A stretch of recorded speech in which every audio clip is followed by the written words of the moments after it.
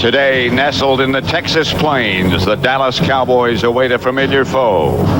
Head coach Ray Rhodes has brought a vision back to Philadelphia unseen in recent years. For this unheralded group, there's a sense of restored confidence that is now brewing in the city of brotherly love.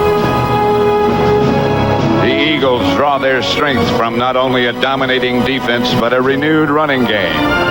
Last week, they manhandled the Detroit Lions, while today an anxious opponent awaits their arrival. Showcasing the league's most star-studded cast, the Dallas Cowboys began this season as expected. But after several setbacks, there were suddenly questions that needed answers. When Dallas came up short twice on 4th and inches, the sight of a divisional title remained cloudy. But America's team did capture their 4th straight NFC East title. Now they set their sights on a much-anticipated postseason journey.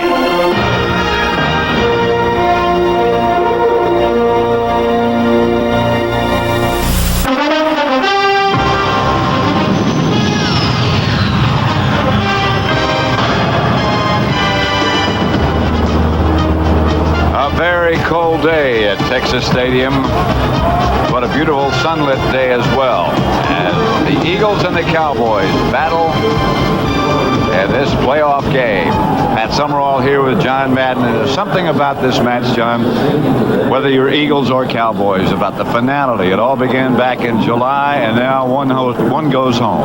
Yeah, and I think this is the great thing about this weekend, where you have, 4 of these games. I think it's the biggest weekend in the NFL year, and it's great because the finality you talk about, we all know that the winner goes on, the loser goes home, and that's it. But the other thing is you can really make it a 3-game season. That when you get to this position, you can say, if we win our next 3 games, we are world champions. Nobody expected the Eagles to be here in this championship game, least of all those of us who follow the game. What have they done, and what do they have to do to continue? I think that Ray Rhodes has done an outstanding job. Ray Rhodes and his entire organization and all his coaches and their players, and he brought toughness to them. I mean, this is a blue-collar team, and what Ray Rhodes says we have to do is we can't turn the ball over. We have to be physical. We have to be able to run the ball, and I think running the ball doesn't just mean Ricky Waters. I think Charlie Garner is going to have a big part of this. In fact, Ray Rhodes said last night, of the first 12 plays today, Charlie Garner is going to get 4 of them. What about Dallas? People expected them to be here. Have they surprised you? Well, I mean, they just, stumbled a little at the end there, but I still think that Dallas is the best team in football, but they have to go out and play like that. You talk about the triplets, about Troy Aikman. He has to throw to Michael Irvin. Emmitt Smith has to run the ball. And as Emmitt was saying yesterday, though, he said the Cowboys will go as the front 5 go. And I think that's the thing. I mean, you can talk about that Troy has to throw it, Emmitt has to run it, Michael has to catch it. But I'll tell you, the first thing they have to do is they have to control the line of scrimmage with this offensive line. All right, John, Pam Oliver's down on the field. Let's go down to Pam. Well, Pat, I talked to Cowboys defensive end Charles Haley, who was out of this game because of injury, and he said the main thing that scares him the most is perhaps the Cowboys coming out a little bit too content, especially with the 49ers losing yesterday. He also worries that if Philadelphia jumps on the Cowboys early, they may not be able to recover. Back to you. All right, Pam, thank you very much. As I said earlier, it's very cold down in the teens early this morning, but it's going to warm up as the day progresses for Philadelphia against Dallas. Graze. And this is my ranch. No matter whose brand is on the front gate. This is my territory. This is my zone. This is my planet. Two teams that love to hate each other will get it on. Here's where the gut check, man. This is where the fun starts. Wind chill is around 0 or Where else would you rather be? Where else would you rather be? They've got to take on the best team in the league. You like the pressure? This is what the game's all about. Get yourself, fire your teammate up. Let's go. The most important thing is how you finish. The challenge is great today for this. Just another new game.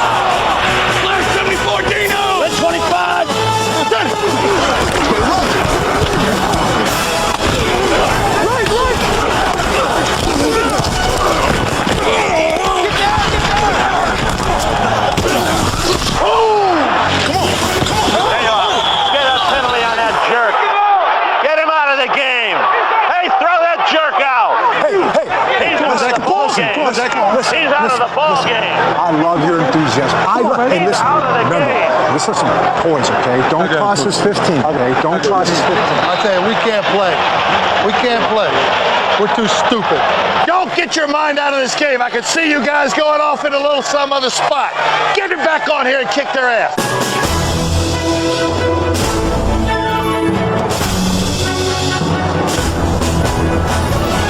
And the Bills have stopped the drive with 52 seconds to the end zone. Leaping grab for the touchdown. The Colts are going to win. What a tremendous effort by this football team. Dan Marino with that touchdown has broken another record.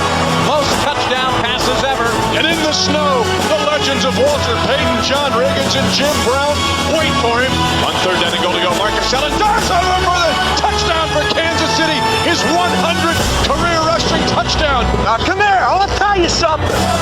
You have dominated them to this point. You have dominated them in the kicking game. We got to dominate them one more play. They starting to say we can't run the damn football. They want a line stand made up and they're saying we'll run on them all day. Let's go. Damn day. All day. Hey, we need it in there. We need to get in the end zone, all right? Keep your hands in, no mistakes. Waits, throws it over the top, bounce, caught, Ellard, touchdown. Put that one in the highlights, Aunt Mary. You ain't going to believe this. And Green Bay has a Cinderella season well underway. Lost the end zone, a one-handed grab made by Graham. Touchdown. He dives. He's in. Oh, my goodness, what a play. That's a 9.9 by the Russian judge. The place is going bananas. Kansas City has the best record in the National Football League. Those two little letters, W-E, we. Those two little letters, U-S, us. They're powerful. They're powerful. We kept fighting, took it in overtime, still fighting, man. We're finding a way to win. We're finding a way to win. That's what this game's about. We got to find a way to win every week. Winners do what it takes to win. And we got a bunch of winners in this room. These teams have to come through here. Yeah. Go to the Super Bowl. Yeah, man. They're in for a long Talk to me. Here we go. Fasten your seatbelts, folks. 47 guys fought their fannies off today. The Steelers are in the Final Four of professional football. The kick is up. It looks wide. It's wide left. The Colts are going to the AFC Championship game. We need everybody today. Every single person on this team. It comes from the heart, baby. It comes from the heart. The Green Bay Packers are going to the NFC title game. Wow, what a story. Here we go for the right to go to the Super Bowl. Four-man rush. He's going to throw it deep. And there's a man open down there. And it is caught. What a great grab by Ernie Mills. The class of this Cowboys offense is wearing that Green Bay defense out. And Dallas, your team is about to return to a Super Bowl. Magnificent. He has time and he launches a rainbow and it goes up and it's starting to come down to the end zone. The ball hit the turf. The Steelers are headed to Phoenix. And this is one of the most unbelievable football games we have ever witnessed. 1995. It sounds more like a price than a year, but there were no bargains in the NFL this season. Everything, even disappointment and defeat, had a high cost. The Dolphins, they spent more than $12 million in bonuses for free agents. They were the preseason pick to win the AFC, and they opened the year with 4 straight wins. Then the bottom fell out. They struggled to earn a wild card berth, and a humbling loss in the playoffs brought an end to Don Shula's legendary career. Other teams, like the Raiders and Rams, also sizzled and then fizzled. On the other hand, there were those who started slow but ended strong. Teams that looked shoddy and poorly made at first, but by year's end proved to be high quality.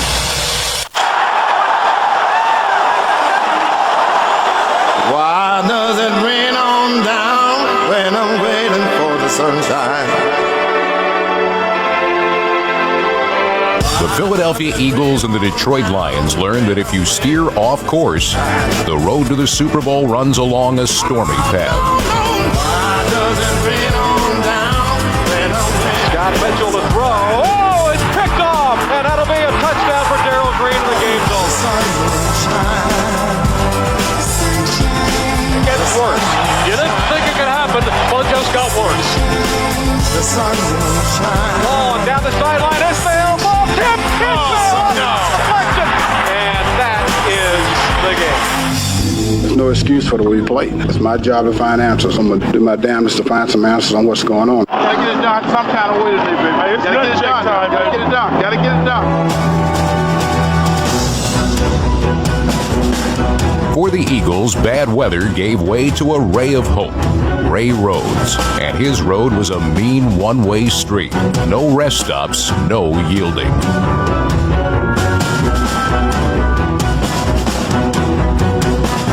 Rhodes brought 33 new players to Philadelphia.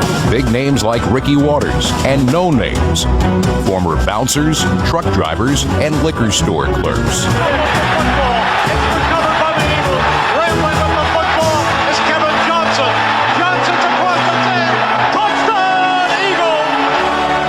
Kept fighting. Kept fighting, man. That's the thing I enjoy. We kept fighting. Ray Rhodes is a fighter, but Wayne Fontes is a lover. Even after losing 6 of his first 9 games, Fontes kept his thumb and his chin up. It's not over, and if you're looking for me to give it up, or this team to give it up, you're mistaken. I wouldn't be surprised if we go 10-6. Fontes' prediction came true as the Lions' #1 ranked offense led them to 7 straight victories. Herman Moore, what a grab! Nobody does it better.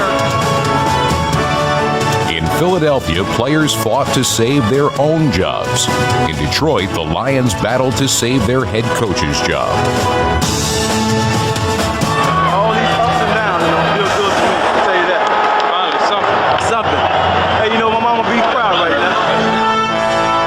Wayne Fontes proved that even in the NFL, a little love can go a long way.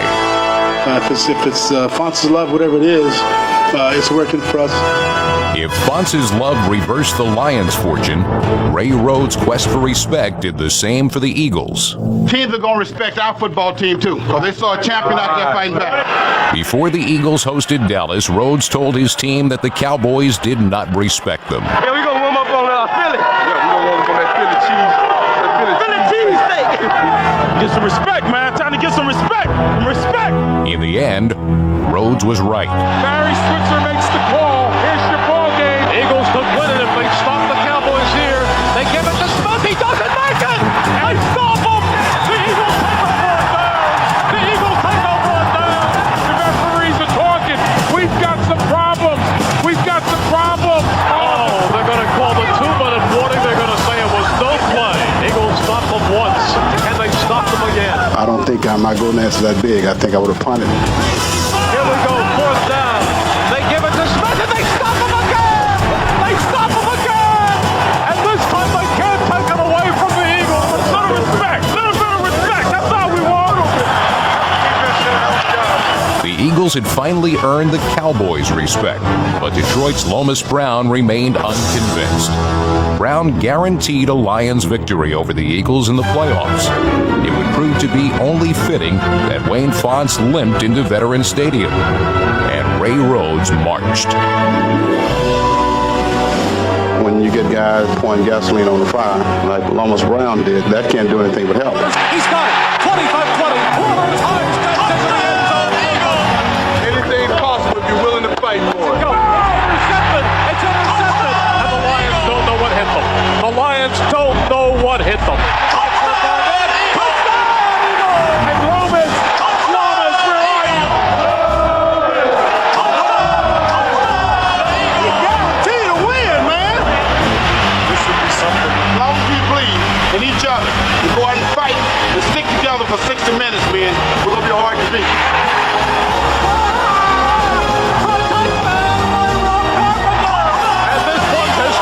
Believe the whole year in our football team. Today we're to go out and show people that they can't guarantee anything but death and taxes. That's all it's guaranteed. Jim Harbaugh had no guarantees when the season began. In fact, when he learned he would be in the background as Ted Marchibroda's backup, he considered retirement. But he moved to the forefront in Miami and led the Colts back from a 21-point deficit. Pressure coming. He steps up. He looks, throws it downfield, intended for Floyd Turner. He got it. Floyd Turner will score.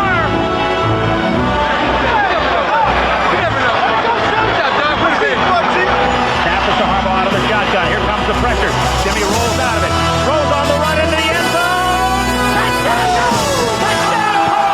won in Miami and stunned the defending champs the next week.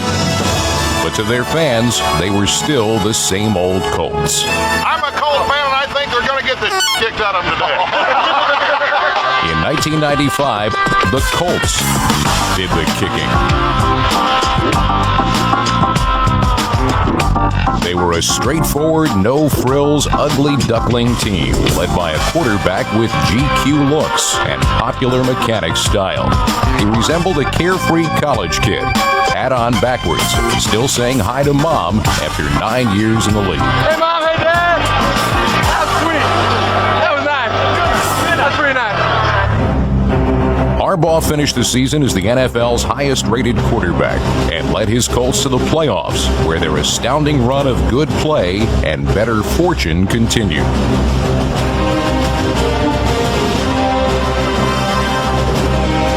We ain't even supposed to be here. Nobody wants us in the playoffs.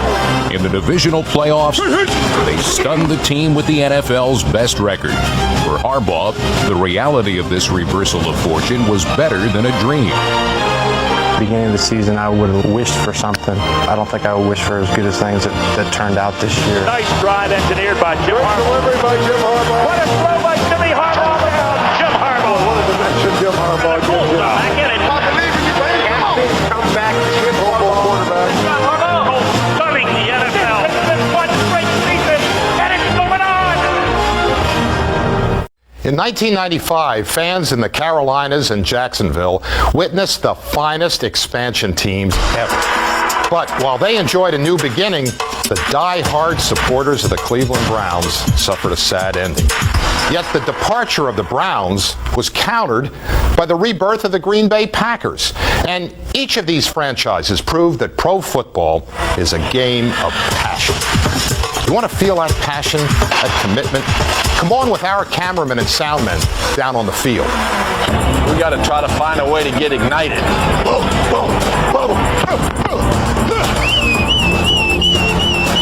All right, man, let's get hot and stay that way. Woo! You gotta love this. You gotta love it. Gotta have a tempo, man. Gotta have a tempo. The best in the National Football League. Let's go.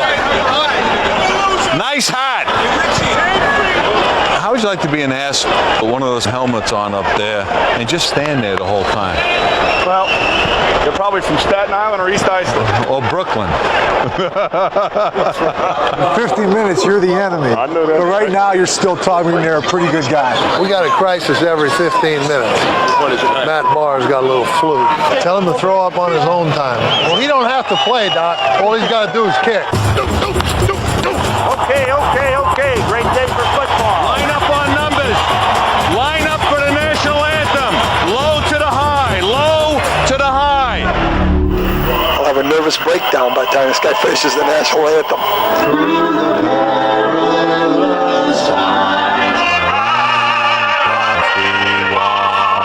This crowd's gonna fall asleep by the time this guy gets finished. Man, them boys singing that thing, though. That was more like it. Let's go, baby! Let's go! Hey, guys, where else would you rather be? They're gonna pay you money to have this kind of fun. Laura went in to use the bathroom. He'd be right back. Well, let's see if the radio's turned on. It's on. Let's go, Jeffrey. Let's go, Yap 15. Just push it in, right? 84Q Hopper. 84Q Hopper. Is it on? Yes, it's the double wing right, 20's out. Start trips right DT, bring the toe guy across, run the slant, and bootleg the guy out with the guy in motion delaying and hitting it into flat and the Y coming across. To the weak side, to the tight end. Yeah, okay. The guy with the 80 number. Yeah, I know. All right, come on, baby. Keep your head up. Keep your head up. Keep your head up.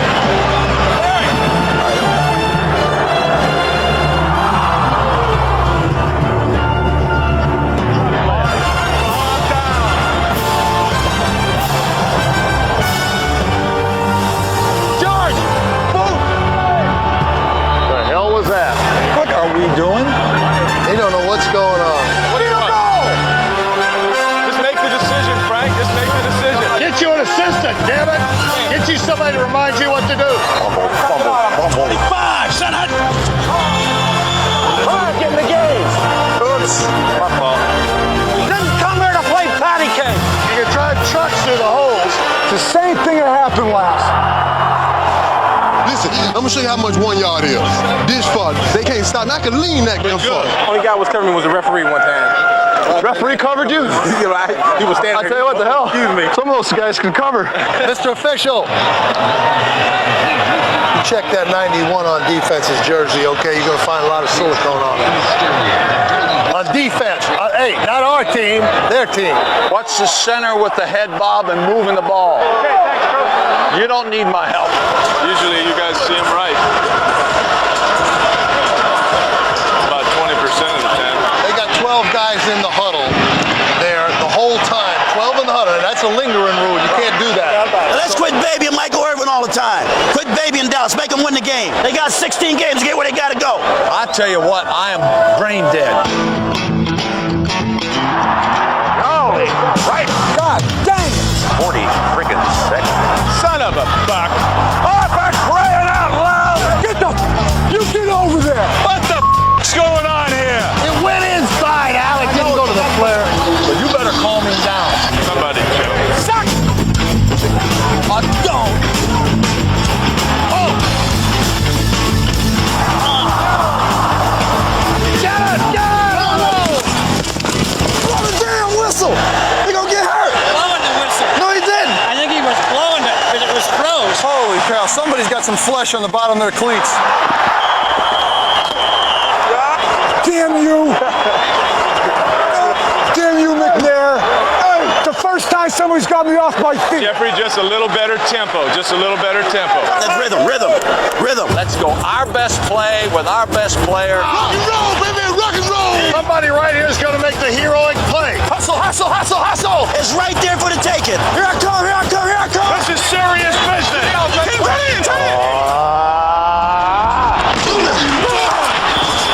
Say the fans got their money's worth tonight. Go to the crowd.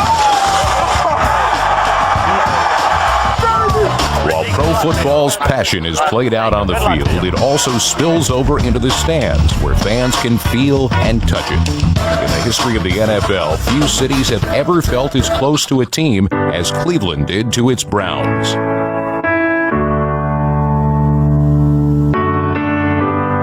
For 50 years, the Browns slugged it out on the primordial turf of ancient Cleveland Stadium. Every game day, over 80,000 fans reached out and embraced their heroes. Through the years, win or lose, this love affair never died. In 1995, Cleveland Stadium looked just the same, but its heart was broken. The team had fallen on hard times, and worse yet, it was leaving. After the final home game, one last time-honored tradition was observed. They just want to hold on to the memories, see some of the players for the final time. They just want to sit and stay warm in the memories of so many years. Nobody wants to let this moment go. Nobody wants his team to go. Nobody inside these walls. The cold reality of the Cleveland Browns story blew through the league, but one frigid outpost was not affected. The unmatched legacy of Green Bay and its Packers includes a coach named Lombardi and the voice of John Facenda. Lombardi. A certain magic still lingers in the very name. It speaks of duels in the snow and cold November mud. The face of the modern Packers has changed, but in 1995, the look of a winner returned after 3 decades of disappointment. Soon the Packers were communing with their faithful, not to say goodbye, but to celebrate a return to the glory days. This passionate autumn romance was not ending, but growing ever stronger. You're gonna do it today! Lombardi era, baby! Blue, 58-36! Brett Favre led the Green Bay resurgence while leading the NFL in passing. My head's getting bigger. These hats are getting smaller. Shut up. Favre recalled Bart Starr when he directed a playoff upset of the 49ers, and Reggie White pulled a Willie Davis impersonation. But Coach Mike Holmgren was no Lombardi, at least not yet.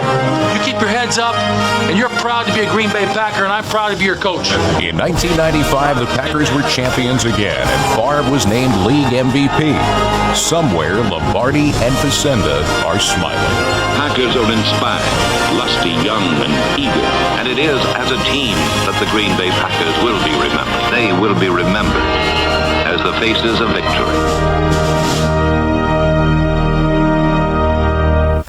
When the season began, everyone thought that the road to the Super Bowl in the NFC would end with another championship showdown between the Cowboys and the 49ers.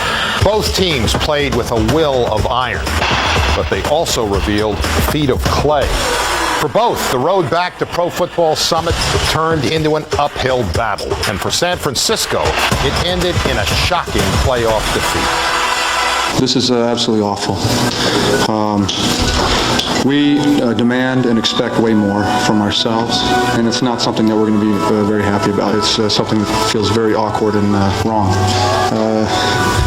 It feels very strange. The 49ers' entire season was strained as the defending champions sustained a steady barrage of brutal hits.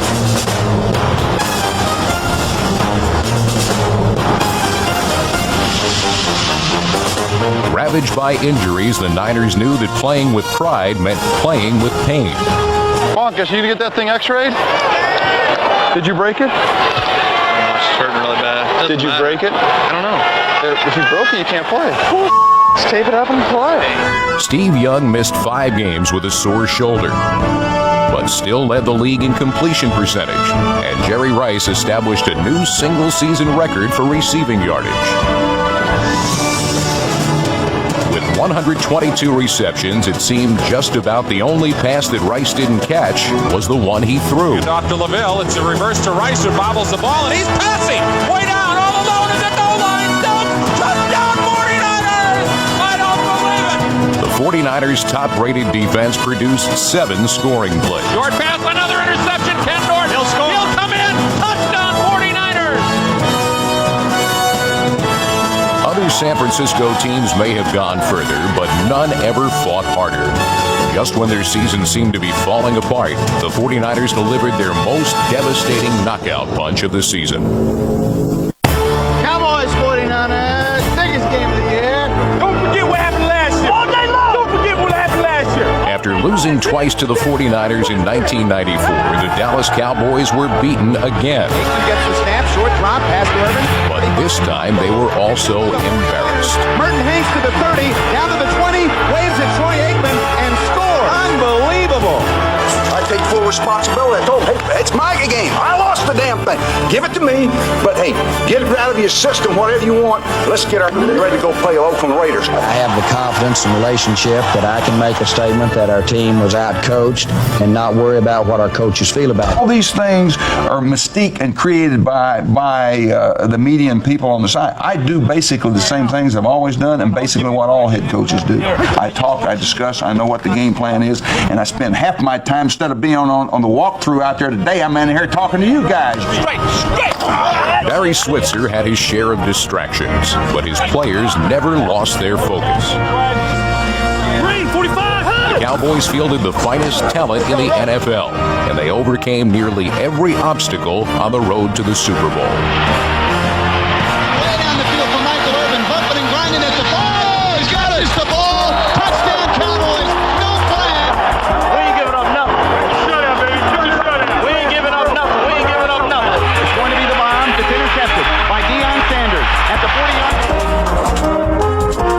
The best team money could buy played as advertised, with a familiar trio of blue chippers leading the way. Aikman still running. Cuts it up at the 5.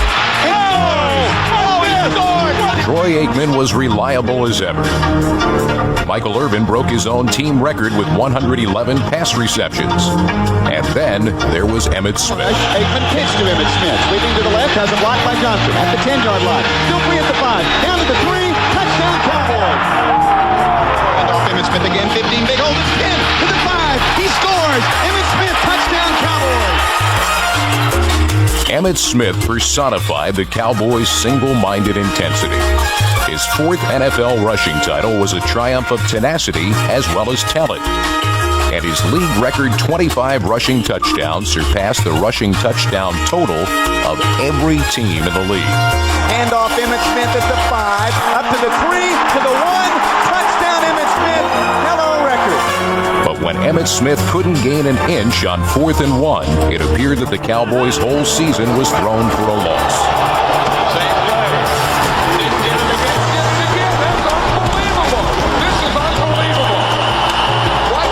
The fourth down failure was a turning point for the Cowboys, but not in the way most people expected. Guys didn't get the first down. Barry Switzer had nothing to do with that. You guys need to get off Barry Switzer. Players lost the game. Barry Switzer didn't lose no game.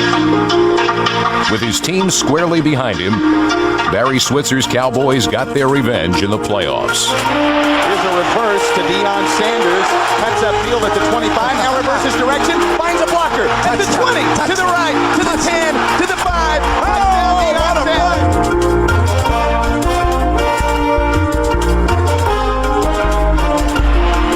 Fake. Lob to the end zone for Michael Irvin. What a catch! Oh, man! No calls were second-guessed as the Cowboys crushed the Eagles and secured a spot in the NFC Championship. We kicked their ass today. We played like that last time. It wouldn't have to even come down to a 4th and foot. So let's bury that. Okay, for it. Take that mic. One thing we all learned from this season, no player is indispensable, especially in the AFC. Rod Woodson injured his knee in the season opener, and Pittsburgh still won the Central. In Buffalo, Andre Reed, Thurman Thomas both missed games, but the Bills won the East. And in the West, in Kansas City, Joe Montana retired, yet the Chiefs produced the best record in the NFL. The Steelers, Bills, and Chiefs all proved that pro football is and always will be a team game. Let's play with boys! The impassioned pep talks of head coach Marty Schottenheimer set the tone for the Chiefs season. Join the circle! Let's tie the circle together and let's get it done. Start fast, finish strong. No team finished stronger than Kansas City. They defeated Houston in the final 15 seconds of regulation time. He's at the 25-30. McNair fumbles the ball. He fumbles it. Picked up by Mark Thomas. Touchdown, Kansas City. Also among the Chiefs' league-leading 13 victories were 3 overtime wins. And one of them was secured by Tamarick Vanover's 86-yard punt return. Runs by one guy, gets a block. Goes to the 20, up to the 30, up the sidelines, and Bennett hits him and knocks him down. He's gone! 40, 30, 20, and it's over. Kansas City wins. The Miracle Chiefs do it again! Miracles also seemed to transpire in Buffalo, where healing was required throughout the entire season.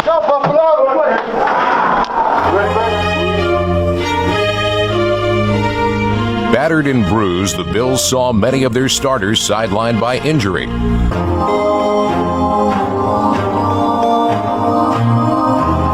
But the team's resilient spirit was symbolized by head coach Marv Levy, who underwent prostate cancer surgery, then returned to the sidelines just 3 weeks later, feistier than ever. Hey, Scott, that's a chicken call.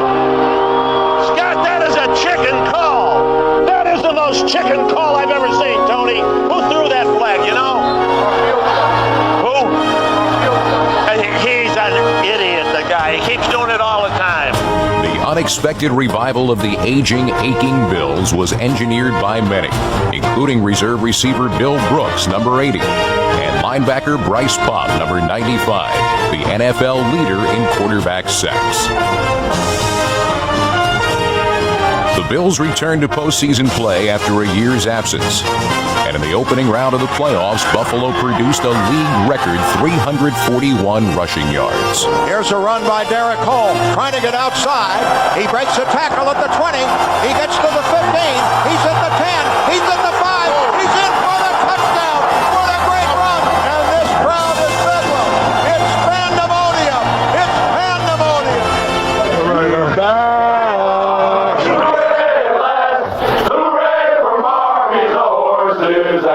Thank you, fellas. Thank you. Let's go, baby! Let's go, baby! Before the season began, the Pittsburgh Steelers loomed as solid Super Bowl contenders. Head coach Bill Cowher was determined to make good on those preseason predictions. But when it came time to play, the team seemed to lack fire and focus. In dropping 4 of their first 7 games, the Steelers took it on the chin.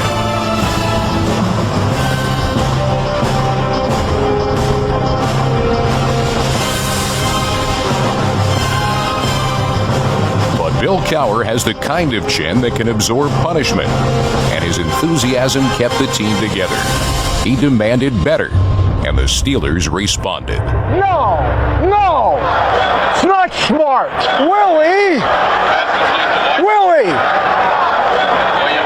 Listen. I love your enthusiasm. Hey, listen. Remember, this is some poise, okay? Don't cost us 15. All right? Don't cost us 15. I want you to remind those guys, let's not get frustrated. They're good defense. They're not talking always on foot. I know. I'm just telling. Remind those guys. Let's finish. The once conservative Cowher took a go-for-broke approach, especially on offense, where the forward pass found a prominent place in a formerly run-oriented attack.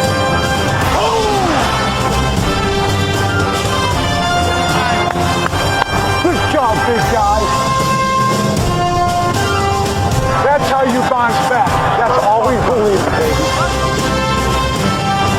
Number 10, Cordell Stewart, was the most exciting experiment to emerge from Coach Cowher's lab.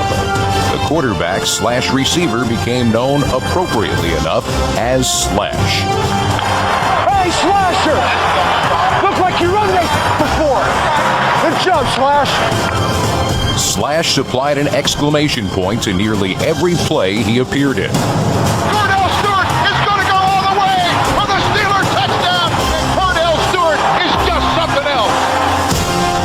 The Steelers also possessed a still potent ground game. And as always, the Steelers boasted a devastating defense. Let's go! Put these guys away. Let's tee off, man. The front 7 anchored the AFC's best run-stopping unit. Go hit the guy. Go hit him. Tap at or tap at. Hit it.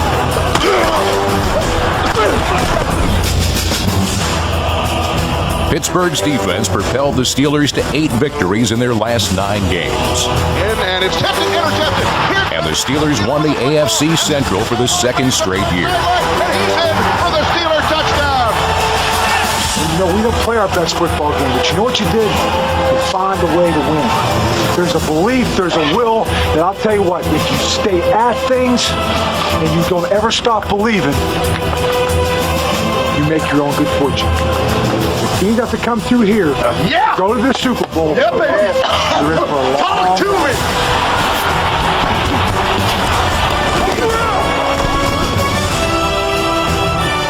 In the division playoff, all the elements that had given the Steelers their volatile chemistry operated at full force.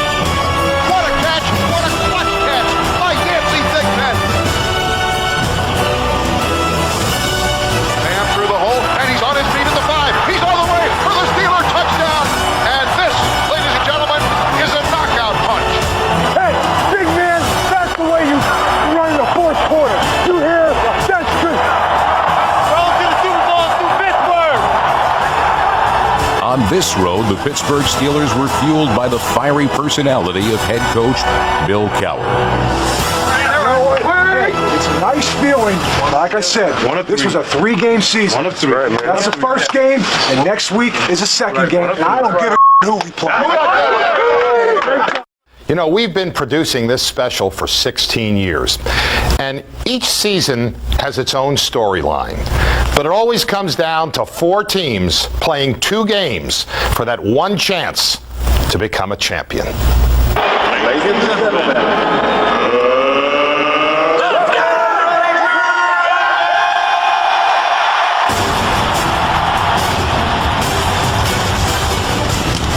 The upstart Indianapolis Colts and the heavily favored Steelers.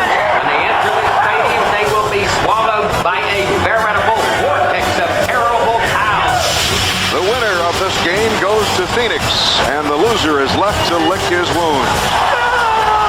Let's go now. Let's go. Let's get it on.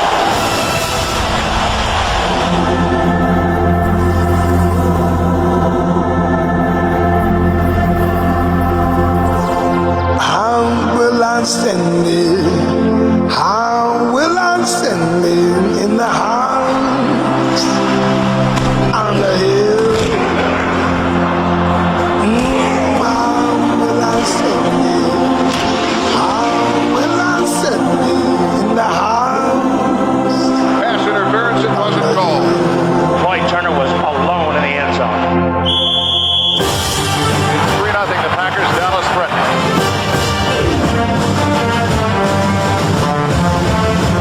Williams wide right, pass over the middle, caught by Deion Sanders, 40, 35-30, 25, down to the 20, still running, 15, to the 10. Sanders doing the dance all the way down the field.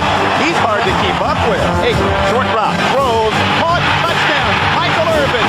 I don't know how he got it, but I'm glad he did. Hey, play action, throws to Michael Irvin, caught by Michael Irvin, touchdown Michael Irvin. The Cowboys have taken a 13-3 lead.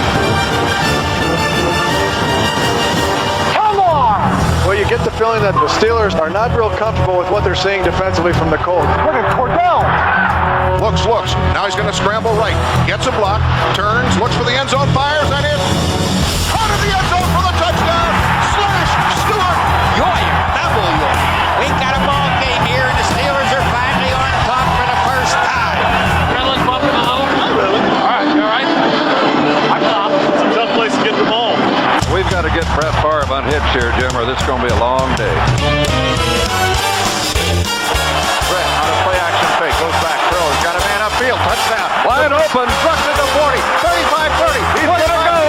15-10. 5. Touchdown. You could see it from the beginning. If Clark gets hot, he can get real hot. He's got a wide open. Keith Jackson. Touchdown. On a bullet down the middle. And the Packers have come back to lead the ball game.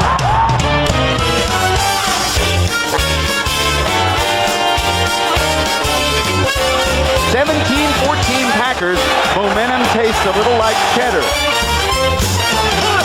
Give Harbaugh credit. He is slippery as a cold fish, I'm telling you. He looked doomed, but he's done that repeatedly today.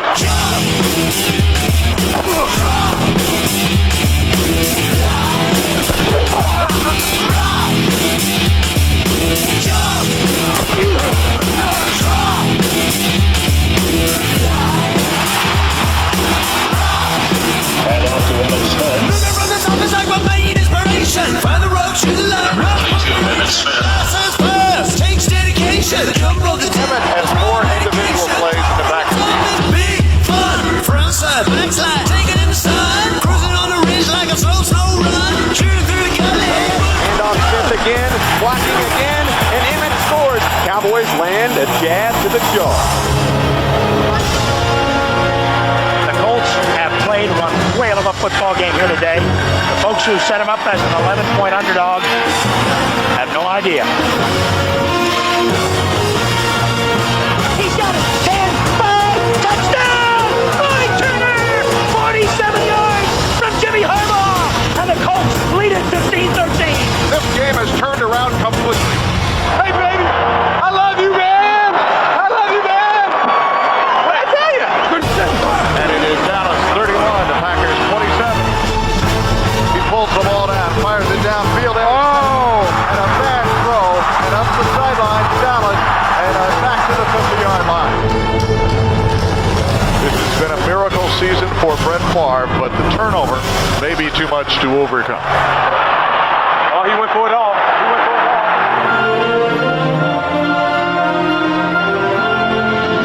He went for it all. He put that ball right on the money, and the Steelers look like they may extend and come back from the jaws of defeat to the thrill of victory.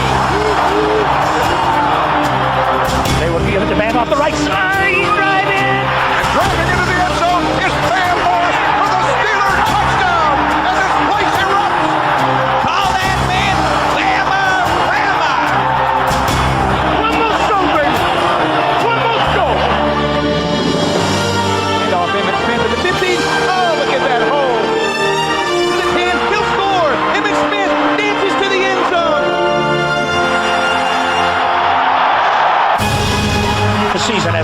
seconds to run. Here we go for the right to go to the Super Bowl.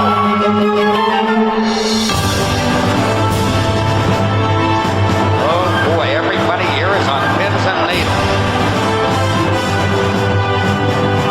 Right hand corner. Everybody in the end zone. They battle the ball. It is. Oh my God! No, they say it's complete. It is dropped. The Steelers are headed to Phoenix, and this is one of the most unbelievable football games we have ever witnessed.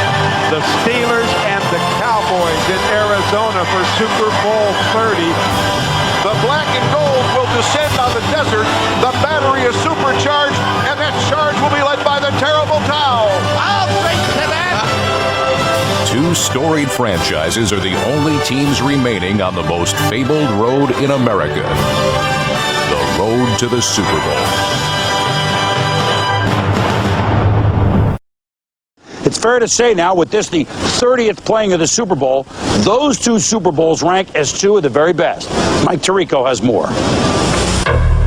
In the escalating nuclear age of the 1970s, the terms doomsday and steel curtain had become household terms in football circles as well. And if there ever was a Cold War in the NFL, the rivals were certainly the Dallas Cowboys and the Pittsburgh Steelers. They don't like us. There's no question about it. They look at us as arrogant and America's team, but that's what's great. We are America's team. During the 70s, there was only one team that should have been called America's team, and we felt that was the Pittsburgh Steelers. The Steelers were a gang. Seriously, the Steelers were in my eyes more like a gang. Everybody likes to beat the Cowboys. I don't care who you are. Everybody likes to beat the Cowboys. Some rivalries develop from familiarity. Some are born out of bad blood. But this rivalry was built on only 2 games, 2 January Sundays. And if the Cowboys were truly America's team, then the Steelers were certainly a slice of Middle America. We projected that white-collar, button-up-the-collar, tie type of football team, and they projected the blue-collar, roll-up-the-sleeves, let's-get-it-done type football team. They had such a marketing scheme coming out of Dallas, calling themselves America's team, and we were saying, okay, well, we'll show you. America's team was our tag, and I can understand why Pittsburgh would be upset a little bit. If I would have been them, I'd have been upset too. We tried to play it straight, if you can, without a lot of hype, and let our actions talk. I think maybe there was a little hype on Dallas's part. The hype came to a head in Super Bowl 10. The brash young Cowboys, with 12 rookies and one important offseason pickup, former Steeler Preston Pearson. I was really geeked up to play the Steelers. I mean, I wanted to hurt, I wanted to kill, I wanted to get touchdowns. But it was Pearson's former teammate, Lynn Swann, who would steal the spotlight. Swann's acrobatics were more glitz than the glamorous Cowboys could handle. One play that symbolized the identities of the two teams. After a Roy Girella missed field goal, Cliff Harris taunted the shaken kicker, drawing the wrath of Steeler middle linebacker Jack Lambert. There are situations and times where you cannot let an intimidator or a bully push you around, certainly not continually. And on certain occasions, we should have fought back. I think basically what Lambert was doing was making a statement that, there's no celebration here. Let's play football. And don't try to intimidate us, because we're not intimidated. He should have been penalized on the play. The league backed off. He got away with it. And I think at that point in time, they took over in that game. Hall of Famer Tony Dorsett grew up in the shadows of Three River Stadium and went on to win the Heisman playing at the University of Pittsburgh. Eager to continue his career in the Steel City, Dorsett talked to the owner of the Steelers at a football banquet. I looked over to Art Rooney and said, Mr. Rooney, please don't let me go. I wanted to stay right there in Pittsburgh and wear that black and gold. But TD wound up in Big D, and by the time Super Bowl 13 rolled around, Dorsett and the Cowboys were once again making headlines, but this time with their mouths, specifically an intellectual slur delivered by Thomas Hollywood Henderson to Steeler quarterback Terry Bradshaw. They taught him to say an A and he couldn't spell cat. Yeah, on the cover of Time magazine, that was a pretty good locker room material for Pittsburgh. I mean. Bradshaw responded with perhaps the finest game of his Hall of Fame career, throwing 4 touchdown passes in an MVP performance.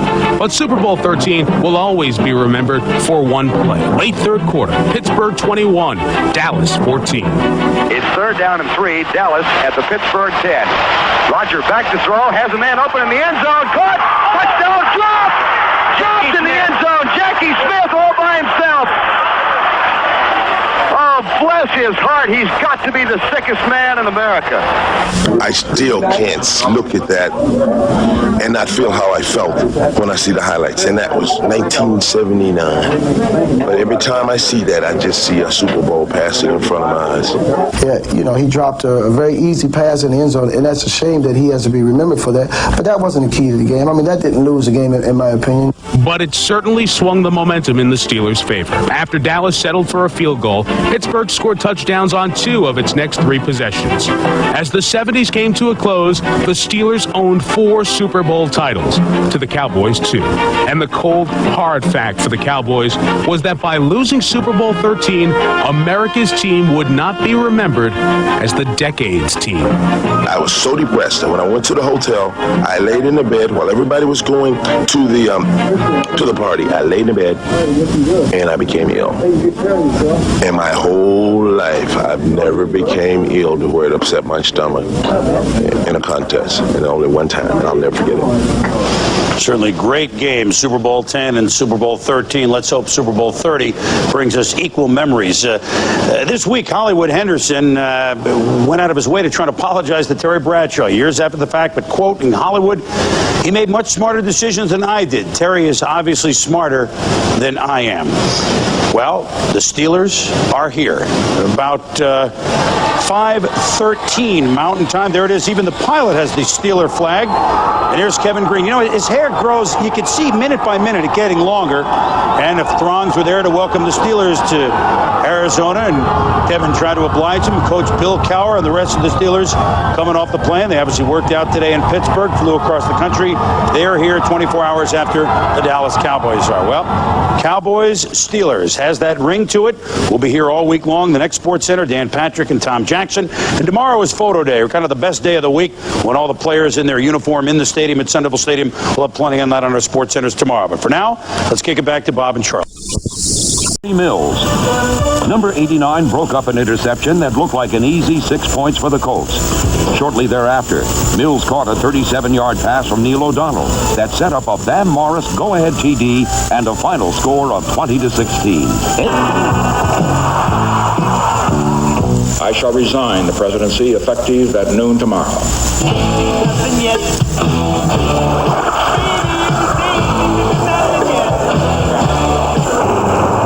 We are two wild and crazy guys.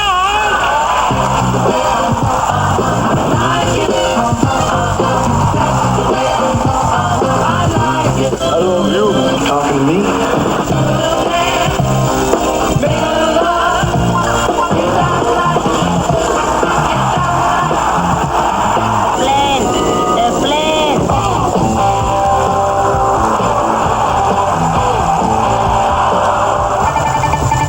The American embassy in Tehran is in the hands of Muslim students tonight.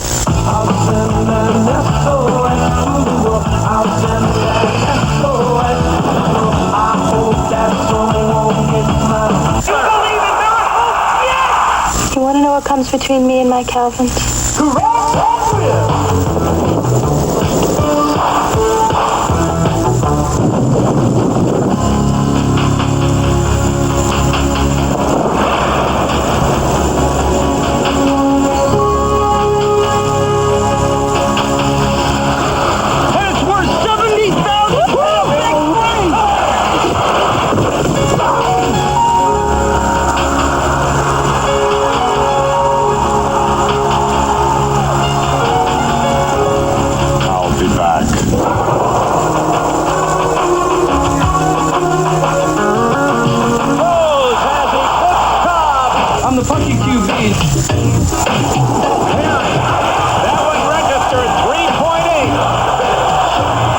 Challenger, go and throttle up.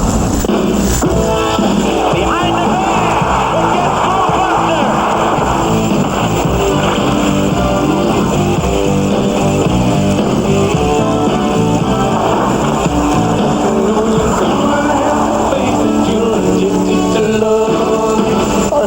send it. He's going to be one of the great vice presidents.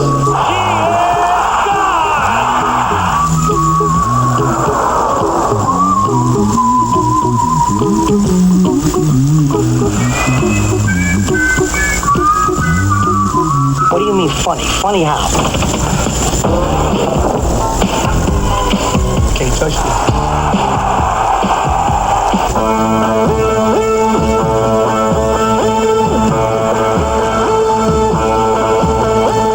My fellow Americans,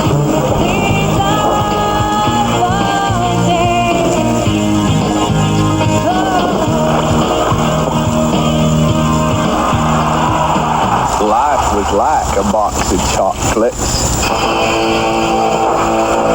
You never know what you're going to get.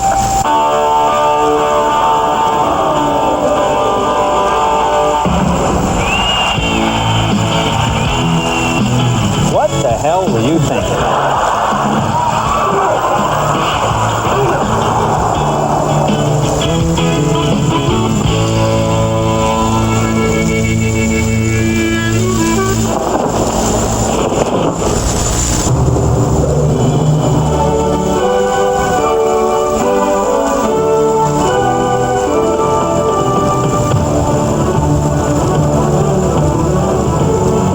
What lies ahead in the pop culture, but we do know Super Bowl 30 will soon be a part of our sporting history. For the third time in 4 years, the Dallas Cowboys will look to win football's biggest prize. For the first time in 16 years, the Pittsburgh Steelers are in the NFL's biggest game, a game this storied franchise has never lost. Welcome inside Sun Devil Stadium at our NFL on NBC set overlooking the northwest corner of the end zone. And a happy Super Sunday to you all, everyone. I'm Greg Gumbel, along with Mike Ditka, Joe Montana, and a member of the newest class of the Pro Football Hall of Fame, former Washington Redskins coach, Joe Gibbs. And again, our heartiest congratulations. Now listen, if Dick can win as a player, I win as a coach. How come you guys let him boss me around on the show? Should I be calling the shot? Well, we have time to sort this out, believe me, over the next 2.5 hours. Mike, 2 Super Bowls as a player, 3 as an assistant, 1 as a head coach. What's the feeling for you today? Well, the feelings going through these guys of mine are numerous, but I think the only one thing that counts is one thought, the thread that runs through this whole thing that counts. When this game's over, one team can say they're the best in the world at what they do, and the other one can't make that statement. Let's say this about our newest Hall of Fame member here. Won 3 Super Bowls with 3 different quarterbacks, but no one ever talks about the one that he lost. I tell you, I haven't been the last one to lose the AFC, as you guys point out. I'll tell you this, it was one of the worst experiences I ever had, and it's amazing. You work this hard to get to a Super Bowl, and you think, man, we had a great year. You lose this game, I would tell the players and coaches here today, it's something you never forget. Yeah, Joe Montana never experienced that. The fans are used to seeing you in uniform at a Super Bowl down on the field. How's it changed for you over the years? Well, I remember when I first came into the league, I was excited to be in the NFL. And come the end of that year, being 2-14, we had 0 chance to go to the Super Bowl. So I attended my first one, and I had a blast, all the parties and all that thing. But I later found out that it was a lot better being in the game. All right, Joe. If we're talking about the game, and we are, you'll be happy to know that the first buses have arrived here at Sun Devil Stadium in Tempe. That is Neil O'Donnell, the Pittsburgh quarterback. Talk about pressure. He's the one who has to jumpstart the Steeler offense. Emmitt Smith, one of the big 3 in the Dallas offense. His ground game is absolutely key for the Dallas Cowboys today as they look for their 3rd Super Bowl title in 4 years. This is the Cowboys' 8th Super Bowl appearance, the most ever. They are 4-3 in the previous 7. Jim Gray will be covering the Cowboys throughout the day. He joins us now with a report. Jim. Greg, thank you very much. Well, it has been a very quiet morning for the Cowboys. There is some good news for them, however. Charles Haley will start today. We spoke to Charles. His back is feeling a little bit rough, but he's over the flu. He's just mostly concerned about his stamina, but he will start, and he will pick the number of plays that he will play. Now, offensively, they're going to send Deion Sanders out on offense very early in the game to see the coverage that he attracts. If it's single coverage, Dion will play a lot on offense today because Troy Aikman told me that there's nobody that can stop this guy one-on-one. I spoke to Troy as he went in the locker room. He told me he's feeling much more calm than he has in his past 2 Super Bowls, that he really hasn't had the anxiety. All that's killing him right now is the weight. And one final thing here, this is the game ball that they'll use today. They're using 96 of these balls today because they're going to auction them off, the NFL will, after the game. These balls have this oil protectant on them. They are very slick.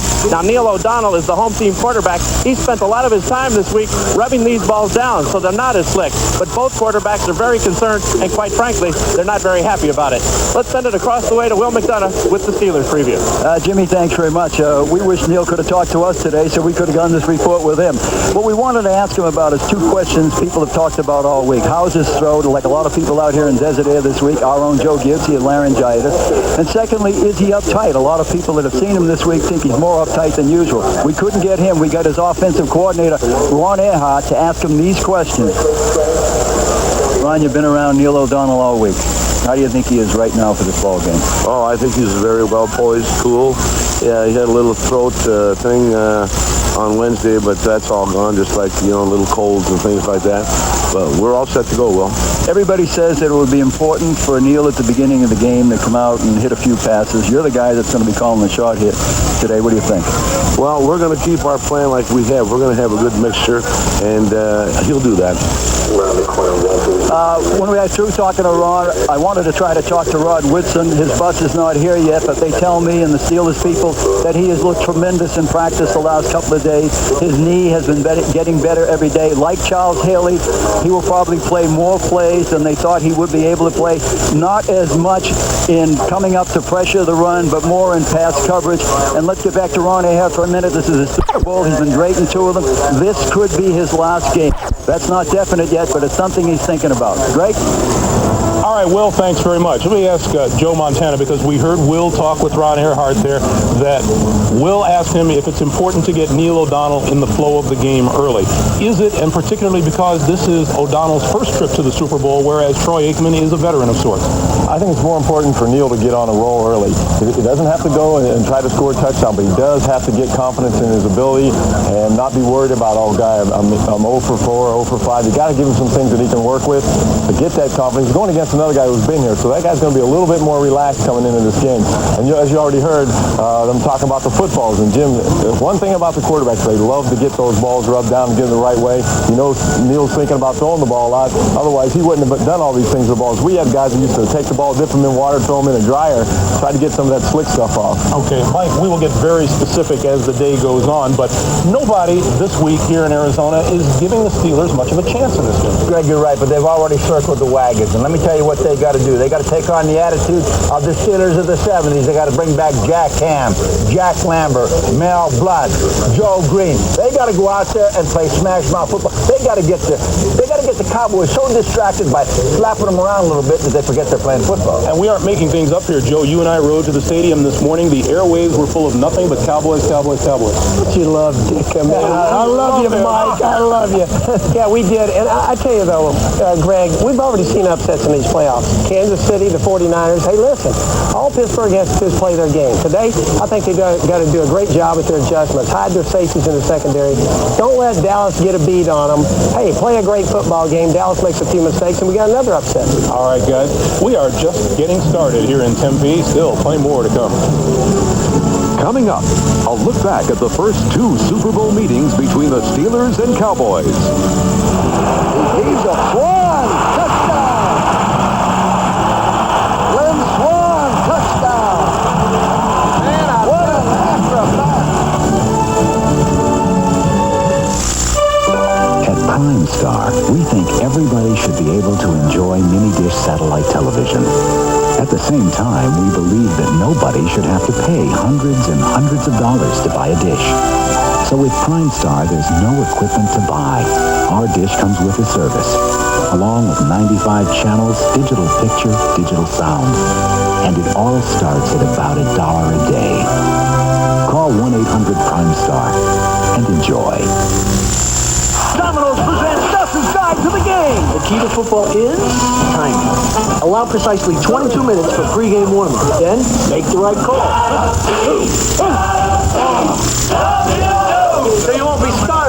halftime. And some rookies lost with your pizza. The ultimate deep dish. Extra thick, extra zesty.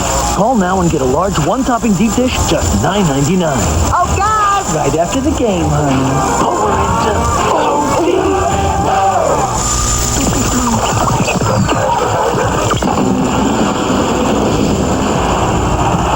You, son, are playing with the gods.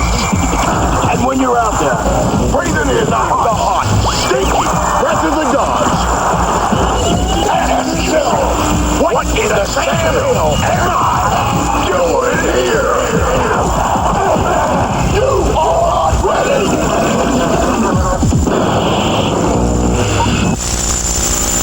The NFL on NBC's coverage of Super Bowl 30 is brought to you by Prime Star, mini dish satellite entertainment with no dish to buy.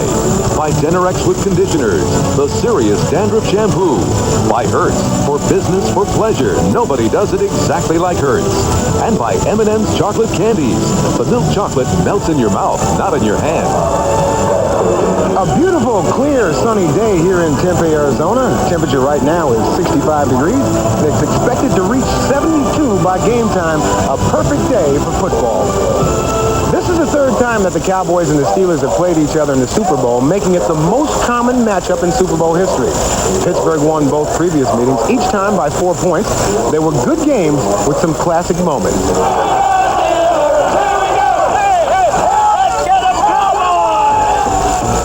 The Steelers thought they were America's team, and we had that tag on us. Dallas was never America's team. Not when we played them.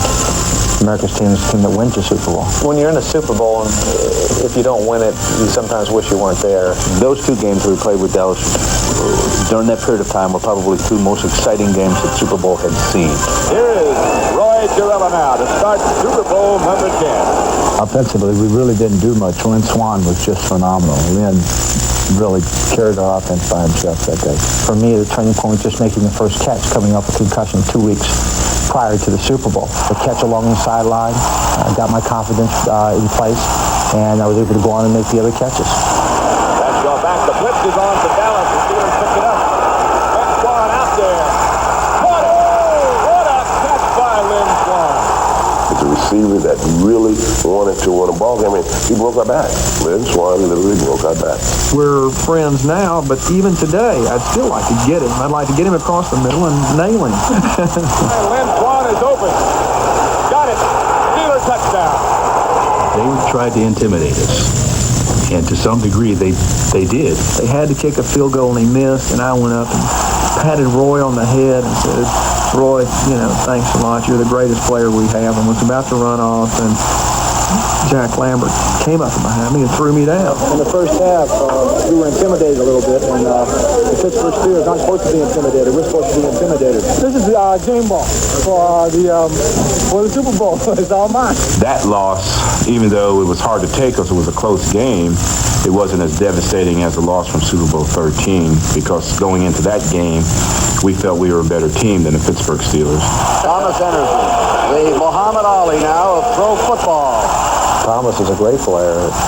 Told Bradshaw that he couldn't spell cat if he gave him a C and a T. I was hurt by it, but I couldn't show it. And I couldn't let him know that he got to me, but it really ticked me off. And when I look back on it now, it really burns me. So negative talk about another team will definitely inspire another team. And that's what happened. I think that they came out and they really want to prove something. If there's one play that surprised me, it might have been Rocky Blair's touchdown catch. And he got up in the air like he was actually an athlete. It was a big throw. Gave us a lead. And it allowed me to continue to speak now for the remaining 20 years thereafter. And they have a third down and 2. And they're behind. And they're going to throw. He's got it wide open. Drop. Veteran Jackie Smith. I think that's my favorite move of my head. I said, oh my God. Because I knew how much it meant to us and how much it meant to Jackie. Well, I've always thought about that as maybe divine intervention. I still can't watch it. I still have a tough time looking at it. that one play. And that's the only play I've ever seen in my life that I just can't watch. It wasn't the play that cost us the game. Even though we lost by 4 points, the dynamics that happened after Jackie's play are really what made a difference in the game. You saw some words between Thomas Henderson and Franco Harris, and then Harris popped in that huddle. I wonder if he said, "Get me a hole, boys. I want him." I got in the huddle, and he said, "I want the football. Give me the football." The greatest thing that we could have done to Tommy and the Dallas Cowboys at that time was to score a touchdown, was to put that in their face. 3rd and 9. Franco Harris puts it through. Harris scores! When the game was over, since we won, no hard feelings. He's going to throw. He heaves a one. Touchdown! We were the best. And we were the best during that time, and one of the best during all time. So I think we accomplished something pretty special there. Mike Ditka was an assistant coach on both of those Cowboy teams under Tom Landry. And Mike, I'm sure you have some very interesting memories of those games. Well, I do. 2 great coaches, and of course, Lynn Swann did dictate what happened in the game. But let me tell you, the big difference in these 2 games was we thought we were the best, and they knew they were the best. That was that simple. Well, obviously, having gone on and won some Super Bowls, Mike has great memories of Super Bowls, but having played on a team that never won one, I don't have any memories. Our coverage of Super Bowl 30 continues from Sun Devil Stadium in just a moment. Coming up, we'll look at the 2 X factors in Super Bowl 30, the Cowboys' Deion Sanders and the Steelers' Cordell Stewart. They talk about each other right after these messages. It's the most popular meat in the world, and it's not what you're thinking. It's multilingual, multi-coastal. It's every day and everywhere. It's at home, and it's abroad. It's north, it's south, it's east, it's west, it's pork, and it's what the world is coming to. The other white meat. Taste what's next.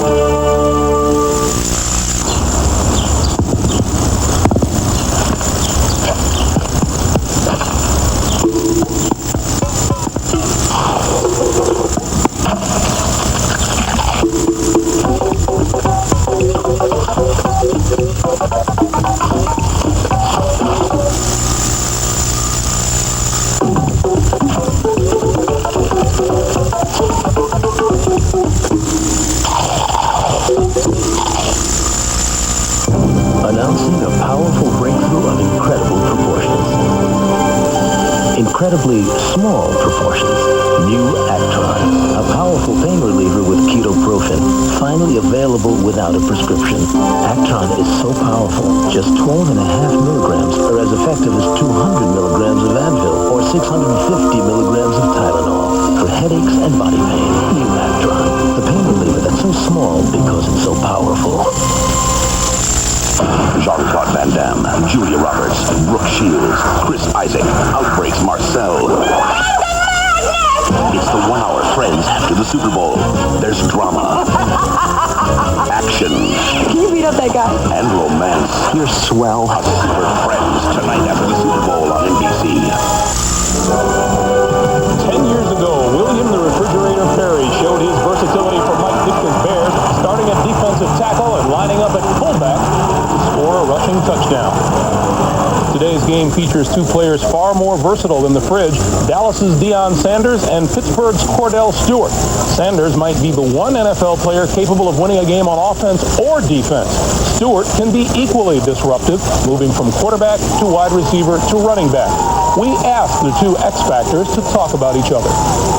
I just say something very simple. How you doing out there? Put your seatbelts on at home, because you know what? It's going to be prime time today, baby.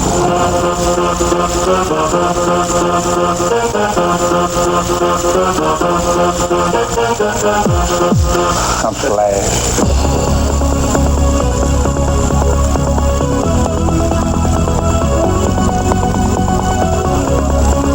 I love guys like him. I mean, they make the game truly exciting.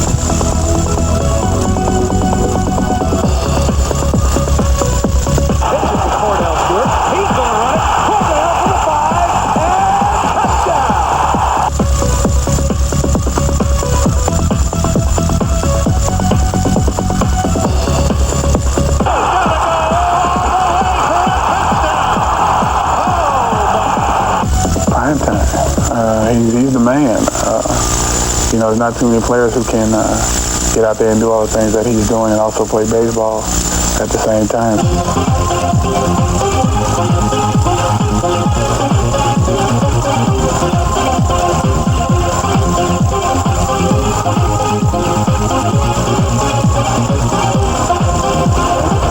Slash is something else. I had the pleasure to meet Cordell, a couple nights ago, and he's a great dude. I was out, and it just so happened that I saw him hanging out with his guys, with his friends, his buddies and stuff. And I just walked over and I said, "How you doing, Mr. Sanders?" He was like, "What's going on, Slash?"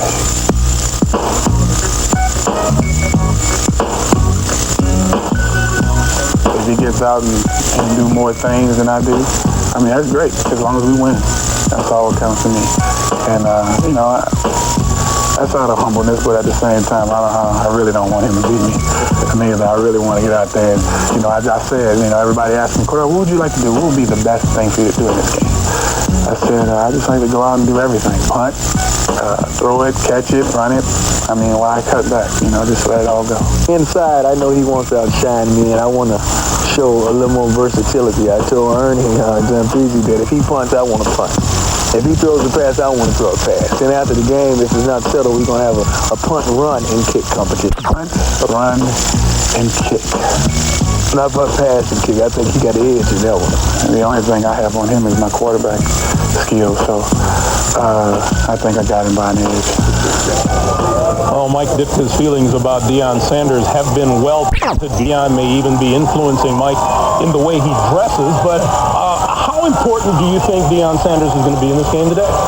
Well, I think it depends basically on how they use him on offense. If Ernie Zampezy has a package in for him, they come out and they try to break him loose with a couple long passes or run some reverses, then I think he's going to be very important. Other than that, I think he's just going to be a defensive back and he'll be a threat as a kick returner. But I want you to know that things are all patched up because I even bought a hat that looks just like Deion's, and I'm going to start wearing this thing, and maybe I can get a couple commercials. You bring tears to the eye. You know that? Joe Gibbs, you feel that Deion really is going to be a factor today. And I also feel that he was playing for Mike Ditka, you'd love it, wouldn't you? Maybe. Admit it. Deion Sanders is the one corner on this field today that's healthy. Rod Woodson's been hurt. That can cover somebody man for man and take him out of the game. That's going to allow Dallas to be a lot more aggressive on defense. He's going to change the game from that standpoint. The other place he could change it, running a punt back. This guy's dangerous on punt returns. Joe Montana, let's talk about Cordell Stewart. There just is no one else in the league like him. No one else in the National Football League runs the option play. How do you prepare for, how do you practice against someone who's a one-of-a-kind? Well, the one thing coaches like to do, they like to have these little wrinkles that throw up against you that you haven't had a chance to practice against all year. This is the first time you're going to see someone like Cordell. And what they do, what Dallas has done, they put in Wade Wilson as a quarterback, run the option. I certainly hope they haven't used Wade running wide receiver because I don't think he's quite the receiver that Cordell could be. But the thing about Cordell is that he's going to get a big advantage. They're going to try to spread him out, put him inside, and hopefully get a couple mismatches. Who knows? You may even see Deion try to get in there when he's in there. That'll be an interesting matchup. But the thing about it is, the Steelers want him to touch the ball. 11 yards every time he touches it. All right, Joe. We have lots more. We're coming back to Tempe after a short timeout. Up next, Joe Gibbs breaks down the battle up front, the Pittsburgh defense against the Dallas offense, which could determine the outcome of Super Bowl 30. There is one thing as mayor that I will never get over, and that is the death of a police officer. The headline shocked the city. It's a crisis that can sink us. The truth could tear it apart. 5 dead, and they're connected, and that's all I know. And that's all I want to know. Al Pacino. All this is about is getting things done. John Cusack. This is body bag stuff. Bridget Fonda. City Hall, rated R. At theaters February 16th. Our doctor set us straight about the importance of good nutrition every day. He said, why wait to see if something goes wrong before doing something right? He recommended Centrum to get the vitamins and minerals we miss when we don't eat right. Centrum, more complete everything.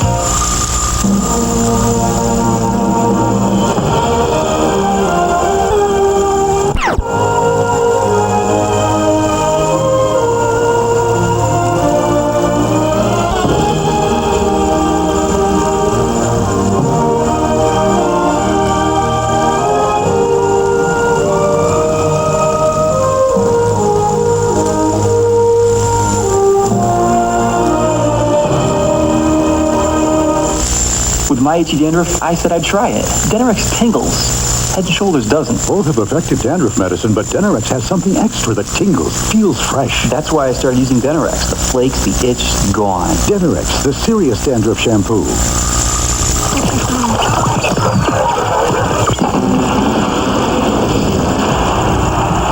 You, son, are playing with the gods. And when you're out there, breathing in the hot, stinky breath of the gods. And still, what in the scandal am I doing here? You are not ready.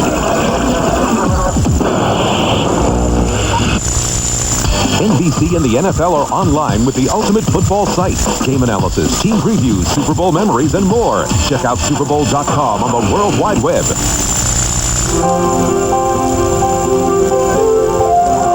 On Friday, several NFL players, including New York Jets kicker Nick Lowry, were among the volunteers taking part in Christmas in April. 2 low-income families from the Hermosa section of Phoenix were the recipients of extensive home repairs.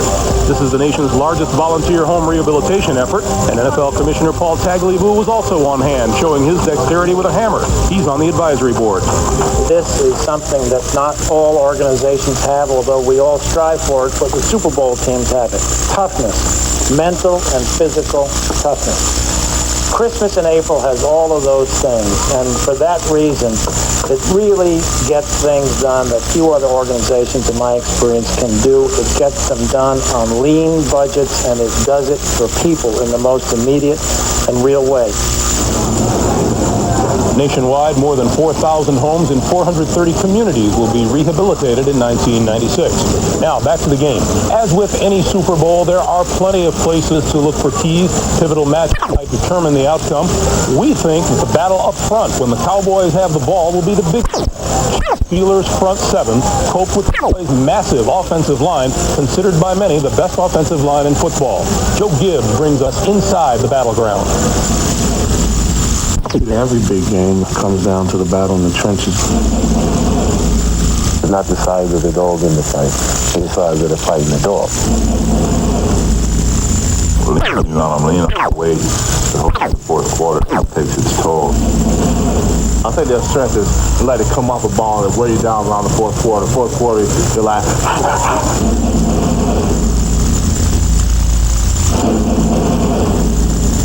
You establish the run, and people know that you can run and beat them up. You know, they tend to sit back in their stance. This season, the Cowboys' offensive line was the heaviest in the league by far. That offensive line outweighs the Steelers' defensive line and linebackers by an average of 57 pounds per man. Well, you know, they're big, but I don't really think the size is what's important. I think the fact that they're good is what's important. That line is the main reason for the success of Emmitt Smith. You have to stop Emmitt Smith. He's a great running back, and you got to stop Emmitt Smith. And that's where this defense and this team has got to, you know, what we've got to do as far as defense is concerned. We got to go out. We got to establish that you cannot run this football all day on that. How's Pittsburgh going to do it? Well, they have 3 options. First, they could stick with their basic defense and go with 7 up front, 3 linemen and 4 linebackers. The safeties would drop off in a 2-deep zone or cover 2 to help double the receivers. The man to watch in this defense is Emmitt Smith. The Steelers tried this approach in last year's meeting. Pittsburgh was no match at the line of scrimmage, and Emmitt ran for his 171 yards. Well, if you want to help out defending the run, what you can do is bring up a safety. In this case, Myron Bell to help the run. The other safety rotates to the middle of the field, but this leaves the corners one-on-one with Dallas. Not many corners can cover Michael Irvin one-on-one. In last year's game, the Steelers at times elected to single cover Irvin, and the result was 8 catches for 139 yards. Dallas has a unique double threat. Double the receivers, will have a big day. Bring the safety up, and Michael is one-on-one. Their success feeds on each other, and they know it. Yeah, we talk all the time. But we do that going into the game. Like, I know certain teams like to play a lot of cover, too. I go in and Emmitt, I need you to kill a baby. I need you to gas. And then I'll get my game in. I'll get my flow going. And we know that. And if they stack in the line of scrimmage, he comes in and says, you need to put it on them out there, man, so they can back some people up out of there so they can get his, you know. So, yeah, we definitely know that. With the safety up to help the run, you could move the other safety over to help on Irvin. But now Novacek and Kevin Williams are left in single coverage. The thing to watch today, if the safeties stay back to double in a two-deep zone, that leaves 7 up front for Pittsburgh to stop the run. Look for Dallas to run. If the safety comes up to help the run, Dallas throws. Joe, after week 1 of the regular season, the Steelers defense was ranked 13th in the NFL. It finished the regular season at number 3 overall in the league. What do the Steelers have to do here today? Well, you mentioned it, Greg. They do have good stats. I think the key, though, the last time they played with a lot of the same players on both teams, is a mismatch. And Pittsburgh could not hang in there. I think the key thing that's got to happen today, Pittsburgh's got to disguise their looks. They got to give them a lot of different looks to the Dallas Cowboys and Troy Aikman, and hope they make it a guessing game, and they guess right a lot more than Troy does. What we've been hearing all week, Mike, is that the Steelers are going to give Troy Aikman one blitz after another, after another, after another. Is that good philosophy? Well, after talking to Lloyd and Green, I think they're going to come after him. They're going to play some zone blitz. They're going to drop some linemen on. They're trying to break down the blocking pattern of the Dallas Cowboys. They want to try to tie up Johnson so he can't free up to pick up Green or Lloyd. And I tell you what, they have to do what Joe said. They have to confuse these people, because if they don't, it's going to be long. The other thing, no big runs. No runs over 30 yards. They can stay in this football game. Wondering about the Steelers against the run. They have held the opposition to less than 100 yards rushing 8 of their last 9 games. Let's go over to Ahmad. All right, Greg, there is another battle that's already been waged here in the Phoenix area, and I'm referring, of course, to the Computer Bowl. Phil Simms versus Paul McGuire. Ladies and gentlemen, in a matter of moments, the event of a lifetime, as Phil Simms takes on Paul McGuire in the computer battle. Now, you're reading the sports section today about the Computer Bowl. You read about this former Super Bowl MVP, Phil Simms versus McGuire. You know the story? Now, I'm not betting on the computer goal. See, I'm just betting on the fact that Paul McGuire won't be able to figure out how to work the computer.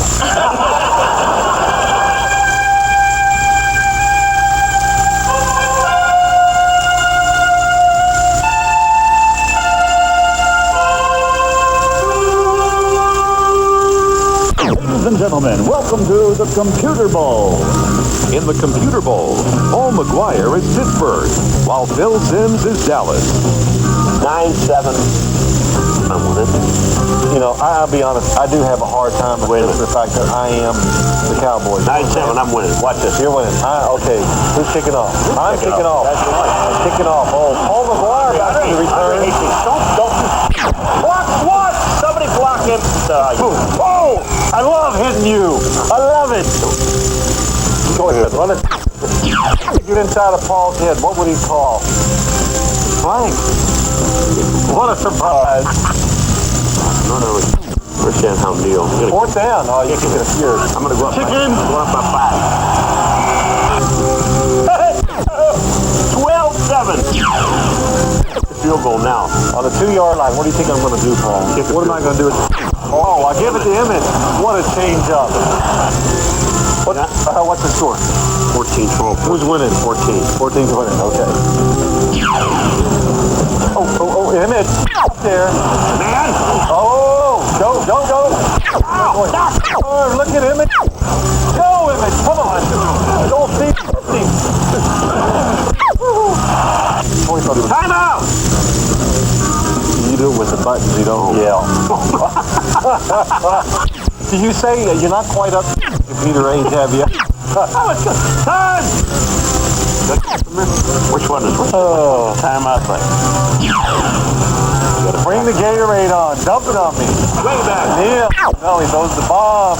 Oh, come on, Dion. Incomplete. Game's over. Hey! And the winner is Phil Simms. Enough of this rumble. Let's get back to Greg Well, actually, it's Ahmad Rashad. But anyway, I knew that Paul was really outmatched, because the last time I checked with him, he was still struggling with his on-off button on his computer.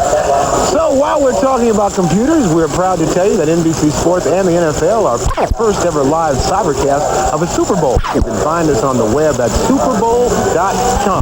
Randy Cross, former Cowboy executive Gil Brandt, and Jeff Hostetler are online throughout the game and the pregame. We will be back with more of our pregame in just a moment. The anatomy of a winning drive. Joe Montana and the 49ers in Super Bowl 23. Montana! But up defense, big guys that are hungry, very aggressive, and take no prisoners. Complete stop, the offensive line is typical what we call it was smash mouth football. Punch him in the mouth, anything you have to do to get that line of scrimmage. I hate to say it, man, but I guess looking back now, we were outmanned. And it hurts me to say it, and it comes up every time this time of year it comes back to haunt me. It might have something to do with style of play. I think that, when we were in the Super Bowls, there's no question we had our first aspect against the Giants. I think they really concentrate on defense in the NFC, and I think it's fairly obvious to say that defense wins championships, and it definitely has the last 11 years. The last AFC team to win a Super Bowl, boy, it's been a while. I'm not really sure. Maybe it was Pittsburgh.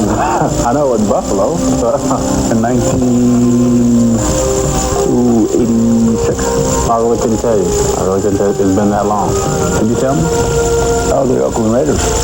Or the LA Raiders, or whoever they were at that time. The Raiders beating us is the last time that the NFC has lost. Super Bowl will ride on the right foot of Norwood. Down on the way. It's long enough, and it is no good. Well, it was a heartbreaking way to lose it for the British. It's still hard to watch the Super Bowls. I still don't want to. I see clips of them, and it still hits me right in the stomach. It's been kind of bad for the AFC, that now they're thinking they're linked, and, that they can't compete with the NFC, and a lot of it has to do with the strength of the NFC players. They're bigger and stronger, and I think the coaches were telling you. Yeah, coaches have a tendency of copying things, and when we Super Bowl, I think people had to say, hey, big lineman knocking people back, that's the way to go. And I think the Giants were a little bit along those, and then the Giants win, and we say, hey, that's definitely the way to go. We got to get bigger and bigger. The Cowboys, similar type thing, even today, running the football, big old linemen. We geared ourselves to play Joe Gibbs Redskins and built ourselves Giants. Dix's Bears. So that elevated the competition. There's no question about it. We weren't thinking of anyone else, but we had to beat those teams to win the World Championships. Once you get through the NFC, once you've beaten the Cowboys or the Packers or the 49ers, or once you've beaten those teams, that when you look at the AFC, you're looking downhill, I think. Came Super Bowl Sunday, something was left behind. I wish I knew what it was, but I don't. When you look at all the teams that have won, it really hasn't been that many NFC teams. I mean, it's been San Francisco and Dallas, it seems like. You sprinkle in a Giant victory there. As far as whether or not you're running the ball effectively like Tim Smith did or like Emmett has, Waters had done, or Roger Craig had done, the key ingredient is defense and running the football, which those teams do very well in the NFC.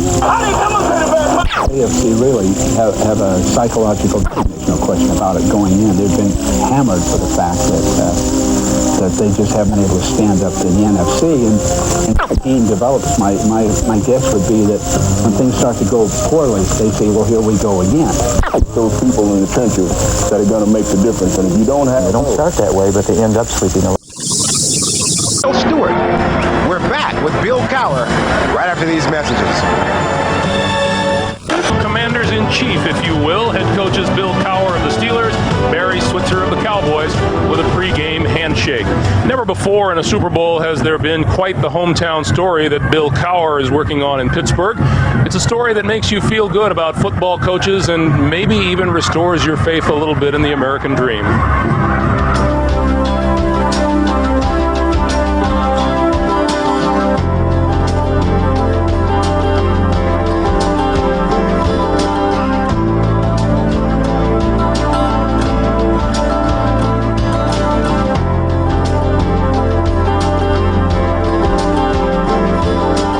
Back, do you remember being a fan of the Pittsburgh Steelers? Oh, I think from the conception. I mean, it was a situation that, you know, growing up, I remember walking up to Pitt Stadium and watching them play when they weren't a very good football team. And the guy's name I always remember was John Henry Johnson, because it just seemed like a great football name. And Ernie Stautner was there. And then, you know, when they went through that kind of renaissance of the city in the 70s and what they did for this, and maybe the strut that people were able to carry because of the success of the Steelers, and how the people identified with them, that was special. Who did you follow? Who did you cheer for on those teams? Oh, I had a great admiration for Jack Lambert. You know, the kind of guy who's, you know, not real big and maybe not real fast, but just loved to play the game with kind of a mean streak, and just enjoyed watching the whole kind of personality of a team, because it was kind of a no-thrills team. You know, Franco running the ball, Terry throwing it deep, and playing pretty good defense. So it kind of was, it personified really the city, kind of a no-thrills, blue-collar type of football team, and that's what type of city this is. Exactly 4 years and 1 week ago today, Bill Cowher came home to his dream come true. I want to start by saying that it's a great feeling to come back to Pittsburgh. The greatest thing about it is being able to come back home, to have my parents still be here and family still be here, and have them go through this is really special. To have them see their grandkids as often as they've been able to do that, it's a situation in coaching that's very unique, and to have the ability to do that, I'm very, very fortunate.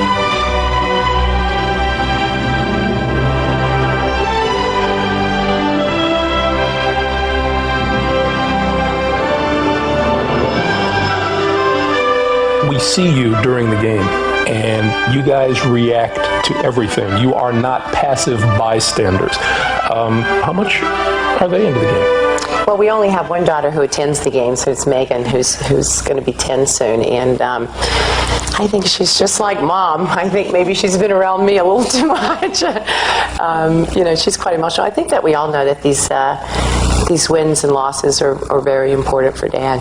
Yeah. So we're more than just a fan. You know whether Dad's a pretty good coach or not? Yeah, he's good, but I can't believe he went to the Super Bowl and he's only been coaching for not a really long time. You know that most people kind of agree with you. That's kind of rare. Do you guys have favorites on the team? I mean, do you get to meet the players, and are there players on the team that you like? My favorite player is Rod Woodson. And how about you? I think I like Cordell Stewart because he can play everything. I think that's neat. Lindsay. What? You have a favorite player? Kevin Green. Why? I like him. Because he's got hair like you? Yes. 5 seconds left. One play left from the 30-yard line for the season. There isn't one person in this entire place sitting down. When Jim Harbaugh clocked the ball on the play before, it was the first thing I said was, for 2 years in a row, I got to watch a ball go in the air and know whether or not you have a chance to win a championship. And so when it went in the air and it was a high throw, it was, you know, took my headset off because I knew whatever would happen was going to happen. I didn't need to hear it from above. And so when it went, I mean, it was a very eerie feeling in the stadium. For a couple seconds, it seemed like there was total silence, and I saw the Colts players' hands go up, and I've been always conditioned to go right to the official because that's the guy with the final word. And when I saw his hands go horizontal and not vertical, it was a very overwhelming feeling at that time because we were one step closer. Hey, football fans, here's fun in your eyes. Hit it! We've got 2 wonderful shows. How about you and news radio? We got a nutty pooch and stuff flying in. You kooky sitcoms, you're making me grin. How about you and news radio, Sundays, NBC? You crave that taste. That big, bold cranberry taste. That one-of-a-kind ocean spray taste.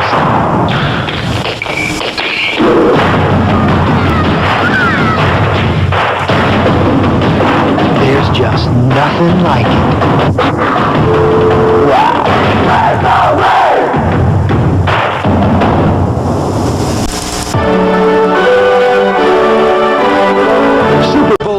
activities continue with the Baked Lay's Kickoff Show.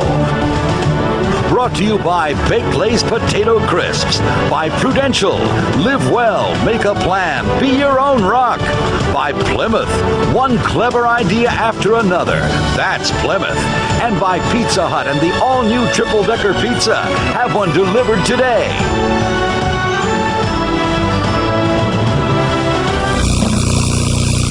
It was the Steelers and Cowboys, and the names are legend. Pittsburgh's acrobatic receiver Lynn Swann, an MVP winner. Quarterback Terry Bradshaw then passed his team to a second victory over Dallas. But more important than who won is the character of the men that took the field in those games, men that continue to distinguish themselves. Franco Harris, as a player, he hammered defenses. Today, as a prominent businessman, he watches his modern counterpart, Emmitt Smith. He dominates the way Franco did. As you admire quarterback Troy Aikman's leadership and courage, you can't help but recall Cowboy great Roger Staubach, now a highly successful CEO. Receiver Lynn Swann captivated crowds with his spectacular ballet-style catches. Now a sports commentator, today he'll marvel at another number 88 explosive Michael Irvin. Cringe as Pittsburgh's linebacker Greg Lloyd targets the enemy. In the 70s, it was relentless Randy White. Today, he cowboys at his own ranch. All-pro Carnell Lake volunteered a new position to fill a void left by injury. His selflessness brings to mind the Cowboys' Charlie Waters, now a coach at Oregon. As the times have changed, so have coaches. The stoic Tom Landry, a contrast to today's emotional Bill Cowher. The evolution brings flamboyant, multi-talented performers like Deion Sanders and Pittsburgh Steelers quarterback / receiver Cordell Stewart.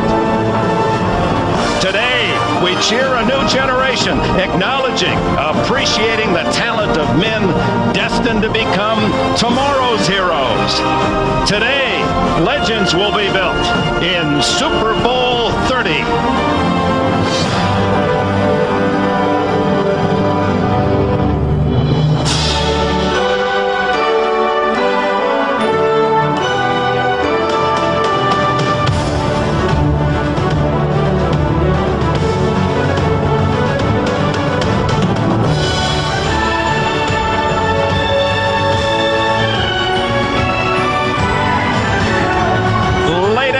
In the Valley of the Sun and Shadows falling on a 70-degree day. The fortunate few, 76,000 fans to see Super Bowl 30. The Steelers and the Cowboys meet again in the big game. Hello, everyone. Dick Enberg along with Phil Simms and Paul McGuire. We're delighted that you're with us. Here are the mathematics. Super Bowl 30. Millions will watch around the world, including our men in uniform and women in uniform in Bosnia, and we hope you enjoy the game today. And yet, less than 100 men will decide the outcome of this game, and the winners will join San Francisco, winning a record 5 Super Bowls. A man who has been down in the tunnel, awaiting his name to be introduced at the start of a Super Bowl. Phil Simms, take us there. Well, Dick, I tell you what it's all about. It's about tension early in the football game. As a player, you always dream, what's it going to be like to stand in that tunnel? Well, times it by 10, and then you have it. And a story that illustrates that, in our third play of the game in 1987 in the Super Bowl, I go in the huddle, I look at all my teammates, their hands are on their knees, they're hyperventilating. That made me nervous. We go to the line of scrimmage, I look over to defense, their hands are on their knees, they're hyperventilating too. I tell you what, I felt a lot better after that. Now, there is a common denominator. Ron Earhart was your offensive coordinator. He'll be calling the plays for Neil O'Donnell today. Tremendous plus for Neil O'Donnell. Ron Earhart's been there. The good thing he did with me, he got me off to a good start. He has to do that with Neil O'Donnell. Get a couple easy completions, make him think positive thoughts. He'll play better, and I think that's important for Pittsburgh to have a chance to win. Well, make no doubt about it, this is a Super Bowl fight, and the heavy favorites are the Cowboys by 2 touchdowns. Well, this is like a barroom brawl for the Pittsburgh Steelers. You know, if you've ever been in one, you see the toughest guy in the room and he picks you out, and you know he has a reputation. You don't dance with this guy. You go up and smack him in the mouth. And that's what they have to do offensively and defensively to the Dallas Cowboys. You know, when you sit there and look at it, they think they have their offense down. I don't think so. The Pittsburgh Steelers have some other things in there. Defensively, Dallas thinks they have all the blitzes down. You don't, because they put some more in. And I talked to Ron Earhart, the offensive coordinator of the Pittsburgh Steelers the other day, and I said, you know, you were on Super Bowl teams. What is the best team you ever coached? He says, this is it. Better than any of those. And I'll tell you why. Because if you tell these guys that they can't do something, they're going to do it. Well, everyone has an opinion of how and when and where this game will be decided. We asked one of the stars of Super Bowl 30, at least projected to be one, Deion Sanders. Primetime said the key today is if I catch 2 passes, one on offense and one on defense, the Cowboys, as projected, will win again. They're waiting in the tunnel when we return the starting lineups for Super Bowl 30.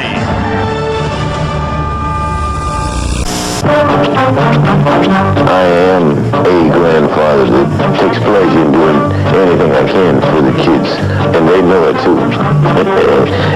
I've never been rich and never really wanted to be.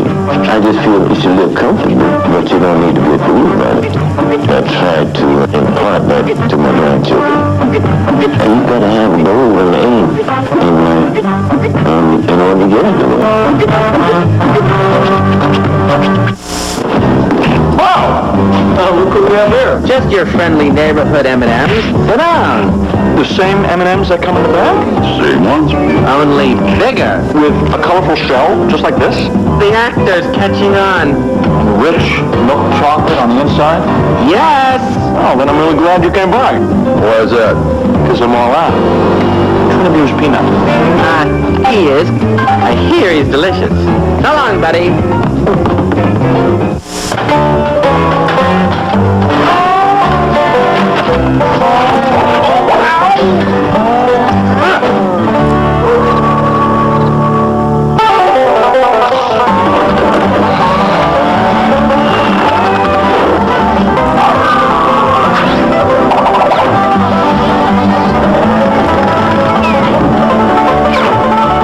Introducing Doritos Pizza Cravers with great Pizza Hut flavor. We get cable. Coming to NBC in '96, the NBA All-Star Game, the Players' Championship, the French Open, the U.S. Open, Wimbledon, the NBA Finals, baseball's All-Star Game, and the Olympic Games in Atlanta.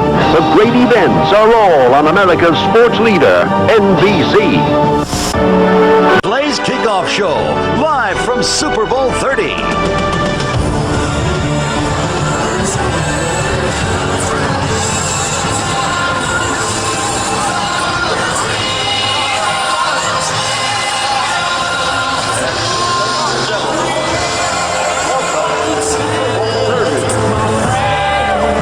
Let's meet the National Football Conference champion Dallas Cowboys.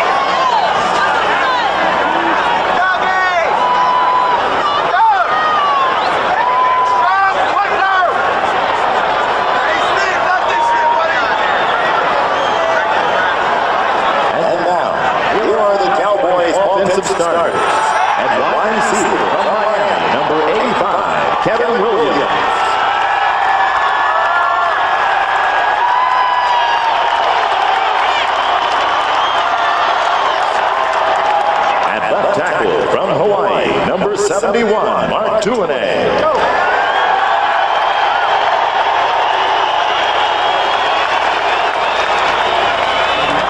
At left guard from Florida A&M, number 61, Nate Newton.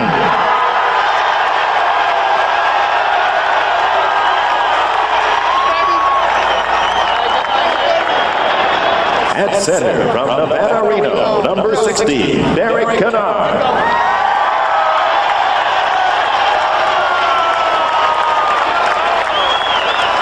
At right guard from Sonoma State, number 73, Larry Allen.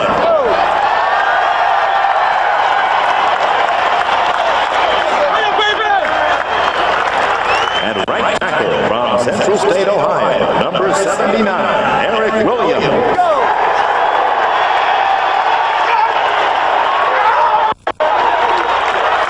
At tight end from Wyoming, number 84, Jay Novacek.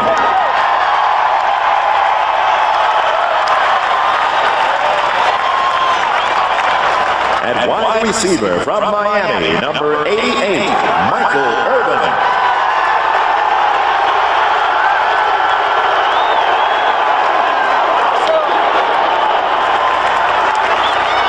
At fullback from Syracuse, number 48, Daryl Johnston.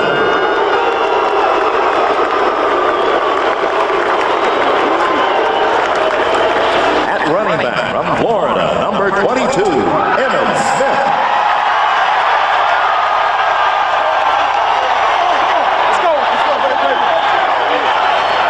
At quarterback from UCLA, number 8, Troy Aikman.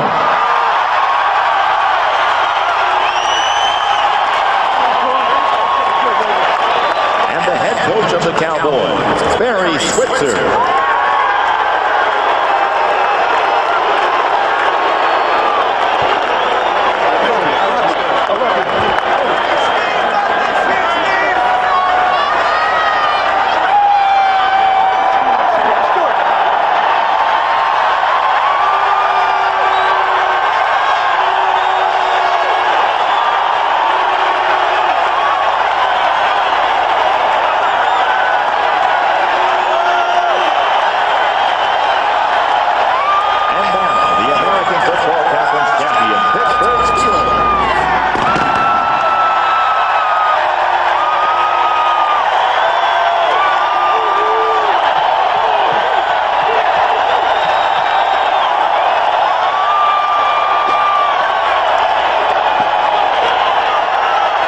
Meet the Steelers' defensive starters. At left end from Clemson, number 96, Brenson Buckner.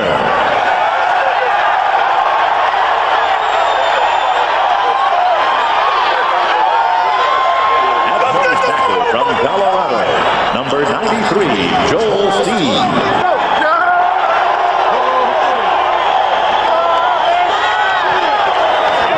At right end, number 97, Ray Seals.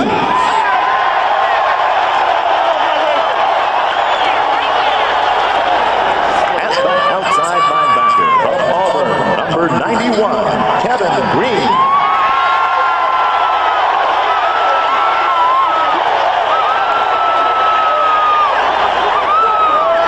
At left inside linebacker from Clemson, number 99, Levon Kirkland.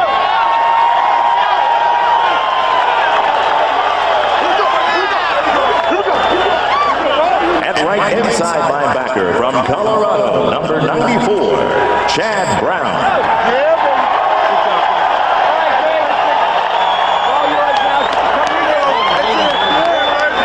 At right outside linebacker from Fort Valley State, number 95, Greg Lloyd.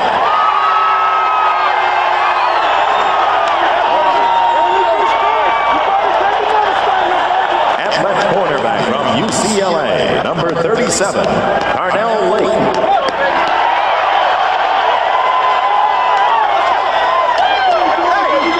Let's go.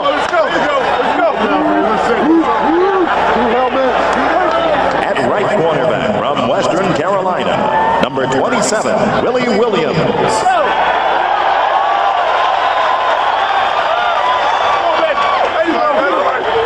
At free safety from Penn State,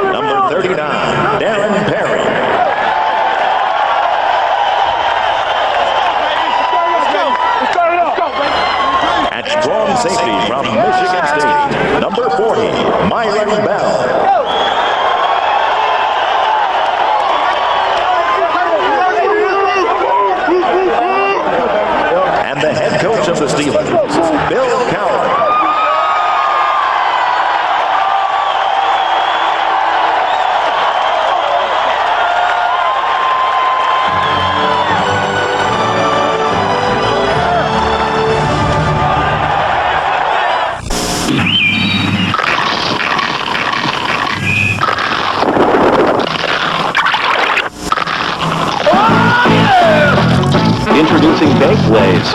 Only 1.5 grams of fat per serving with that great Lay's taste. You mind? Knock yourself out. So now you can eat like one of the boys, but still look like one of the girls. Baked Lay's potato crisps. Bet you can't eat just one bag. So where you boys from? Sweden.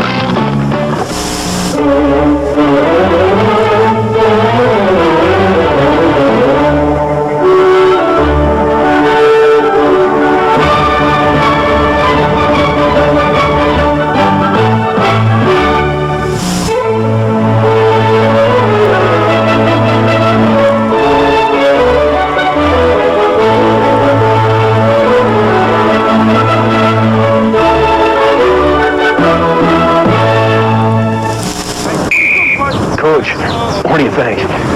Son, it's not what you look like or how big you are. It's what you got deep down inside. You can't see it. It's hidden. But believe me, it's there. I made the team. No, not a chance. I was talking about this pizza.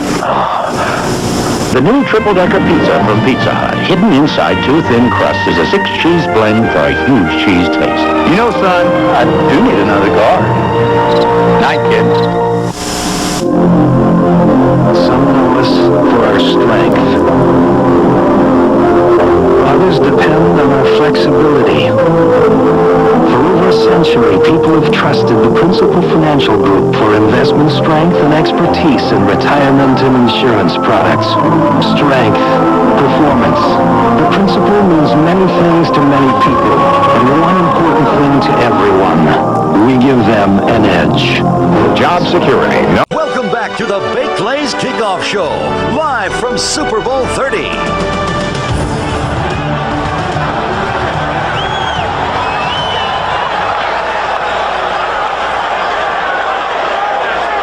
And now, to honor America, please join 9-time Grammy nominee Vanessa Williams in the singing of our national anthem.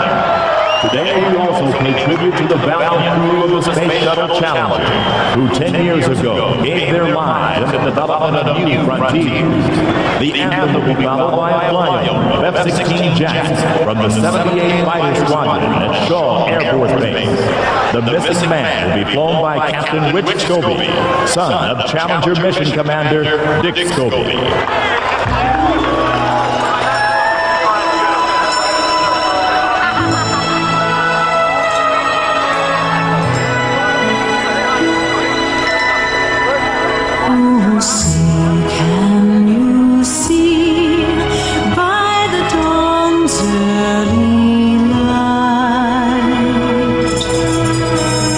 So proudly we hailed at the twilight's last gleaming. These broad stripes and bright stars through the perilous fight. All the ramparts we watched were so gallantly streaming.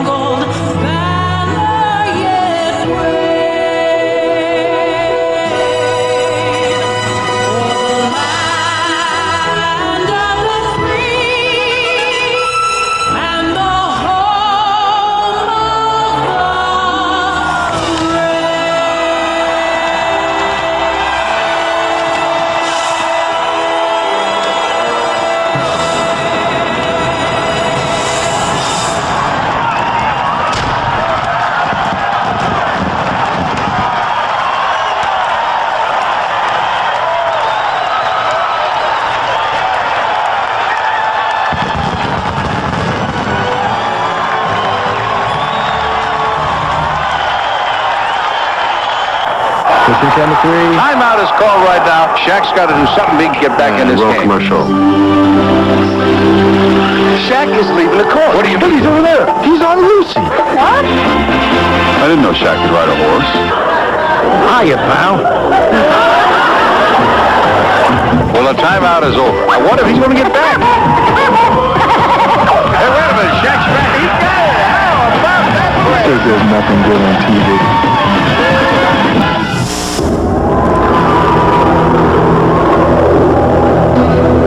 Sturdy rail-through construction and four-wheel specially modified double wishbone suspension. A 5-passenger interior comfort for the whole family. Innovative and stylish cab forward design. All for a price that won't knock the wind out of you. Introducing the new Plymouth Breeze.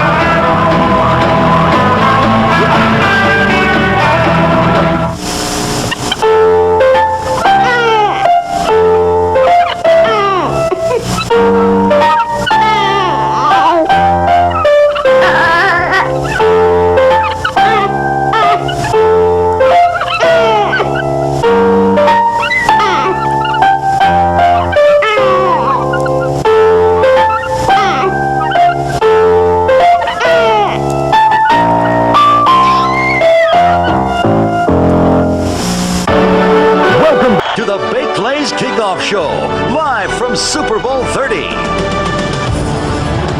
Troy Aikman.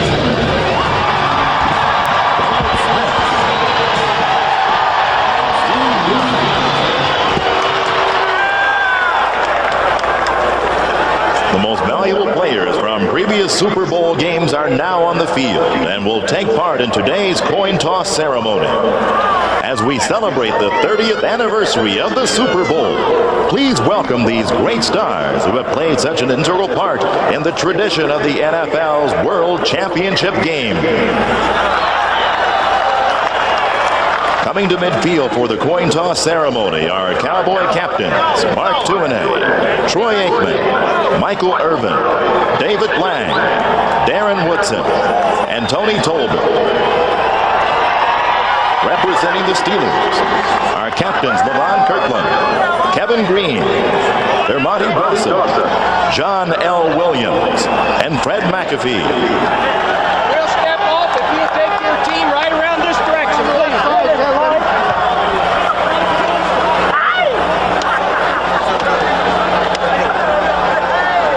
The referee for today's game is Red Cashin.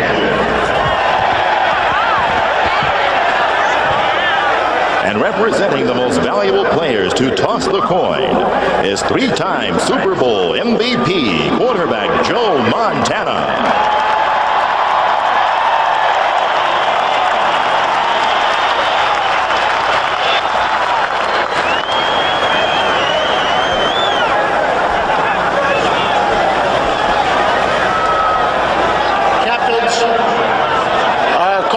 For the toss is this commemorative coin honoring the 30 Super Bowl 30. The logo for Super Bowl 30 will be tails. The two helmets will be heads. Tossing the coin will be Super Bowl MVP Joe Montana.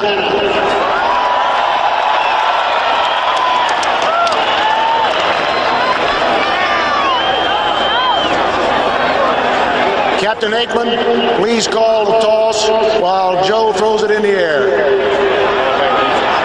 Tails. Tails is called.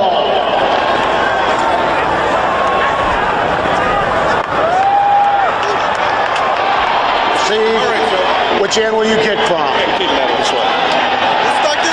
Cowboys won the toss, chose to receive. Gentlemen, let's play football.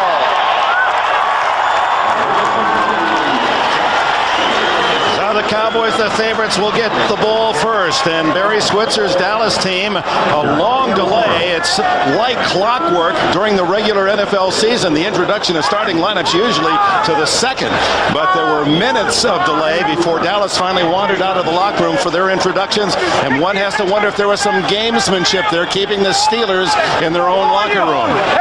Well, yeah, you're right. We noticed that from up here, the Cowboys took their time coming out, and it's like to say, we're the champions. We're going to decide the pace of this game right from before the game. Yeah, but sometimes that backfires on you. Now you got to make these guys mad on the other side. Well, we're going to wait and see, obviously.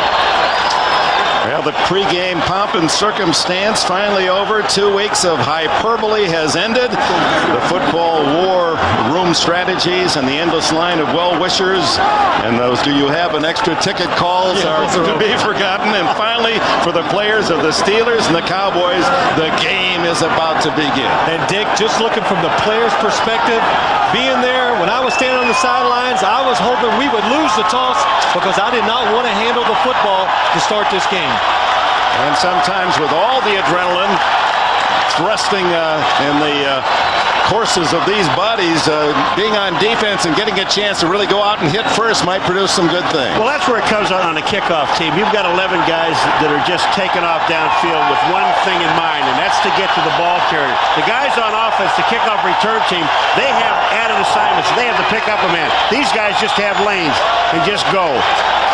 Veteran Norm Johnson will have the honor of kicking off to start Super Bowl 10, a terrific story himself. He came to Pittsburgh this year after all-pro seasons in Seattle and Atlanta, was made available in the marketplace because Morton Anderson, regarded by many as the best kicker in the league, had gone from New Orleans to Atlanta. Johnson was without a job, came to Pittsburgh late, and has produced his most prolific year. Kevin Williams to return. Former University of Miami star.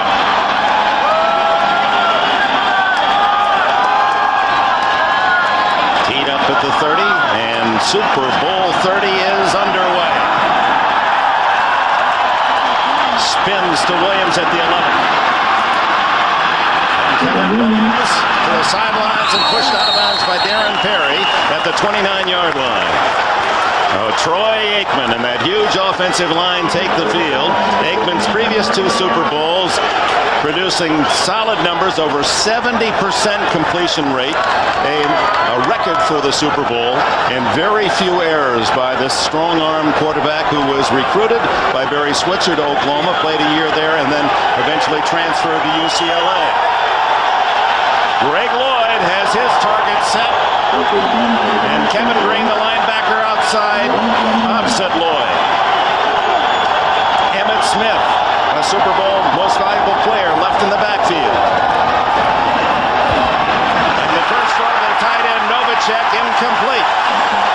Covered by Carnell Lake. But what they were trying to do, the Cowboys were trying to put Moose Johnson out in the formation to create a hole for Jay Novacek. But LeVon Kirkland saw it all the way. Carnell Lake right there, breaks on the football. Troy Aikman, if he throws it in front of Jay Novacek, could have been an interception. Lake, who moved from his safety and all-pro spot to cornerback, Rod Woodson's injury. That was when the Steelers were 3-4, gave himself up in essence, and became a part of a terrific finish by this Pittsburgh team. 2nd and 10. The quick throw to Michael Irvin, and he's all the way to the 50-yard line. Willie Williams trips him up. And Michael Irvin saying, I barely saw the ball, looking back into the setting sun. Well, that sun is directly in his eyes. Now, you look on the outside, you see Willie Williams covering. Look how far he gives inside. There is nobody inside to take the play. Michael Irvin, he just tucks the ball away. I really think that he didn't believe he had it because he couldn't see it. 20 yards on the play, and Deion Sanders makes his first appearance offensively, split to the left. And Emmitt Smith's first carry. 5, 10. He's all the way to the 28-yard line. 23 yards for Smith. That's his longest run all year on a grass field. Well, Dick, they keep talking about the size of the Cowboy line. Watch Larry Allen come over here and create the hole for Emmitt Smith. Larry Allen, a big man, just knocks Greg Lloyd right out of the hole, and the safety, Myron Bell, is not up inside to make the tackle. Smith, who rushed for 108 yards 3 years ago and 132 yards 2 years ago in Dallas, wins. He gets the call again, and it's short yardage into the grasp of Big Joel Steve, the nose tackle of the Steelers. Well, they always always talk about Greg Lloyd. He's a great run stopper. The Cowboys' philosophy is we don't care how quick and how strong you are. Our big linemen, when they hit you, you're going to move. And right there, Larry Allen, one of the best linemen in football, he hits Greg Lloyd. Greg Lloyd cannot defend himself on those type of plays. Some would argue this man who played at Sonoma State in California is the best offensive lineman in football. Second down and 8. Aikman to Irvin, incomplete, hit by Lake. Irvin had it for a moment at the 10-yard line.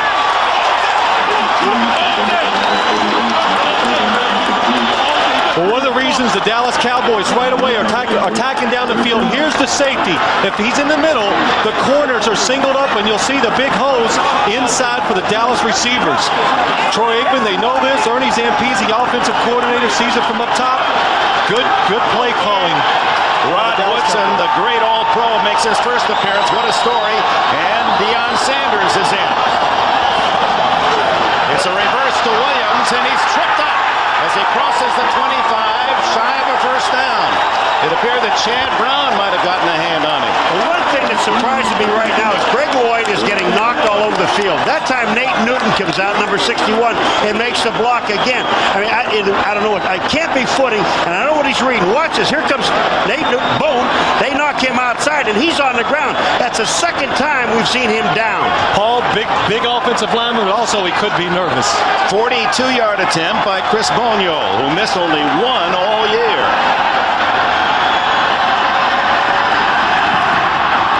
It's high enough, it's long enough, it is good.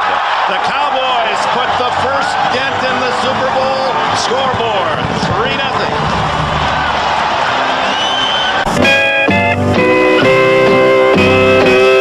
You were cheating hard to make you weak. You cry and cry and try to sleep, but sleep won't come. The whole night your beating heart will tell on you. When tears come down like falling rain, you'll toss around. What a hit by Reggie White! Eddie George, Heisman Trophy winner, you got a big future ahead of you, kid. Reggie White? You're going to be asked to endorse products. You should contact the people who make Tylenol. Neil Smith? Extra strength. Because you could be on intimate terms with Tylenol. Ken Norton Jr. From headaches to broken bones, doctors recommend Tylenol the most. Oh, and Eddie, it's the pain reliever hospitals use most. Hospitals? Hospitals. Plymouth Neon. Fun and affordability in 4-door and coupe. The only Plymouth Voyager and Grand Voyager, the next generation of the minivan. And the new Plymouth Breeze, the sports sedan with fun for 5. The new line of Plymouths. What'll they come up with next?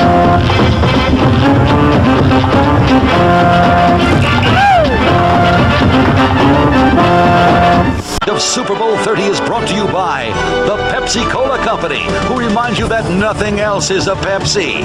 By Doritos brand tortilla chips, get a life. And by Plymouth, one clever idea after another. That's Plymouth. Nestled in the Buttes in Tempe, Arizona, Sun Devil Stadium. Team scoring first, goes on to win all but 8 Super Bowl games, and Barry Switzer's team has the 3-0 lead. But Paul McGuire, it appeared that they're going to get more than 3 the way they started. Well, you know, and it's got to be a great big lift for Pittsburgh. Boniol, the lightest man on the field today, knocks it to Ernie Mills at the 5. Mills took up at the 25-yard line by David Lang. Some of the best seats for today's Super Bowl are the ones you're in. Overhead, Big One airship, bringing you all those classic shots. You know, Dick, we were just talking about Pittsburgh, the lift they had. Here's Dallas. They look like they just went boom right down the field. They're going to score a touchdown. And I got to thinking about San Francisco a year ago, and then Pittsburgh stops them. Now, we're going to find out later on in this game, but I'm going to tell you something. It's got to give this offense a big lift for Pittsburgh. Neil O'Donnell had a solid postseason, although 3 interceptions to 2 touchdowns. He is off to Eric Pegram, and Pegram for a couple. Neil O'Donnell is the last of a big family, 9 in the family, and his dad called him Soup for Super Baby, and today it's hopefully Super Bowl for O'Donnell and the Steelers. O'Donnell not always the most popular man in Pittsburgh, but they've learned a lesson this year. A run offensive last year, he exceeded and did very well in that. This year he's in a pass offense, and he's even doing better. Slash, Cordell Stewart, the brilliant rookie from Colorado in the slot. Head at the line of scrimmage, falls forward for a yard, and Russell Maryland makes the hit. You know, I'm going to tell you something, Phil. This surprised me. He's excited, Russell, and he made a nice play. But this, you know, we talked to Cowher, we talked to the team, and they thought, well, we're going to let everything go. Leave nothing left in the jar, and you come out with 2 conservative runs. I don't understand it. And besides, you've got the defense looking back into the sun. It's a long way to go, so I don't know if I'd call it conservative yet. They go with the 5 wideouts, the revolutionary offensive formation of the Steelers this year, with Cordell Stewart slot left. O'Donnell third and a long 6. A lot of time.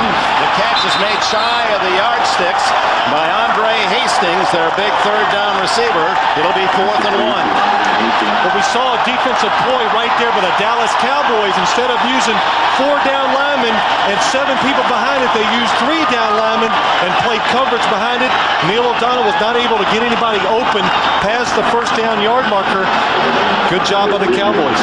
Ron Stark, a former Colt, the kicker, and Deion Sanders getting ready to do a dance down at the Dallas 20. Beautiful spiral off the left foot of Stark. Chases Sanders to the 16. And he's to the 25-yard line. Tackled by Lethon Flowers, the rookie from Georgia Tech. 3-0 Dallas. Star linebacker Greg Lee. Greg Lloyd is 5th Pro Bowl appearance this year. Well, you look at this play here. I just catch Lloyd looking back in the backfield, Phil, and he's looking back at Emmitt Smith, which you should do. But Greg Lloyd has not seen offensive linemen the size of the Dallas Cowboys with the athletic ability too. So he'll get in rhythm right here, and he'll do a lot better job trying to stop the run. He grew up admiring the great Steeler linebacker Jack Lambert. 1st down Cowboys leading 3-0 from their 25. Emmitt Smith goes outside, gets another good block, and a gain of 6, maybe 7 before they finally write him down. Levon Kirkland, one of the biggest linebackers in the league at 263, got a piece of it. How big are these Cowboys? The biggest in captivity. This line out of the program averaging 320 pounds, but that isn't the true story of the beef in the front 5 for Dallas. And you've already seen how the impact that they've had on smaller defenders. Emmett on 2nd and 4, and stopped after a 2-yard gain. Well, we did some extra research, and let's find out how big they really are. You know what I like, Dick? As I watch this, look at gentlemen they are. They eat with their mouths closed. Yeah, nice. 350 is Derek Kennard. Big old Larry Allen, pretty close at 330, and Eric Williams at 330. So the average is 333 pounds per man. Is it more, Phil? Is that would be the minimum, I think, of all these linemen. This is when they diet a little and make way in. 3rd and short. And that usually means offense full start. Derek Williams, Nate Newton, both may have pulled off the line of scrimmage, as we see for the first time referee today, his 2nd Super Bowl game, Red Cashin. Before the ball was snapped, false start, number 61. 5 yards, still 3rd down.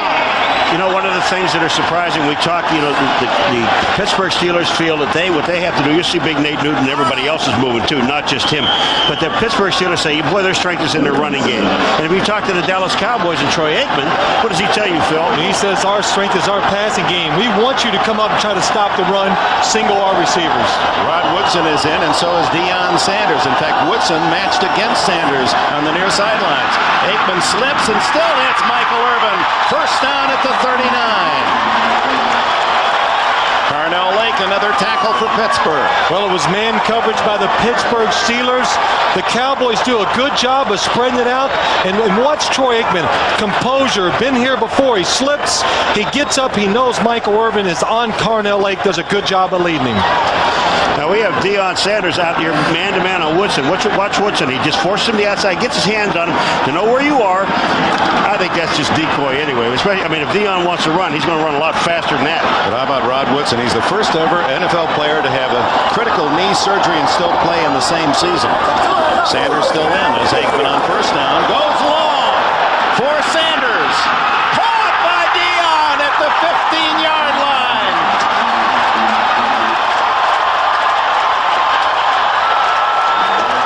Well, Paul Willie Williams was in perfect position the whole way to make the play, but he couldn't do it. He did not time his jump or his move to the football on time. Right here, he's on the outside technique. He's really hoping to get some help deep, but the Cowboys do a good job of getting the safety out of the middle, and right there, he's just a little too quick and jumping. Deion, excellent job of catching the football. A little afterwards, I'll dance you a little bit. Little prime time, 47 yards on the play for Sanders. First down at the 14. Emmitt Smith to the 10-yard line.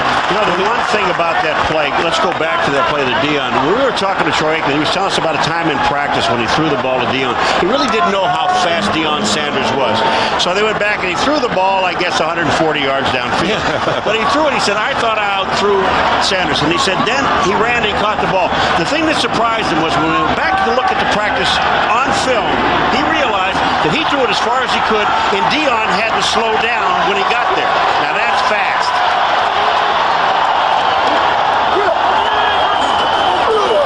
Fake to Smith. Aikman, receivers covered, and he dodges out of bounds. Ray Seals chasing Troy Aikman. And that'll be recorded as a sack. Well, 55, Paul McGuire's old number. The Cowboys inside the 20. Look at that hip movement of McGuire. Watch this, boys. Watch it, boys. Now watch it. Oh, that's not right. That ain't right. What do you mean it's not right? There's no way you have that much rhythm. Well, the point is the Cowboys have scored 7 touchdowns and 11 trips inside the 20. And here's a big 3rd and 9. Leading 3-0.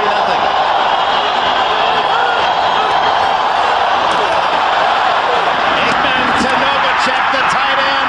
First and goal, I believe. It's inside the 3. Flag down, but it's on the side from the linesman where Kevin Green jumped early. And Mason Lee Cashin of Texas A&M in College Station says offside Pittsburgh, and the Cowboys will take the play. It's a first down. If they indeed is against Pittsburgh, it'll be a first and goal.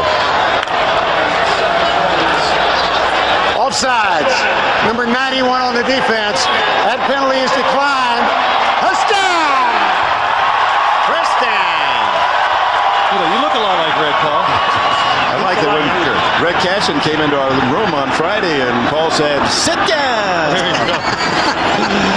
You know what was interesting the last time the Cowboys have done right in this game so far? Kind of crossing up the Steelers. They're spreading their offense out. We expected the Steelers to do that to the Cowboys, not vice versa. The interesting part of that spread out, they had Emmitt Smith spread out way to the other side, way out.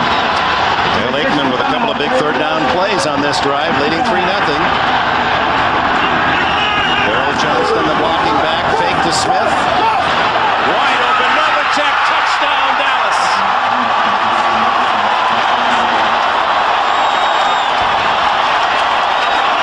A cowboy all his life. Jay Novacek, who grew up cutting horses in Gothenburg, Nebraska, was a University of Wyoming cowboy, and now in his 11th year in the league, although he started here with the Cardinals. Now a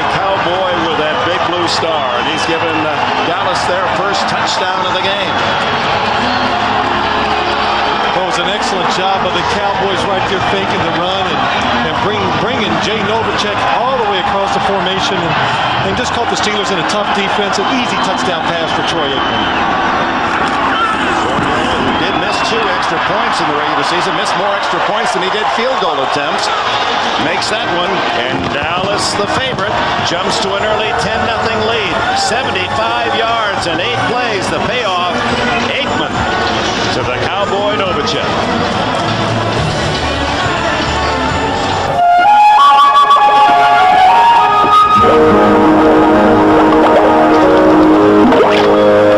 Is he dead?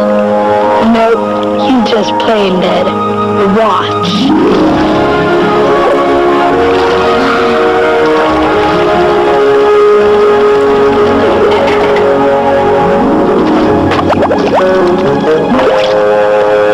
Oh, what a pity. Dad, where do you see what Sparky can do?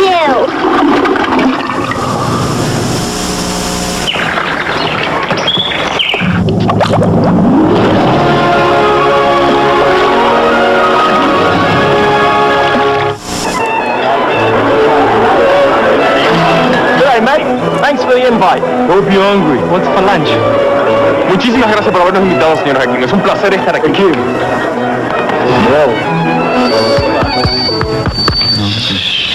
As a host to this year's Olympic Games, me, Akim Olajuwon, and the rest of American Dream Team are going to treat these guys for lunch.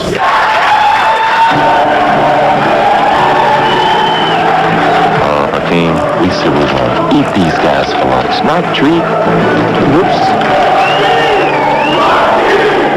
King, when you need a world of purchase power, it's time to go for the gold.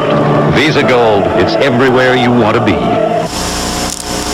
This telecast of Super Bowl 30 is brought to you by Fun Bowl 8. Naked Reverse wins. Send in your game card for your chance to win $1 million.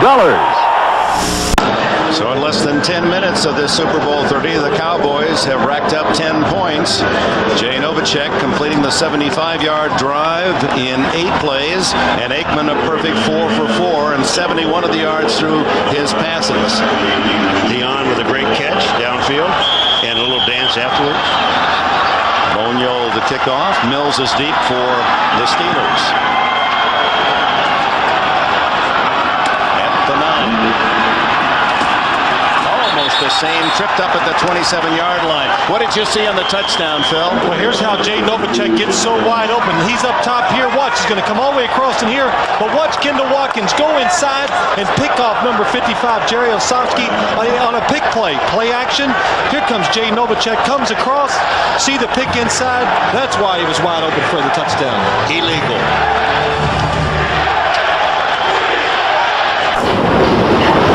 Potatoes. Potatoes. Potatoes. Potatoes. Mount Fuji, sumo wrestler. I don't see him. Arc de Triomphe. Nefertiti, Stonehenge. Very nice. I consider this my masterpiece. This time you've gone too far. Plymouth Neon Coupe with a zippy 2-liter 16-valve engine. Ride-tune suspension, a 5-speed tranny, and 132 wild ponies. It's a pretty hot little number. Plymouth Neon Coupe, just $99.95.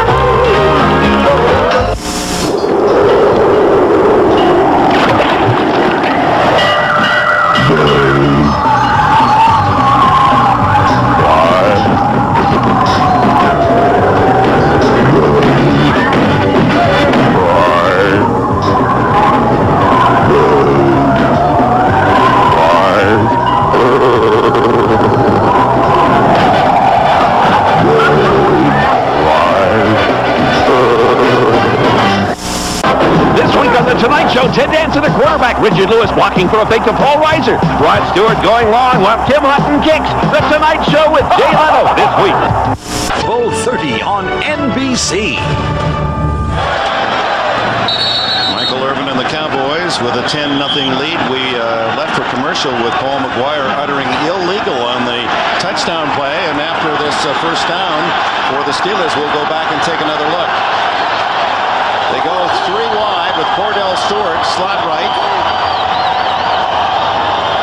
and San Pegram in motion out of the backfield, and throw to him incomplete. Oh, he's rushing it. Just throwing it. Let's go back to the touchdown. All right. Let's, Kendall Watkins comes out, and he's a receiver. Now, this is all right with Gilden right here.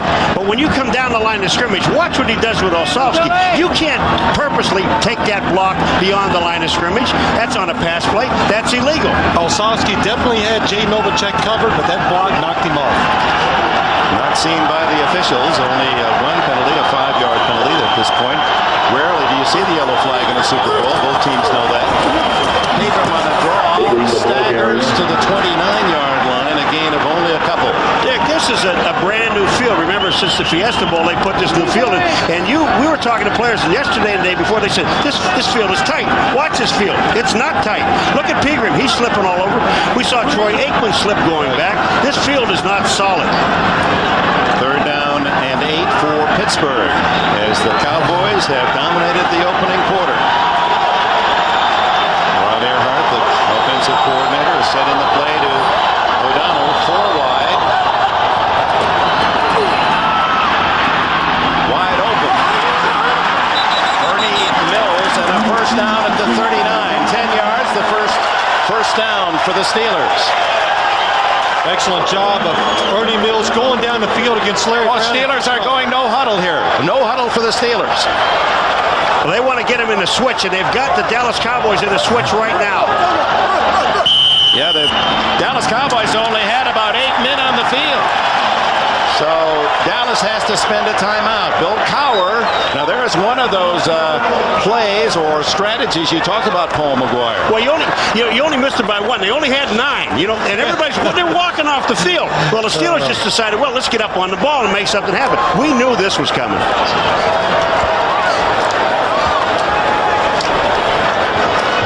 Coming up next weekend, Gulliver's Travels, starring Ted Danson. Headed to NBC. It's a fantastic adventure, the classic everyone in the family will enjoy. Gulliver's Travels, unlike anything you've ever seen before, they're calling it the event of February.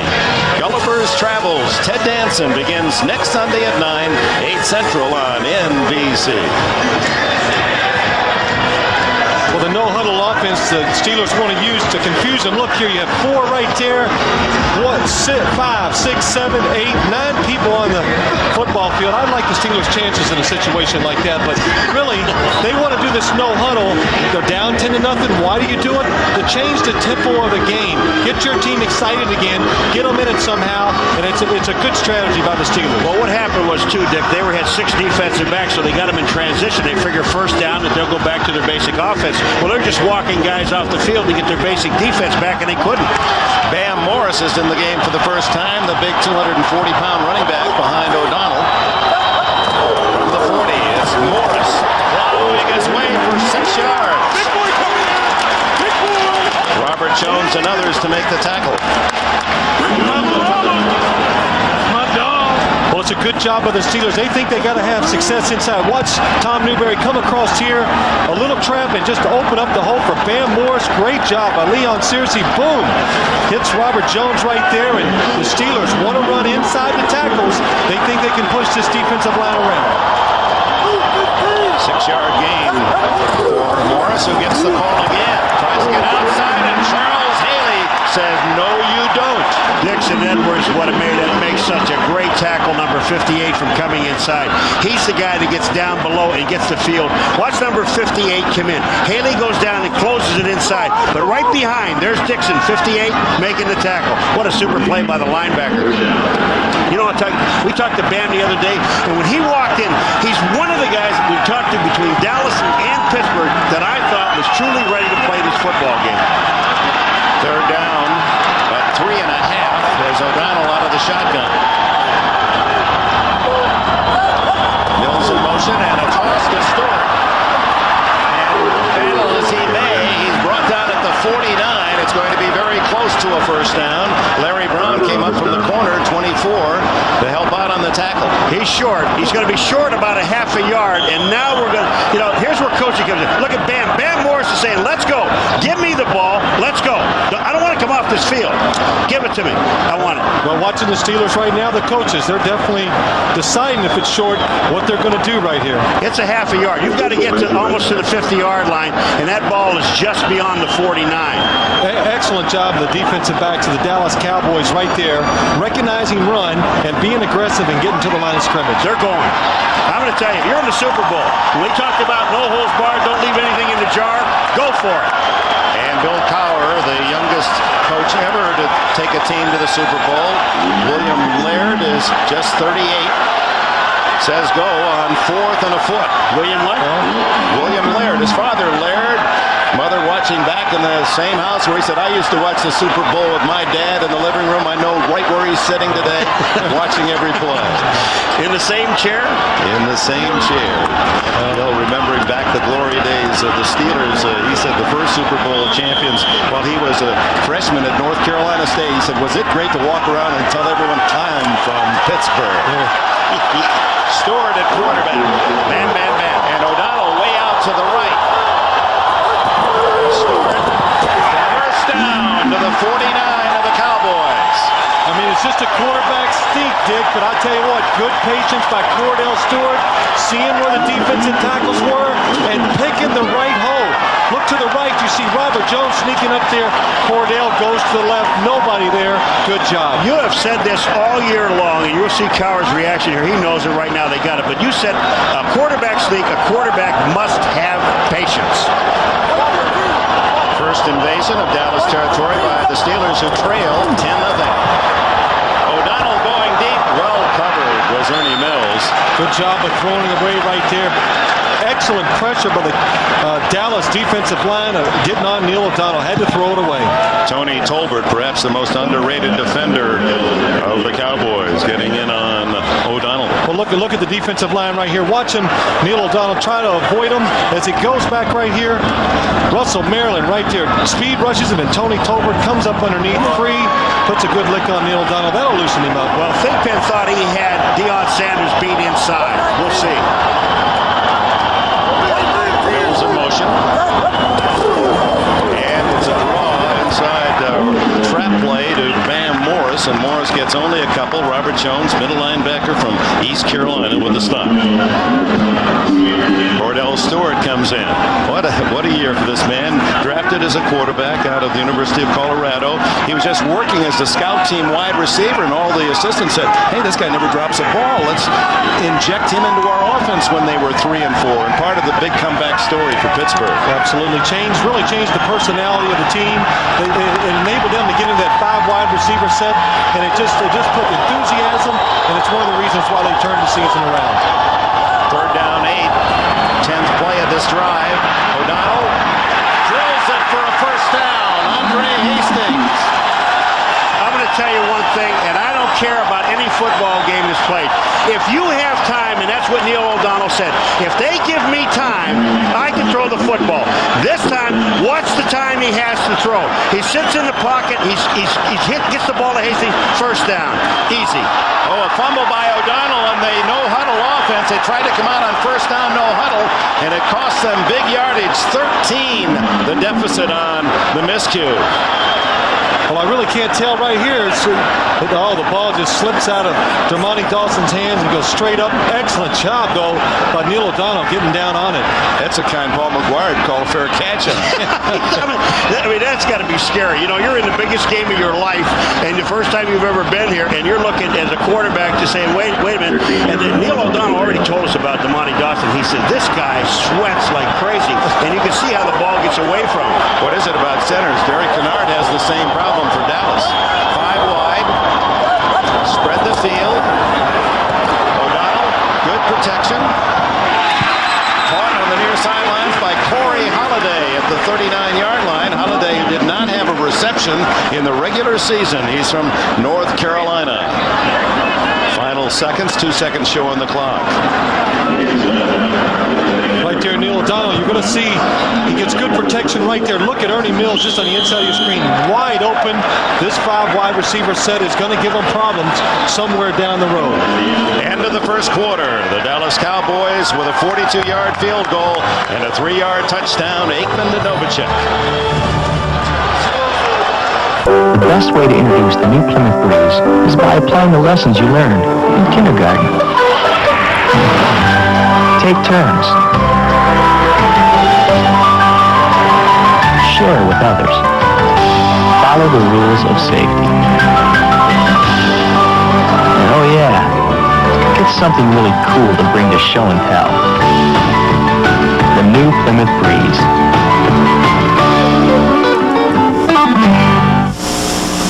There's something happening here, but it isn't exactly clear. There's a man with a gun over there. He's telling me I've got to beware. I think it's time to stop, children, what's that sound? Everybody look what's going down. Stop. Master padlocks and door locks are no longer under fire. Nike presents Pee Wee Football, the year in review. Needing a first down to keep their playoff hopes alive, the Tigers look to Paul the Flash Terstige. Like any great back, number 7 stares into the eyes of his pursuers, and something of himself is revealed. Number 7 is a number with wings. But on the game's pivotal drive, Terstige was dealt a season's worth of punishment in a single play.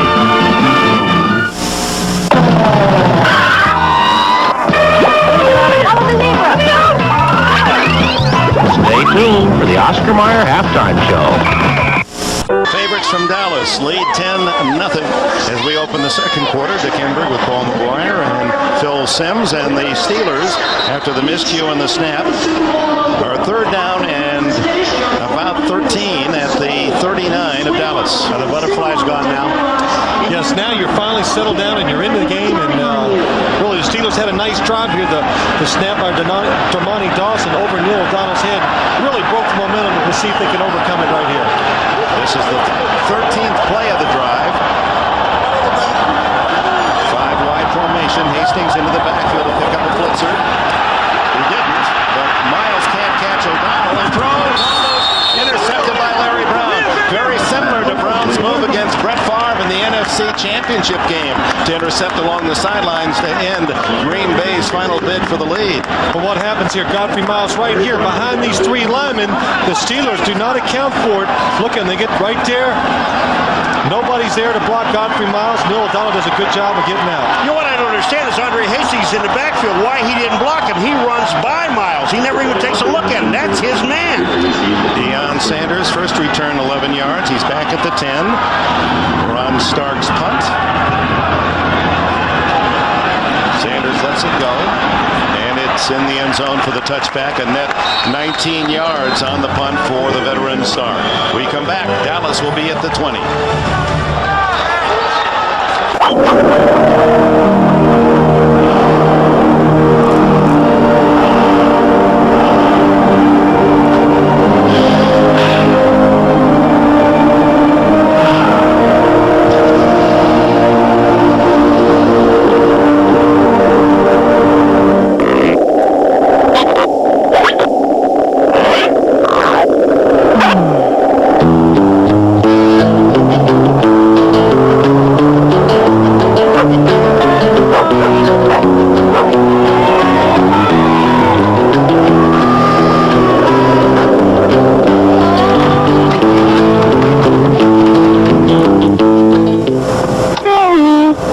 Sign this in triplicate and have a seat over there.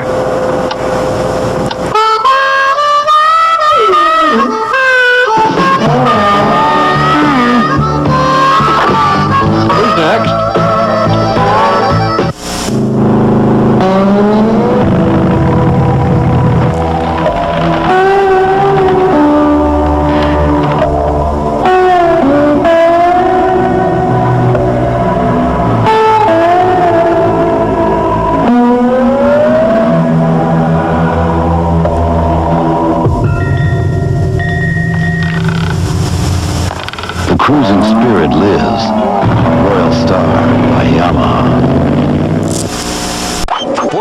coverage of Super Bowl 30 is brought to you by the all-new, more powerful, more spacious Toyota 4Runner, by Nike, who salutes the legends of Pee Wee football, and by McDonald's, official break of Super Bowl 30.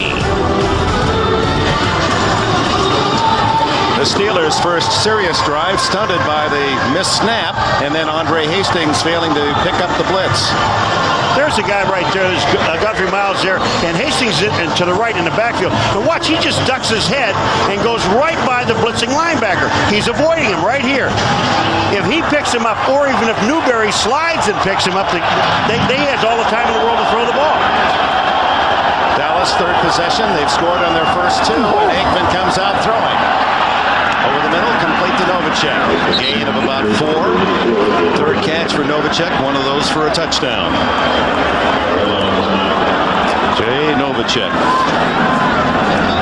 His mother, remember a couple, 3 years ago, his mother collected aluminum cans all year long, hoping the Cowboys would go to the Super Bowl so she'd pay her own way. She didn't want her son to take care of her, so she found a way. She should have hung around Paul. My wife just used my credit card. Aikman, second down, over the middle, Novacek wide open again, and he rolls ahead for 2 more yards, and a first down at the 38. Kevin Green finally downed him, 13 more yards. Well, the one thing, when you're going to play the Dallas Cowboys, you're going to double the wide receivers.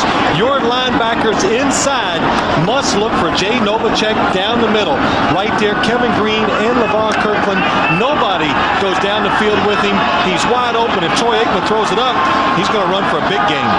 Last 4 plays, all passes to Novacek, who's caught more passes than any tight end since 1990. Emmett Smith's third. One open field tackle by the Pro Bowler Carnell Lake. You know, Carnell Lake, they've already said, here's a guy who was so unselfish this year that moved from safety to corner. And the team asked him if he would do that. He said yes, and he's an all-pro safety. They say one of the best safeties in the game. This guy goes to the Pro Bowl this year, voted by the players as a safety, even though he played corner. But when you see him out on the outside, he doesn't miss. And in college, he was a linebacker at UCLA, and then they made a safety out of him, and he, even though we had all the top credentials in this day where there's a lot of meism, he said, hey, for my team, I'll play corner. Aikman on 2nd and 10. Oh, the big target, Michael Irvin. He just shields the defenders away. Another first down at the 50. Well, Dick, it's an excellent job by the Dallas Cowboys picking up a blitz right here. Watch him go inside, and the linebackers run around here, and the linemen do an excellent job. Watch Larry Allen cross. Moose Johnson picks it up, gives Troy Aikman time to throw it outside, single coverage. Well, here's where Irvin, he just blocks out. He blocks the sun out. Carnell Lake has no chance on the ball. But look where the ball was thrown. Down to the outside where you can't get to it. Another first down. Smith picks up 5, slithering through the center of the Dallas line. And when you talk about the Cowboys' regard for Emmitt Smith, those big linemen, they love to block for him because Emmitt makes such quick decisions. They tested his vision. He has the eyesight of a guy like Ted Williams. He sees things normal people don't see, and one of that, the text is the color. He breaks on color. Yeah, Emmitt Smith says, I don't really care where they tell me to run the football. I just take it, see the hole where my guys are blocking, and take off. So that's why he's such a great cutback runner. 2nd and 5. Smith with a flag down. A gain of 4 more to the 41. Let's see if it counts. There's one other thing that he told us way back in the beginning of the year. Emmitt says to me, I've told these offensive linemen, you know, they're all 330 and better. I mean, that's the average, 333 offside the defense. But the thing that Emmitt said to his offensive linemen, look, I don't want to see your stomachs because they got some big ones. He said, when you block, you go, here's one, look at Kennard. You block straight ahead. Don't you turn around. Offside. Number 90 on the defense. 5 yards, still second out. That's Bill Johnson. But, you know, and he said, don't turn around. Just stay with your block. Do what you have to do. And that's when that vision comes in, Dick. Now he sees if there's not a hole there, he doesn't care where it's designed to go. Just you guys stay forward. I want to see your rear ends and your names. I don't want to see your guts. You saw Nate Newton who said, yeah, Emmitt runs to daylight. He didn't run to darkness. Yeah. I don't like those darkness runners to block for. In other words, he doesn't run up the rear ends of the offensive line. Moose Johnston, Daryl Johnson, the popular block looking back, gets rare chances to carry the ball, picks up the first down on 2nd and short. All right, Phil, I'm going to tell you now. When we sat there talking to Neil O'Donnell, the one thing that he said to us is this. We've got to stay with this team to at least the third quarter is to keep it close. If they get 17 points ahead of us, we're going to have a long day. Well, it's of course, anytime you're playing a team of this caliber, the Dallas Cowboys you fall behind. It just, of course, it makes it so hard to win the football game. They would have to hurry up, and then that pass rush would be such a big factor. Dumps it off to Smith. And Levon Kirkland drags him down. A gain of 3, maybe 4. Aikman now 9 for 11. Well, the one thing I'm noticing already is that the Pittsburgh Steelers defensive line is getting no pressure on the quarterback. What little pressure they have gotten on Troy Aikman is with the blitz, so that is not a good sign for the Pittsburgh Steelers. Well, you saw Ray Seals that time. He never got off the line of scrimmage, number 97, and then all he did was jump up in the air. You've got to get some penetration. Super Bowl record is 13 consecutive completions. 8 in a row now for number 8. Emmitt Smith stepping over his blocker and tripped up by Willie Williams. Kevin Green, it's one of those linebackers when they talk about this guy, 91, Mr. Longhair, they said he brings it to you for 3 hours. Well, he took on Nate Newton, forced Emmitt to go to the outside, and then got help from Willie Williams and the other Pittsburgh Steelers. That was his job, not to make the tackle, but to disrupt everything. Troy Aikman looking to the sidelines and not understanding the call, had his hands outstretched as if to say, what do you want? Smith goes out, Johnston stays in the backfield, and Deion Sanders wide right. Throw it to 84. Aikman to Johnston, and the fullback is drilled at the 28-yard line. Might be shy of the first down, depending on the mark. Myron Bell, second-year safety from Michigan State with a solid hit. They've got to get the ball to just inside the 27-yard line, and it depends on where they mark this baby. It doesn't look good. Well, 4th and 1 if it isn't a first down, and of course that stirs up memories of a very down moment for that man, Barry Switzer, where he went on 2 occasions in Philadelphia deep in his own end on 4th and 1, and the Eagles stuffed Emmitt Smith on the same play both times and went on to beat Dallas on that day. They're not showing me where the ball is now. I got to see where the ball is. Come on, Paul. I said he didn't make it. He had to get to the inside the 27-yard line. They didn't do it. Well, I'm looking at this through all those people down there. You got to get these guys off the sideline. I'm having a tough time here. Well, I don't think there's any question right here. Barry Switzer will go for it on 4th down the way they're pushing the Steelers defensive line around. And of course Emmitt Smith re-enters the lineup. Kendall Watkins, a 200. We've already seen him blocking the end zone on the touchdown pass. He's about 280. Ron Stone, over 300 pounds. They come in to bookend the line. So now we've got over a ton of beef in that white uniform Cowboy offensive line. But Dick, the difference is that Kendall was blocking on a pass play. This time it might be a run. This is where it applies. You have to have a gut check. Check those guts.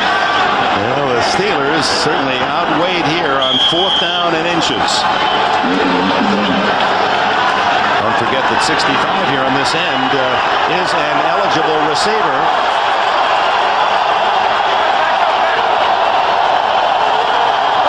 I gotta stay there. Johnston, first down at the 24. The Moose brings out his callers. They got the biggest line in the business, and then they give it to the biggest back they have. It isn't fair. It's really kind of a change-up. You're thinking Emmitt, and then they give it to Moose Johnson up the middle, and Paul, like they say, and you'll see Barry Switzer 4th and 1. There you go. Goes his way sometimes. Well, he just said, I can tell you he was sitting there saying, please. Please. Well, the Cowboys have not been stopped yet. Leading 10-0. This is the 11th play of the drive, their 3rd possession. Looking long, Aikman deep. Touchdown, Michael Irvin as he brought a flag down. Carnell Lake was the defender, and they're saying Irvin got away with a push. No, flags are down. Well, there's no question there was some pushing going on right there. I'll tell you, the other guy that was wide open was Jay Novacek. I mean, there was no one, absolutely no one. You know, when they publicized Irvin, Phil, all year long about him pushing off, and we asked Red Cashin in the meeting the other day, are you going to take a look at it, a hard look at it? He said, we're going to call the game as we see it. Well, there's no question. Michael Irvin right there loves to put his hands on the defender. That time he did on Carnell Lake. Offensive pass interference. Number 88, 10 yards, still first down. Watch Michael Irvin coming down the field. It's going to be the post. He's going to go inside. Carnell Lake. Oh, excellent job of staying patient. Cuts off the throwing lane. Michael Irvin grabs his right hand, puts it on his shoulder, and pulls him down. Good call. Excellent call. So first down and 20. One of the few mistakes by the Cowboys in this first half. Over the middle. Novacek open again. And he's all the way to the 15-yard line. A gain of 19 before Greg Lloyd can chase him down. Well, you know, I said the play before, Phil, on the Irvin interference. This guy was in the end zone for a touchdown. Now they got him split out. Well, watch Jay Novacek again. Good job of using his hands. Puts his left hand on Greg Lloyd. Gets inside, and people underestimate the speed of Jay Novacek. And what you saw there, too, is how Aikman with defenders all around Novacek. I mean, he had a very small window, and he put him in the right pane. First down, second down and 1, and Emmett Smith gained about a yard. It'll be close to a first down at the 14. Well, Dick, we shouldn't be surprised by that little window, and he threw it in there. Wednesday, we got a chance to go to practice, and it was almost mesmerizing to watch Troy Aikman throw the football with such accuracy and timing, not from sometimes all the time in practice. You know the thing about it, too, now, they have a 2-hour practice, and obviously he doesn't stand out there and throw the ball for 2 hours, but he's got a pretty good handle on maybe about 50 minutes or so. When not one ball hit the ground the other day when this guy was throwing it. Third down, short of the first down, about a half yard. The toss to Emmett. And they get him in the backfield. Levon Kirkland. Boy, to me, I can't believe that this play was designed to go outside. I believe that it was designed to go to the inside, but they shut this thing up. Watch the pursuit and the speed of this defense. And then Levon Kirkland, probably the biggest linebacker maybe in all of professional football, about 263 pounds, gets there. Boniel comes in for the field goal try out of Novacek's hold. It'll be a 35-yard attempt.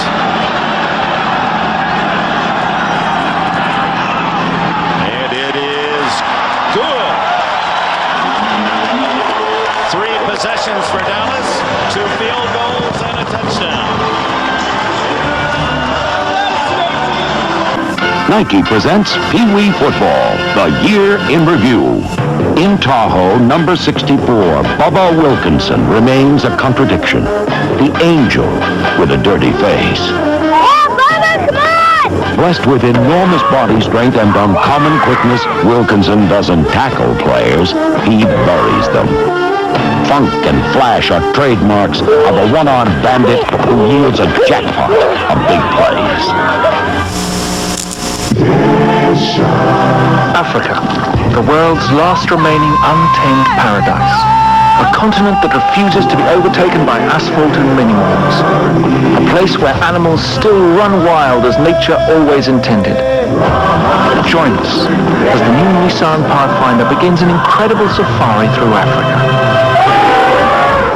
Hopefully without getting our heads bitten off.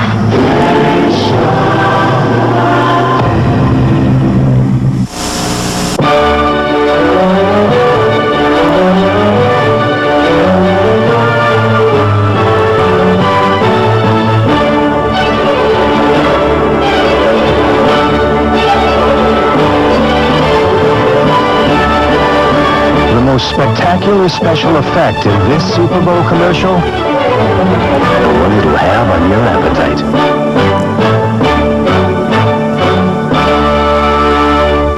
This telecast of Super Bowl 30 is brought to you by Bud Bowl 8. Naked Reverse wins. Send in your game card for your chance to win $1 million. Michael Irvin Urban not happy. He thought touchdown taken away. It should be 17-0. Well, watch Michael Urban as he comes down the field right here. Look at his right hand. He gets it on Carnell Lake's shoulders right there. A good handful of jersey pulls him down. That's the reason he was able to catch the touchdown. Rod Woodson, one of the great defenders of the 75 years of the NFL, made that celebration team, and Kevin Green trying to fire things up. The Steelers stay within 2 touchdowns thanks to the penalty against Urban. Monio very high on his kick. Ernie Mills at the 10. And Mills spins out across the 30-yard line to the 32, where Brock Marion makes the stop. 13-0 Dallas.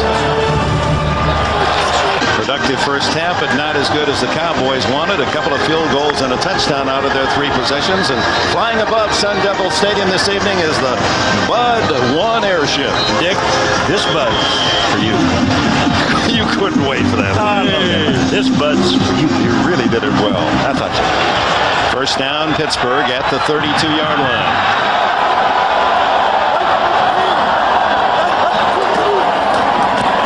Protection throw down it. Over the middle, incomplete.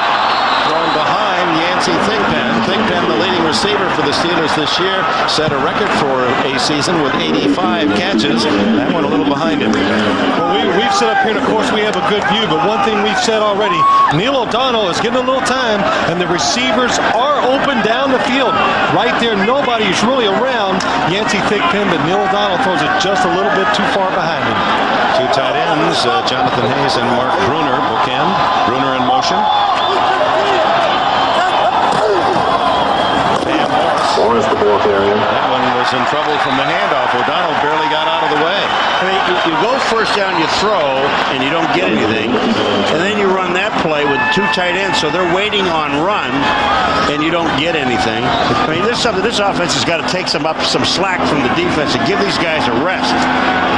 Steelers have scored in the second quarter all season long. It's been a good period for them, including the playoffs. They've not been shut out in the second quarter, and we have only 5 minutes plus remaining today. And a 3rd and 11. Blitz. O'Donnell, incomplete. Through the hands of Andre Hastings. Guess who's covering downfield? A guy we haven't mentioned all day long. Leon Lett. They have a blitz. Leon Lett is the tackle, probably the biggest defensive lineman they have, and he's downfield making some coverage. Well, Paul, look what happens. Here's Leon Lett. He's going to drop back. Watch the blitz from the top. Looking for something to Neil O'Donnell's right. He gets back there. Not a factor, but they still got pressure on Neil O'Donnell. 3 and out for the Steelers, and Ron Stark to kick off the side of his foot. Deion Sanders lets it bounce. A good Pittsburgh roll, and covered by Leith and Flowers. And the Cowboys touch the ball. Let's see if the Steelers are ruled the possession. It appeared to touch a Cowboy leg. Dick, it does, but I'm going to tell you what happens. They knock the player into the ball. And it is Dallas's ball. They ruled Cowboys ball. It was touched, but apparently on a push by a Steeler. Coming downfield. Now watch number 23. He's going to get knocked from behind. They don't see if it hits him or not. Gilden is the guy that hit him, number 92. Watch this. Does he hit? Does he get hit? Here's Gilden. No, that's Bill hitting. 40. And Dallas retains possession. We have a timeout.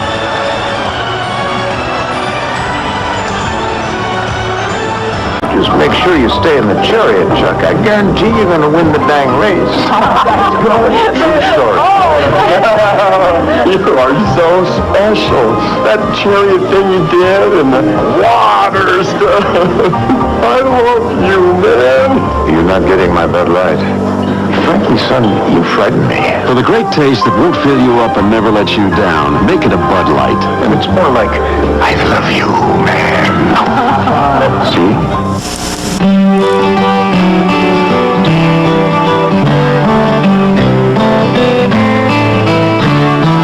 Off in the distance, the game's dragging on. There's strikes on the batter, some runners are on. Then suddenly everyone's looking at me. My mind has been wondering what could it be.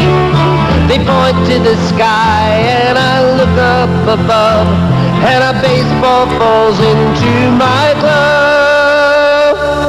I play right field. It's important to know. You gotta know how to catch. You gotta know how to throw. That's why I play in right field, way out where the dandelions grow. At Pizza Hut, there's always a place for a good right fielder. You'll love the stuff we're made of. And it's really nice of you guys to do this promo for us. Yeah, I'm sure you would have rather been in the Super Bowl. Wow, we worked all year for this. Yeah, right. Hot dog! The Oscar Mayer halftime show is coming up. Don't miss it.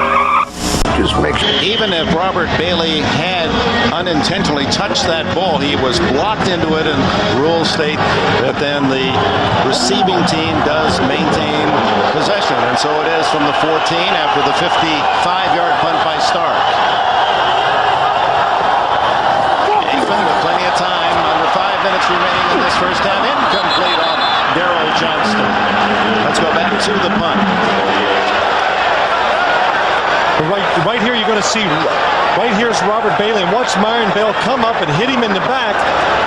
But it looked like, yeah, it looks like he touches the ball, but I don't know. He might have, the back of his legs might have touched that football right there, but it would not matter. It still would go to the receiving team. I mean, Aikman again. Look at this field. It's supposed to be so tight, and here's Aikman slipping down again. It's unbelievable. This field, we thought it was a lot better. That ends a string of 10 straight completions for Aikman. He's dropped for a loss in the backfield. Greg Lloyd announces his presence. Emmett's still down, and Emmitt Smith is hurt. Lloyd hit him while he's up limping. Here comes Lloyd down. And watch this. You talk about sacrifice your body. He goes underneath the block and gets Emmett. Something I've noticed already. Greg Lloyd, when these big linemen are pulling out now, he is deciding to take his side, so that way he won't have to take them on because he cannot win that battle. Very smart. Good smart, that's right. Third and a long 10. Deion Sanders to the left, 3 receivers to the right. Novacek has been the man in this situation. Aikman over the middle, incomplete, knocked down by Chris Oldham.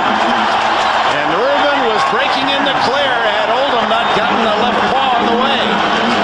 Boy, you know, they're showing an awful lot of confidence in Rod Woodson. They're lining him up on Deion Sanders and letting him play 1-and-1, so they have the confidence. Here it comes. Well, it's an excellent job. Look at Troy Aikman right there.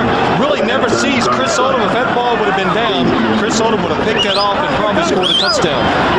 Right hand knocks it away, and for the first time, the Cowboys 3 and out. Andre Hastings at the 42 of Pittsburgh. First punt for John Jett. And he sends up beauty. Perfect spiral. Hastings at the 35. That's 2 blocks, 3. Runs into his own man. And down he goes near the 50-yard line. Wooly Williams actually made the hit on Andre Hastings. Well, he was blocking Dale Hellestray, number 70 for Dallas, and they ran into each other. No flags on the return, and Pittsburgh, we'll start from the 46-yard line. Dick, they got to light it up. They've got to do something now, Phil. One of those special plays that they have in that jar that he says we're going to empty it. They better start emptying the jar now. 3 minutes, 52 seconds remain in the opening half. 13-0 Dallas. An open thick pen, but wide and outside was O'Donnell. Well, it was a good play call right there by the Pittsburgh Steelers and Ron Earhart, the offensive coordinator. Neil O'Donnell, the receiver's wide open. He's a little too careful with the football. Threw it outside. The receiver's not able to make the adjustment. I mean, he talked about open. That was an 8-yard completion and would have ended up close to a first down, if not get it. O'Donnell, who played at Maryland, recruited there by Bobby Ross. The Charger coach is 4 for 10 in this opening half. Protection breaks down, and Charles Haley has his first sack today. Let me just say one thing before you describe all this stuff, Phil. The reason this sack comes because of the great coverage downfield. This is a coverage sack. Haley gets credit for it, but look what happens here. There's a lot of time back in the backfield. Well, John Jackson right there really had him in good position. John Jackson did not expect Neil O'Donnell to be so deep on your right paw. The coverage downfield was excellent. Neil O'Donnell retreats a little right into the hands of Charles Haley. Haley shooting for his 5th Super Bowl ring. 2 with the 49ers, 2 with the Cowboys. His parents seeing their first Super Bowl game from Glass, Virginia. 3rd and 20 for O'Donnell. Underneath he goes to Hastings with some running room, and Hastings fights close to a first down. He's at the 44. It appears he's just shy. It's 4-down territory. You've got 3 minutes to go. You've got to score. You've got to at least get on the board. They've got about a half a yard for a first down. You have to get inside the 44-yard line. They are not inside. It's going to be short about a half a yard, and that's about it. Well, you talk about run after the catch, Phil Simms. Hastings was really determined to get to the sticks. He was, Dick, and that was a good job by Neil O'Donnell. Staying patient. Andre Hastings was actually in the backfield that time, released underneath, and just caught that ball running full speed. Half yard. 3rd down. 4th down. 4th and inches. Here's Hastings' effort. Well, Andre Hastings is going to make sure that they do blitz. He's going to be in the backfield to catch. But look at him right here. Watch him sneak through there. Cowboys are thinking it's going to be down the field. He catches that ball, and he is full speed right there. Here's Deion Sanders coming up trying to make the tackle. Hey, Mike Ditka, are you watching? That'll take a little luster off the Neon. Yeah, that will. I wonder if Ditka was watching that play. This is the second 4th down where Pittsburgh has gone for it. They used Cordell Stewart on a sneak for a first down, and he's under center again. Go right, Cordell, go right. He does. First down, Pittsburgh. Well, the whole big opening is on the right-hand side. Cordell Stewart, he has brought so much to this Pittsburgh team. That's why the nickname Slash, quarterback slash receiver. And in this computer age, you can punch up some pretty impressive numbers for Slash. As a quarterback, he's 5 for 7. As a running back, average 5.7 and 14 catches. And he's even punted once for 41 yards. O'Donnell going long for Thigpen. Incomplete. Now, I'll tell you what, here's where you can have some offensive pass interference on Thigpen. And that's what Deion is talking about. Thigpen this time was pushing off on the way down the field. I'll tell you what, Paul, if you want to throw the football down the field on Deion Sanders and these type of routes, watch here. Yancey Thigpen's going to release outside. Deion has him pinned to the sideline. The only chance you have is to throw it behind the receiver where he can stop and catch on the outside shoulder. I still think the only place to go for Deion Sanders, too, is if you're going to throw, you go inside. Absolutely. You throw inside of him. Don't go outside or down the field. First time they've tested Sanders in this half. 2nd and 10, Van Horst. Big man rumbles. First down at the 30 with 2:06. And ticking away, we come to the 2-minute timeout. Pittsburgh's best chance to score, and the Steelers' terrible towels are out.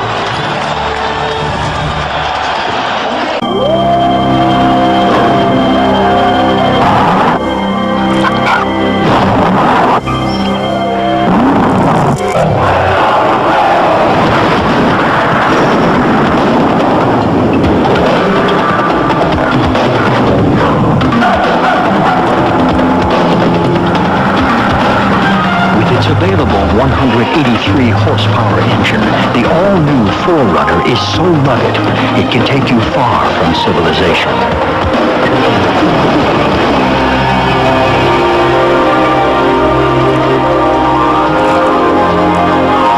Which is ironic when you consider that with its immense, well-appointed interior.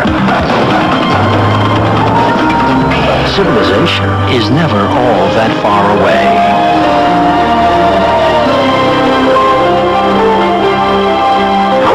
All-new 4Runner from Toyota.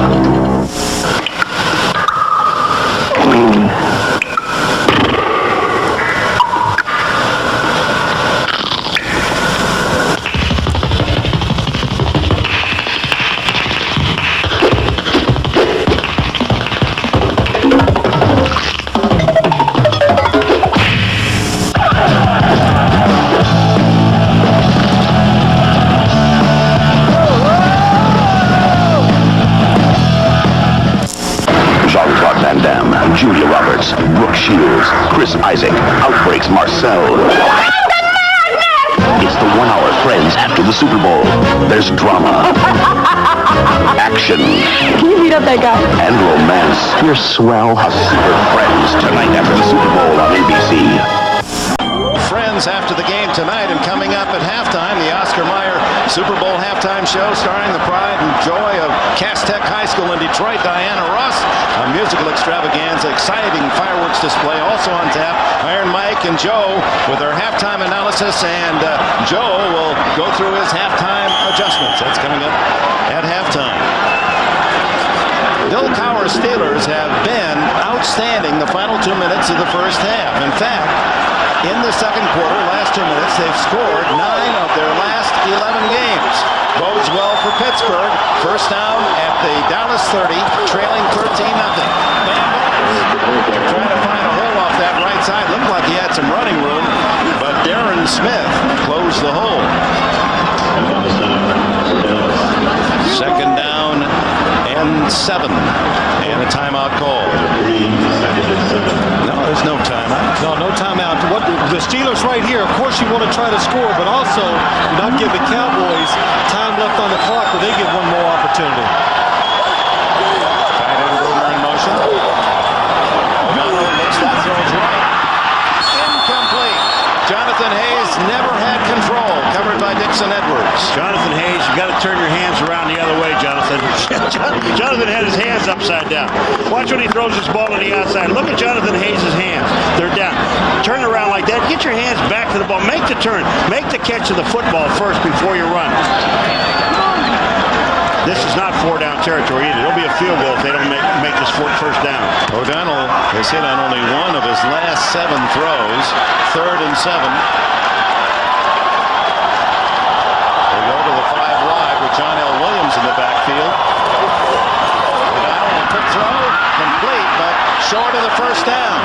Bernie Mills hit right at the 20-yard line, did not penetrate, which would be required for the first down. So it's going to be inches short. Oh, what a mark! They're getting a great mark. Oh, man! They mark it on the 20. First down, Pittsburgh. Now, wait a minute. It's got to be where the ball ends up. Now, this has got to be one of the greatest marks I've ever seen. Yeah, you're right. I think you're right, Barry. This baby has got to be just inside the 20 on the black line. That angle there. Look where he comes down. He's hit here. He's knocked way back. It's not where he comes in down, Paul. It's where he catches it up in the air. Right here you can see he's not behind the line. From that angle, it's pretty close. But a generous spot, nevertheless. You don't usually get that kind of forward progress on that play. I'm going to tell you guys now, this is the last game this year. Don't you go questioning my eyes now. Yeah. Not now. Well, it's a first down for the Steelers with a timeout and 1:05 left in this first half. And it's very apparent, even for those who don't watch a lot of football and come around at Super Bowl time, that with the recent records of the NFC domination over the AFC and the Cowboys scoring on their first 3 possessions, and it looked as if at times they might run away, that a Steeler touchdown here could make this an interesting Sunday. But if they fail to score, then perhaps we're off to another disappointing Super Bowl experience. That is the encouraging statistic for Steeler fans. First down and 10. Charles Haley almost went into the Pittsburgh huddle to say something to John Jackson. I don't know what he said, but he's lined up on him. Cordell slotted left. Stewart in motion. O'Donnell, a sack by Chad Hennings. Hennings, a 2-time GTE Academic All-America from the Air Force Academy, the 288-pound former pilot in the Persian Gulf crisis. There was a little confusion, I think, inside. Right, well, Chad Hennings, all he does is just throw Tom Newberry to the side and get straight to the quarterback. Neil O'Donnell's got to be ready. Short drop. If it breaks free, the defensive lineman, throw it away. Joe Palooka type from Elberton, Iowa. Population 150. Second down underneath the Hastings. Tackled immediately. Good coverage from Robert Bailey, a former Ram. But what what you do here, the first thing you want to make sure, give yourself a chance to kick this field goal. The Steelers will use a timeout here with the ball just outside the 23-yard line. Not only is NBC producing worldwide coverage of the Super Bowl today, we're also producing coverage of the World Wide Web. First time ever, enhance your Super Bowl experience by going online. Go interactive on this Super Bowl Sunday with Randy Cross, Jeff Hostetler. They've got Super Bowl experience. Gil Brandt, the former recruiter for the Dallas Cowboys, talent scout. It's the best online source for all of your Super Bowl action. It can only be found at superbowl.com on the World Wide Web and on the Microsoft Network. So third down and 14 is the call. The Steelers are in field goal range. And Phil says you say here you play it fairly conservative. Well, I think you do. Really, Dick, I know, of course, Ron Earhart, the offensive coordinator, right here is the time where he likes to take a little shot into the end zone, spread the field, send one of the receivers down a seam, and try to get the big play for the touchdown right here. Or if you don't, just kick the field. All right, Phil, you've been watching 5 wide. In this 5 wide set so far, who is usually open? Everybody? Somebody. Well, somebody has been open every play, and it's usually inside. So here we have the 5 wide receiver set. With Stewart, the nearest receiver on the right side. O'Donnell has to hurry to the end zone. No, short but caught. What a catch by Ernie Mills. Mills, who made the brilliant reception at the end of the AFC Championship game against the Colts. And the Steelers spend their final timeout. A 17-yard play, and what a catch by this young man who played with Emmitt Smith at the University of Florida. And you're right, you said someone's going to be wide open, and he was wide open. There's Ernie Mills going to come across, wants to clear out right here. Inside is where people have been coming open most of the day. Ernie Mills cuts inside. What a catch, going up high, knowing he was going to get hit when the ball was delivered to him. Scott Case, the defender. Oh, he gets nailed by Scott Case, but watch this catch. That ball is bobbled in the air, and he still has enough to hold on to the football. They pick up the first down. The only problem is they're running out of time. They only have 17 seconds, and they have no more timeouts. Ball at the 6-yard line. Well, with the pass, you 2 passes into the end zone, and if you don't make it, the field goal. I think right here, Dick, quick passes, you have 3. But the thing about it is, Phil, is you've got to make sure that guy you're throwing to is not in a crowd. You've got to throw that baby, I would think, to the outside more so than the inside. They stay with the 5 wide.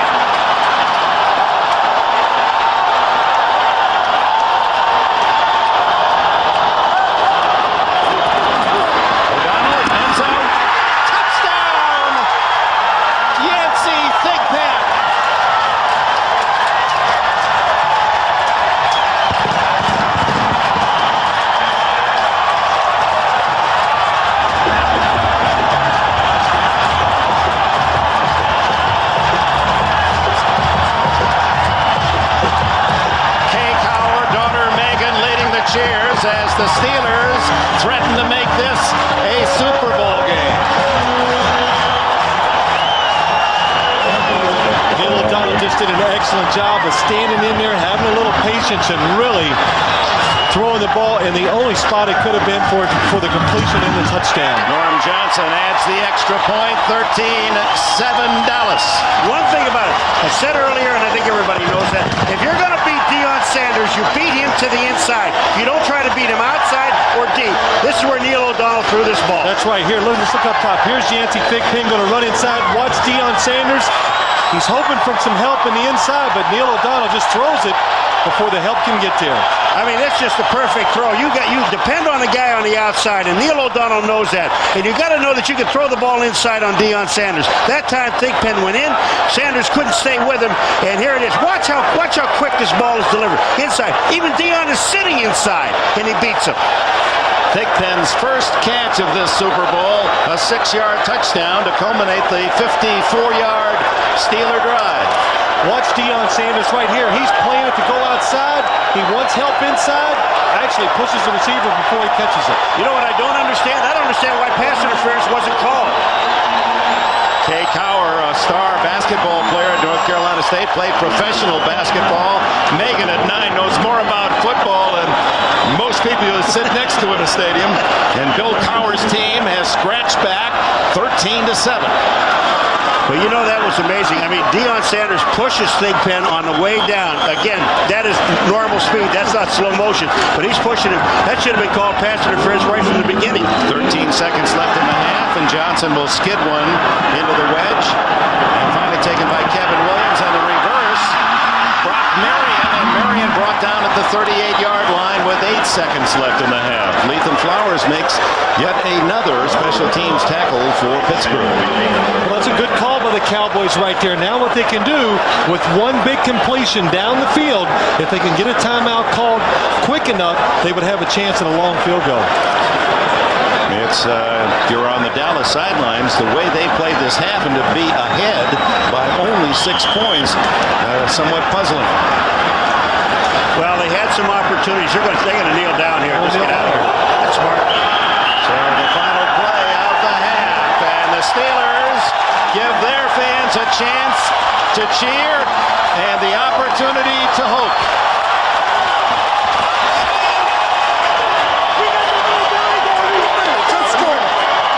At the intermission, Dallas 13, Pittsburgh 7.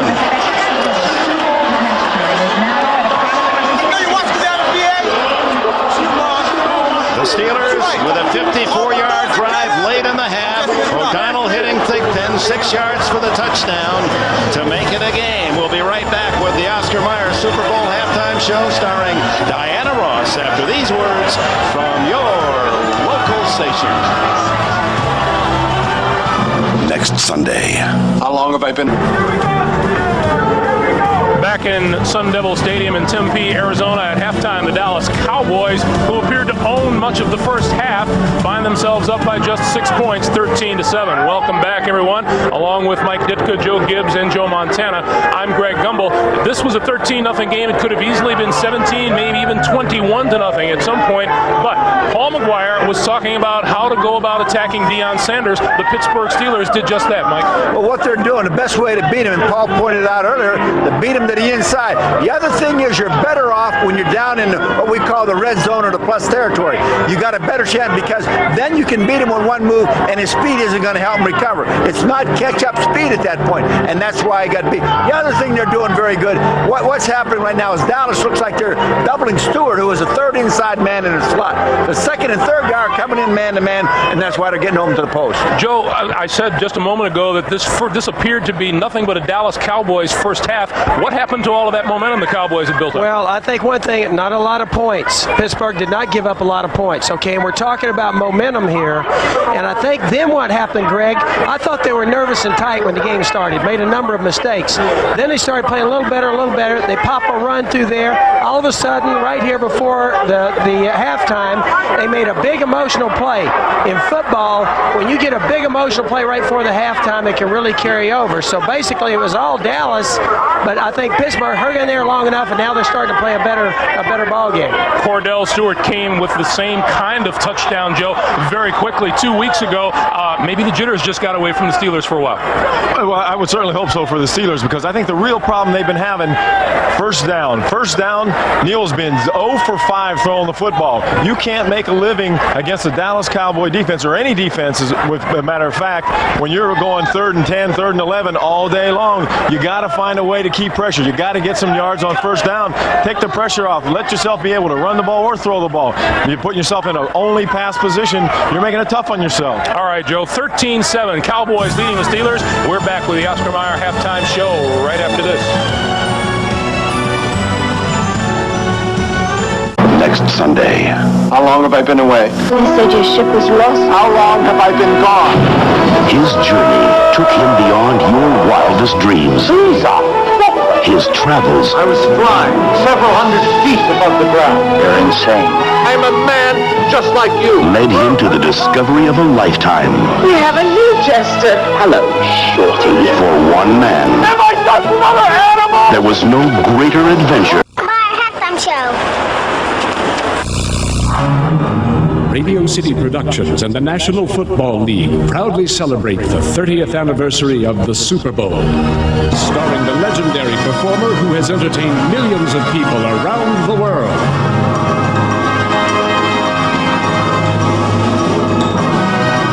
Ladies and gentlemen, the one and only Miss Diana Ross.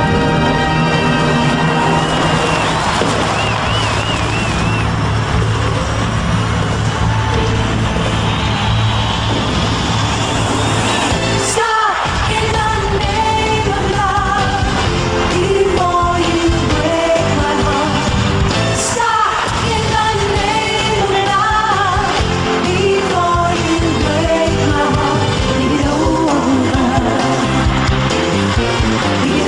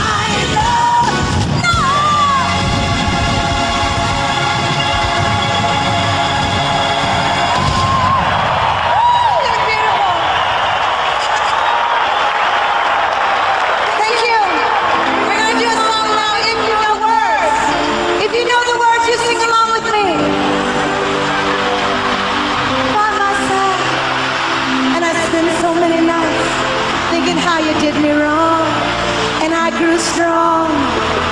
I learned how to get along. I saw you back from outer space. I just walked in to find you here with that look upon your face. Should have changed that stupid lock. Should have made you leave the key. If I had known for just 1 second you'd be back to bother me. Go now, go. Walk out the door. Just turn around now, 'cause you're not welcome anymore. Turn to the one who tried to break me with goodbye. Did you think I'd crumble? Did you think I'd lay down and die? Oh no, not I will survive. Oh, as long as I know how to love, I know I'll stay alive. I've got all my life to live, and I've got all my love to give. I'll survive. I will survive. Sing along. I will survive. Every day. Oh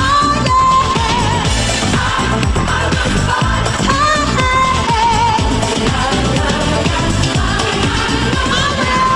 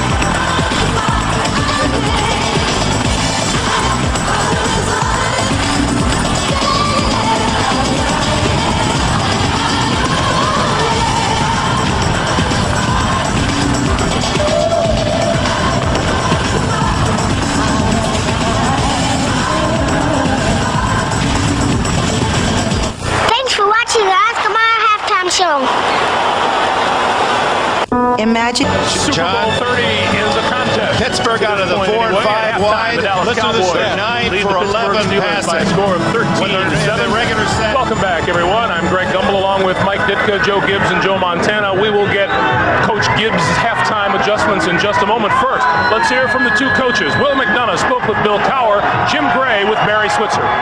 Bill, what adjustments are you going to make, and what do you tell the ball club? Well, you know, we didn't stop them very good on third down on defense. I thought we were a little jittery at first. Very big key was holding the field goals while we kind of got into some sync. I think offensively started getting a little bit of rhythm. You know, what we got to do now is take that second quarter, the first one's behind us, take that momentum and carry it right over to this half, because the longer this game stays close, I like our chances. Bill, thanks very much. Barry, are you concerned that you controlled the game, yet you only lead 13-7? You know, it's disappointing when you have them 3rd and 20 and 3rd and 14 and 2nd and 18. They overcome that in that last 5 minutes of the first half. Our defense has played outstanding. We've had the sacks. Offense has controlled the ball. The only possession that really hurt us is the fourth one. We don't make a first down, allows them to do what they did in the first half. Field goals instead of touchdowns, though. Yeah, we slept, and Emmett was trying to get the first. Well, obviously, we had to kick the field goal the first one, but the second one we're disappointed. Disappointed in the call. I think we got a touchdown on the call. Barry, thank you. Good luck in the second half. All right, guys. Both sides exuding confidence as the second half approaches. Got to think the Pittsburgh Steelers are very comfortable in close games. Joe, let's talk adjustments. Well, I think Pittsburgh started off the game kind of tight. Bill Cowher even said that. And I think the first thing they need to do is, hey, they opened it up more on that last drive. They need to do that. Go with their 5 receivers in there. Get Cordell Stewart in there. They've been a little too conservative. On defense, I'd start making Emmitt Smith beat them. Hey, hey, listen, they're killing us with the passing game. They're being aggressive on defense, and they're killing them throwing the ball downfield. Take a look at Novacek right here. 5 catches for 50 yards. This guy's killing them. I start doubling him and play a little softer, make him beat you. Now, when you start talking about Dallas, on offense, stay with the game plan. Hey, they're reading it great. When they get aggressive, they're throwing the ball downfield. I'd run Emmett now. Don't forget about Emmett. And on defense, I'd take away those inside routes. And the way you do that is don't double people, but play inside position. Don't let them have those inside slants. That's the only thing that hurt them in that last drive, really. All right, Joe. Mike, the Pittsburgh Steelers made some hay when they started with some good field position. Well, they got to be elated because the big factor in the game is the number of points scored. They've only given up 13 points so in the game. The other thing is Dallas is only 2 out of 6 on third down. So they're doing a pretty good job in that area. They got to do a better job on stopping them on first down. That's where they got to get them into longer situations on third down. Okay, Eagle-Eye Joe Montana, what do you see? Well, the first thing I see is that you got Troy falling down twice, getting up and completing the pass. There's no pressure on him. I think Coach Dickett could complete a pass as much time as he's had. That's the first thing. The second thing, they've led the NFL all year in time and possession. Right now, they're behind in the first half by 5 minutes. They got to get control of the ball. All right, Joe, we hope another half of terrific football in score. 13-7 is our score. We take you back to the booth. Dick Enberg, Paul McGuire, and Phil Simms. Gentlemen. I hope we didn't waste all our energy the way you guys are dancing to Diana Ross, but nevertheless, how about Emmitt Smith? Now, the first 5 times he carried the ball, 37 yards. Looked like they couldn't stop him. The last 6 times Emmitt had the ball, 3 total yards. Well, Dick, what I'm seeing, the defensive line of the Pittsburgh Steelers now is forcing everything inside. The corners are up on the line of scrimmage. If he breaks outside, they're making the tackles. A change in philosophy has worked very well. And how about passing out of the 5 wide and 4 wide for Pittsburgh? You know, Phil and I were looking at things, and we talked between plays, and in 5 wide, there's always someone open. In this first half, Neil O'Donnell has been throwing to the wrong man. He has not thrown the ball to the right guy, but when they get to 5 wide, there are other guys for touchdowns. He's picking up, short yardage with them, but I think they're going to adjust. I think they've now calmed down, and now they can play. Nevertheless, the Dallas Cowboys are leading 13-7, and in their first 3 possessions seemed almost unstoppable. And Deion Sanders on the other side of the ball, he did a good job until the final play of the half. Well, he had a little success on offense, but on defense, I think the Pittsburgh Steelers are attacking him in the right way. Right here, you see him release outside, does a good job of coming inside. You can get open on Deion on the inside. Right there again, hand checking 10 yards down the field. But when you get this, when he uses the sideline as his friend, he is the best when he uses the sideline as part of his coverage. But when you go inside, that is the one weakness Deion Sanders has, probably as a football player. Receivers going across the middle, he doesn't do a good job of following. The Steelers, as you heard Bill Cowher, hoping to build off the momentum of that final scoring drive of the opening half, get the ball first to start the second half. Night has fallen in the Valley of the Sun, so we are indeed in prime time in the capital city area of Arizona. Boniol to kick it off, and Ernie Mills is deep for the Steelers. A 6-point game, and a wobbler toward the sidelines goes out of bounds. There's a big break for the Steelers. They're going to get the ball at the 40-yard line. Huge mistake on special teams. And, all they ask you to do is kick the ball down the field. All day long, they've been trying to kick the ball to the left-hand side, and they've been doing that very well. But when you do that, Dick, if you slip at all, the ball goes out of bounds because you're flirting with the sideline. This puts the ball on the 40-yard line. Let's compare the starting quarterbacks. Troy Aikman, only 4 hit the ground, 1 a touchdown pass. Neil O'Donnell, 9 for 17, warmed up in the second quarter, and he too with a touchdown throw, both from inside the 10-yard line. Great field position for Pittsburgh at the 40. Van Horst trying to get outside, and Tony Tolbert grabs him by the nape of the neck and waits for help, and Robert Jones is there to support. No gain. Well, Tony Tolbert just destroys this play, gets up the field, and just ruins all the blocking the Pittsburgh Steelers have. Right here, you see him get up the field. Now, John L. Williams has to try to block him instead of going down the field and opening the hole up for Eric Peterman. Or for Bam Morris, I'm sorry. There's Tony Tolbert. Said, boy, he watched Reggie White, the great Green Bay Packer, go off the field after losing 2 weeks ago, and he said, now I know how important this game is. Dumps it off to Bam Morris, who catches 2 passes, and he gets in the open field. He's a bowling ball to the 50-yard line. This is something the Steelers haven't done today. Throw the ball to the back when you send everybody down the field. This time the wide receivers and tight ends go down. They clear it out. Neil O'Donnell, excellent job dropping off the Bam Morris. Really, the only person that has a chance to make the tackle quickly is Robert Jones. And I guarantee you that was not by design. Because Bam almost dropped the ball, but he picked up the first down. Caught only 8 passes all year. First down at the 50.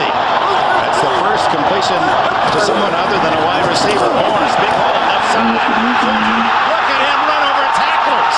Still on his feet to the 35. Oh, my.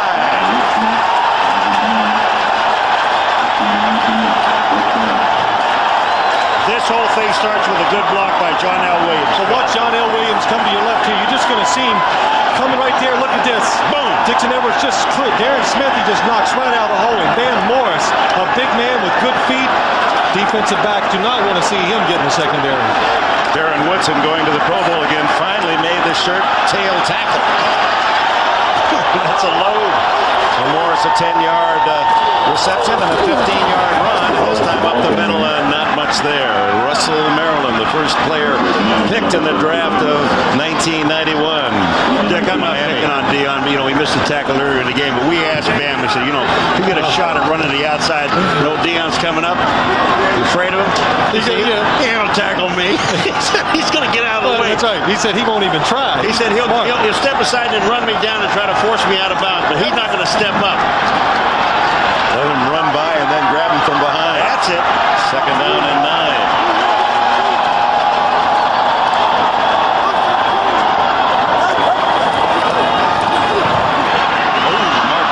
Looking for the pass at the 25-yard line. The ball was by him before he had a wink at it.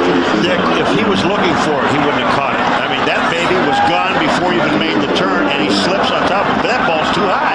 Well, it is. I'll tell you what, and look at the hole Mark Bruner has right here. Neil O'Donnell just a little too pumped up early. There's a big hole right there. The formation, and watch Neil right here. He knows it. Just settle down, Neil. Third down and 9, 5 wide for the Steelers.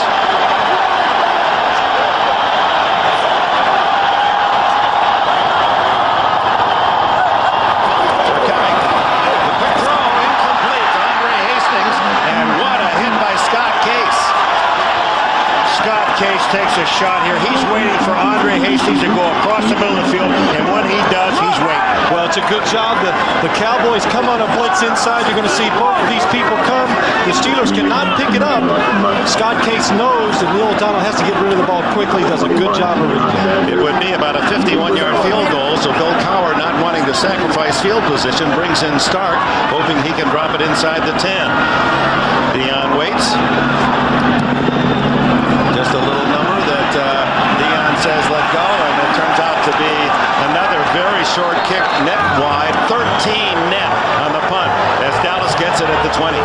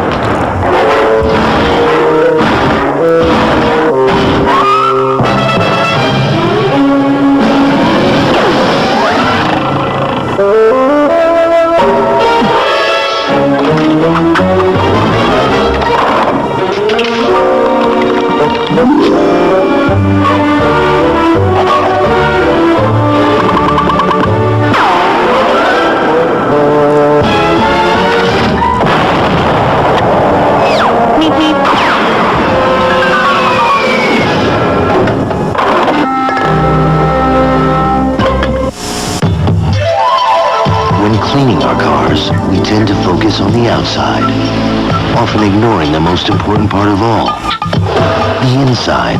Slick 50 Fuel System formula cleans your entire fuel system, removing dirt and carbon deposits with 10 times the power of ordinary gas treatments. After all, it's not just how great it looks on the outside, it's how great it runs on the inside. Slick 50 Fuel System formula. Don't forget the inside. Pepsi-Cola Company, who remind you that nothing else is a Pepsi. By the all-new Ford F-150, strength after strength after strength. By Tylenol, the pain reliever hospitals use most. And by MasterCard. MasterCard, it's smart money. Bill Cowher kick out of bounds with that kind of punt. Your former punter Paul McGuire, he didn't give his men downfield a chance. Dick, you aim for about the 5 or 10 yard line, and then you pick up that yardage. That's 10 more yards they have to go. You don't kick the ball in the end zone. That is dumb. First down, Dallas. They stopped Pittsburgh on the first drive of the second half, leading 13-7. Cowboys Emmitt Smith brought down in the backfield by Kevin Green and Greg Lloyd. Jim Gray is with us on the sidelines. All right, thanks, Dick. Well, Emmitt Smith twisted his knee toward the end of the first half. He acknowledged he twisted his knee, said he went in at halftime. It does hurt him a little bit, but he says basically he's okay, should be able to fulfill here in the second half. Also, a lot of the Cowboys changed their shoes, according to Barry Switzer, because just like that last play, they're slipping a lot. Dick? All right, thanks, Jim. A loss of a yard, 2nd and 11.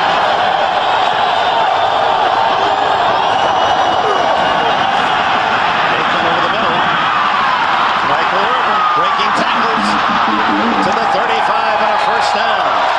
16 on the play. I tell you, that is just a tremendous mistake by the Steelers. They let Michael Irvin run across the field with only a linebacker covering. Here's Greg Lloyd. You're going to see on the pass rush right here. Really gets caught in no man's land. Doesn't know whether to speed rush or power rush, so he ends up not being a factor. But look at that. They pass him off. Nobody picks him up. Michael Irvin, you must keep a guy looking at him at all times.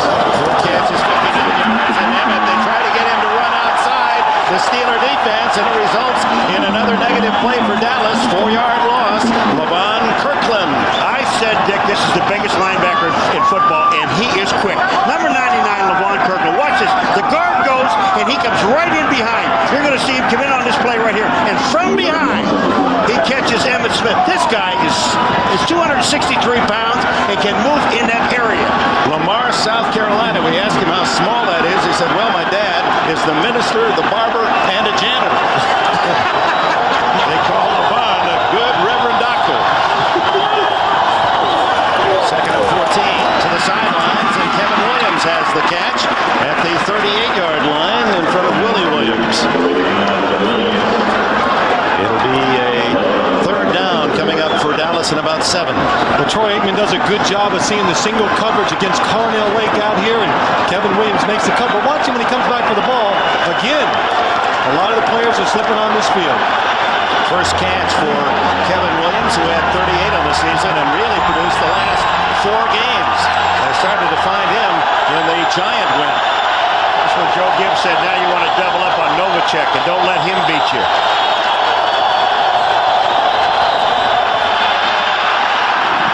The ball is short. It bounces to Michael Irvin. And Aikman hit as he throws as Kevin Green was in his chest. That time the Steelers just did an excellent job down the field. Watch the receivers right here. They're both people all over them. The good thing they do, look up top in the slot. They got 2 defenders looking at the receiver. Excellent job outside by Willie Williams. So John Jett, who was forced to punt only once in the first half, in, and Andre Hastings back at the 20. Short kick, Wobbler. Hastings lets it bounce, and it takes a Pittsburgh bounce, well covered downfield by Godfrey Miles. Steelers with the ball, 9:14 left in the 3rd.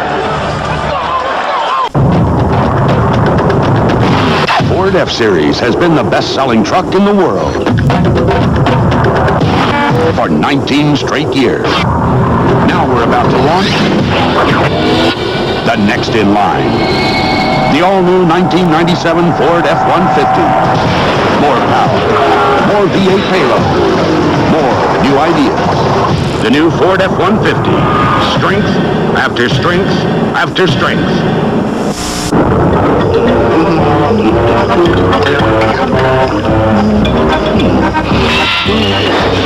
Bye-bye.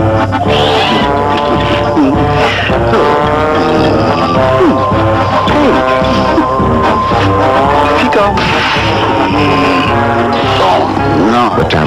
custom signature panel, pioneered by MasterCard. It makes a stolen card practically worthless. MasterCard. It's smart money. Hey, it's your choice. For 96 cents, you can have juicy meatballs on fresh baked bread with marinara sauce and loads of fresh-cut fixins in a sandwich made right before your eyes. Or a pre-made burger. Want to see it again? No problem.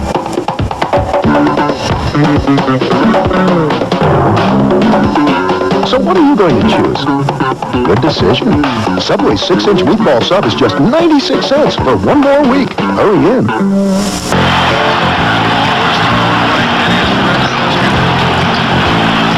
Think we could meet the dog? Mad About You, next Sunday on NBC. You're watching Super Bowl 30 on NBC.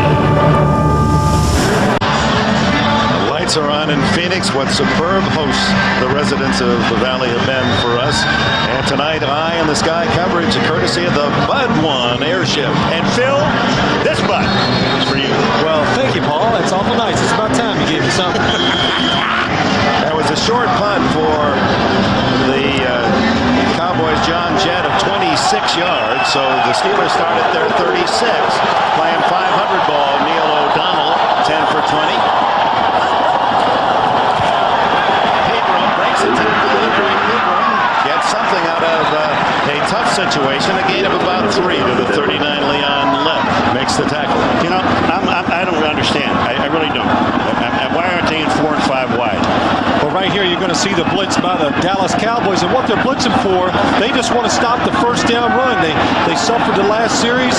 Pittsburgh did a good job. This time blitz stopped their first down run and worked. Yeah, but when they're completing 9 out of 11 when you're 4 and 5 wide, don't they see that at halftime? Don't they get those stats and understand that this is where they have to be? Cordell Stewart enters the game, slot left. And he takes the handoff from O'Donnell. Is he going to throw? He wants to. Nobody open, so he runs it. Donovan at the 47. He does have a first down. And that's a legitimate hit out of bounds, folks. They're not bullied that he got nailed going out of bounds. But I'm going to tell you something. Cordell Stewart, this is what he does for you. They handed the ball. This is supposed to be thrown downfield to Thigpen, I believe. But Cordell, now watch what he does. Watch how quick he makes a decision. Now, get out. Excellent job by John L. Williams staying with the block and giving him a chance to go down the field. And right there, it's a legal hit inbound. Scott Case makes the hit. Yeah, 4 touches by Stewart. 3 of them produce first downs. At the 47. Nothing there. Darren Smith saw the play coming and held his ground. You know, you talk about some throwaway plays in the game. Every first down I've watched it so far in this game, Pittsburgh, they have throwaway plays. I mean, I don't even know why they're calling these plays. Well, Paul, they're not having any success throwing the football on first down either. So if they go 4 and 5 wide, they would. Paul, in his old age, is getting very flamboyant. He likes wide open offenses now. Well, that's what they told us they were going to do. Get out there. Spread those people out. He reverts back to those AFL days, you know. Second and long, and Stewart again in the game in motion. Blitz on. The throw to Stewart incomplete. Scott Case is tagging him again. Scott Case is just having a good time. He just likes to tag people. You catch the ball, you're going to get hit. That's his job. Well, look at the blitz by the Dallas Cowboys right there. Neil O'Donnell has to get rid of it quick. Cordell Stewart just not ready for the football to come out there that fast. You might as well catch it. You're going to get a lick anyway. Case, who went to Oklahoma, recruited by Barry Switzer, now in his 12th year in the league. 4 wide with a back joining O'Donnell. Blitz. O'Donnell over the middle. Intercepted wide open is Larry Brown. No one near him, and Brown takes it inside the 20 to the 18. Well, I'll tell you what, the Steelers do a wonderful job. They pick up the blitz perfectly. Everybody is stopped. Neil O'Donnell has time, and watch what he does. This is Neil O'Donnell's fault. Larry Brown really does not even cover anybody. He just stands there. Larry Brown is on the outside. Once the receiver come down, he's wide open. Neil O'Donnell stands in there. Look at it. Larry Brown lets him go. And Neil O'Donnell panics in the pocket, thinks he's going to get hit, and that's one of the reasons why the ball gets away from him. Look at the time he has to throw the ball. You're talking about the offensive line just did a magnificent job of picking up the blitz, and then O'Donnell throws the ball away. You could see O'Donnell throwing while falling back, and the pass was high. First turnover of the game. The Cowboys at the 18. Aikman looking for the strike early. He finds his man inside the 2. Michael Irvin. Darren Perry chased him out at the 2. The Steelers they do a good job of recognizing the play. They're in perfect position, but Troy Aikman just buys some time right here. Michael Irvin does a good job of just getting outside of Darren Perry, and it's an excellent throw by Troy Aikman on the run. You know, the one thing about it, the Pittsburgh Steelers in the first half, ball kicked out of bounds, they get on the 40, they have a chance to do something downfield. They don't do it. Here they have another chance, an opportunity, and the offense twice now has given the ball back to Dallas, and that'll beat your defense in a heartbeat. Ball just outside the 1-yard line. First and goal. Emmitt Smith. Second effort. Is he in? No signal yet. They're marking now. Touchdown, Dallas.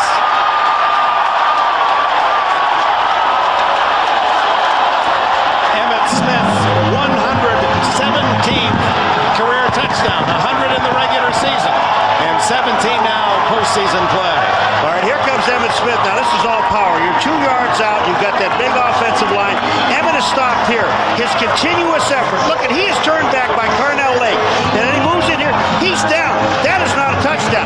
I'll tell you right now, the ball doesn't go over the goal line until after, and the whistle should have been blown. Michael Irvin said, hey, I should have had the touchdown. You saw the pregame show. They got a little wager going. Whoever gets the most touchdowns in this game wins a sizable wager. Try for a point. And Bunyol knocks it through. 20-7. Pittsburgh falls behind by 13 after the Larry Brown interception. Here comes Emmitt Smith now. Watch this here. In that hole is Carnell Lake. Now look, he turns him sideways. Now at the end, Emmitt is on the ground, decides to turn the ball into the end zone. That's not a touchdown. Great.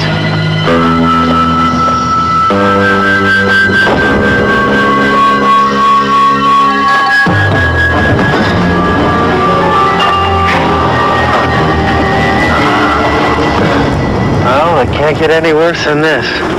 For the great taste that will fill you up and never let you down. I stand corrected. Make it a Bud Light. I'm never gonna get it open. We have a Buddy Burger, funny fries, and a large Pepsi. No, that's a Buddy Burger. What? Forget the burger. All I really want is a Pepsi. Pepsi. Pepsi. Yeah. Thank you.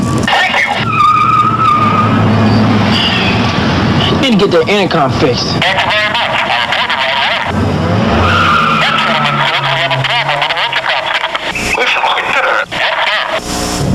July 2nd, they arrive. July 3rd, they attack. July 4th is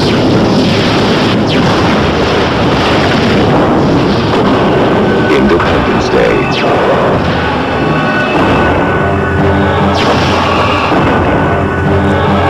Coming this summer.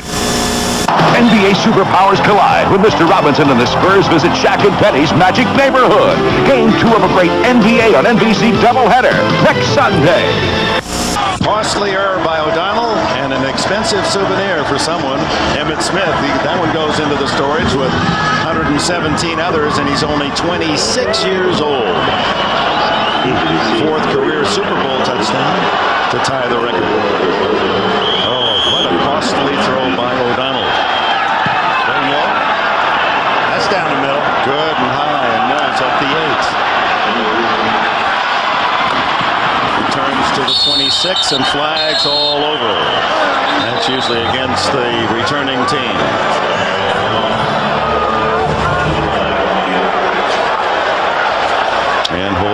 against Pittsburgh. Brendan Stein, number 68, was on the kickoff return team, and they kind of looked at him. I don't know if it was him or not. During the return, holding number 54 by the receivers, 10 yards, first down and 10. That's a timeout. Dante Jones guilty of the error. You're watching the Super Bowl on NBC. Hey, you okay? It's 3 o'clock. I can't believe this heartburn. You and your Let's Go Mexican tonight. You didn't take the Pepsid AC before you ate, did you? Pepsid AC? Yeah. Could have stopped your heartburn before it even started. Oh, so I could actually be sleeping right now. We could be sleeping. Wait. Take one now. It controls acid all night long. Oh, all night? Mm-hmm. Water? You're so good to me. You can sleep heartburn-free with Pepsid AC.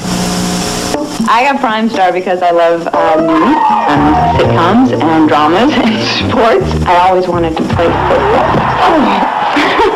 Maybe not. Okay, so I admit, I love TV. And with Prime Star's 95 channels, I get it all in digital, picture, and sound. You want to know the best part? You don't have to buy the dish. Prime Star is a service. There's no equipment to buy. And it all starts at about $1 a day. Enjoy. Call 1-800-PRIME-STAR. Nike presents Pee Wee Football, the year in review. It was a cold October Thursday in Chicago as running back Javelle the Bull Cooks battered his way goalward like a Packard 8 in a demolition derby.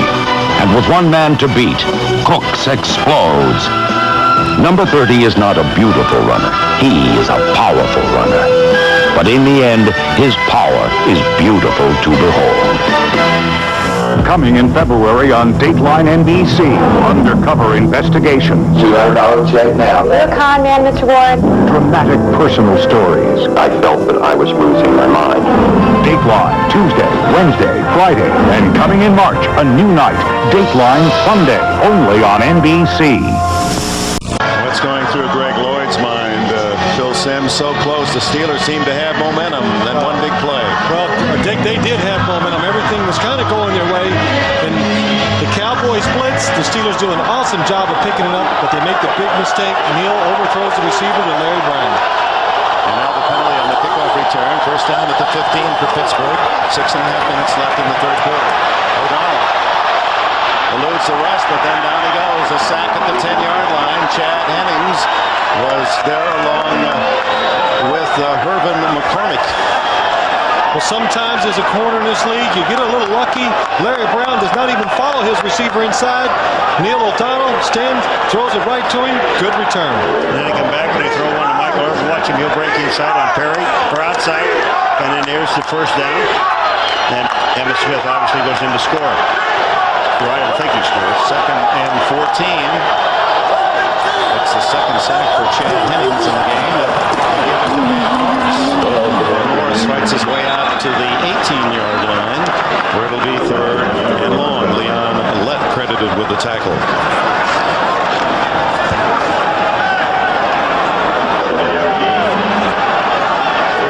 They didn't get part of his game plan from the Kansas City Chiefs, did they? No, I don't think so, Paul. I'm telling you, it's mind-boggling. 3rd down, 8. 4 wide.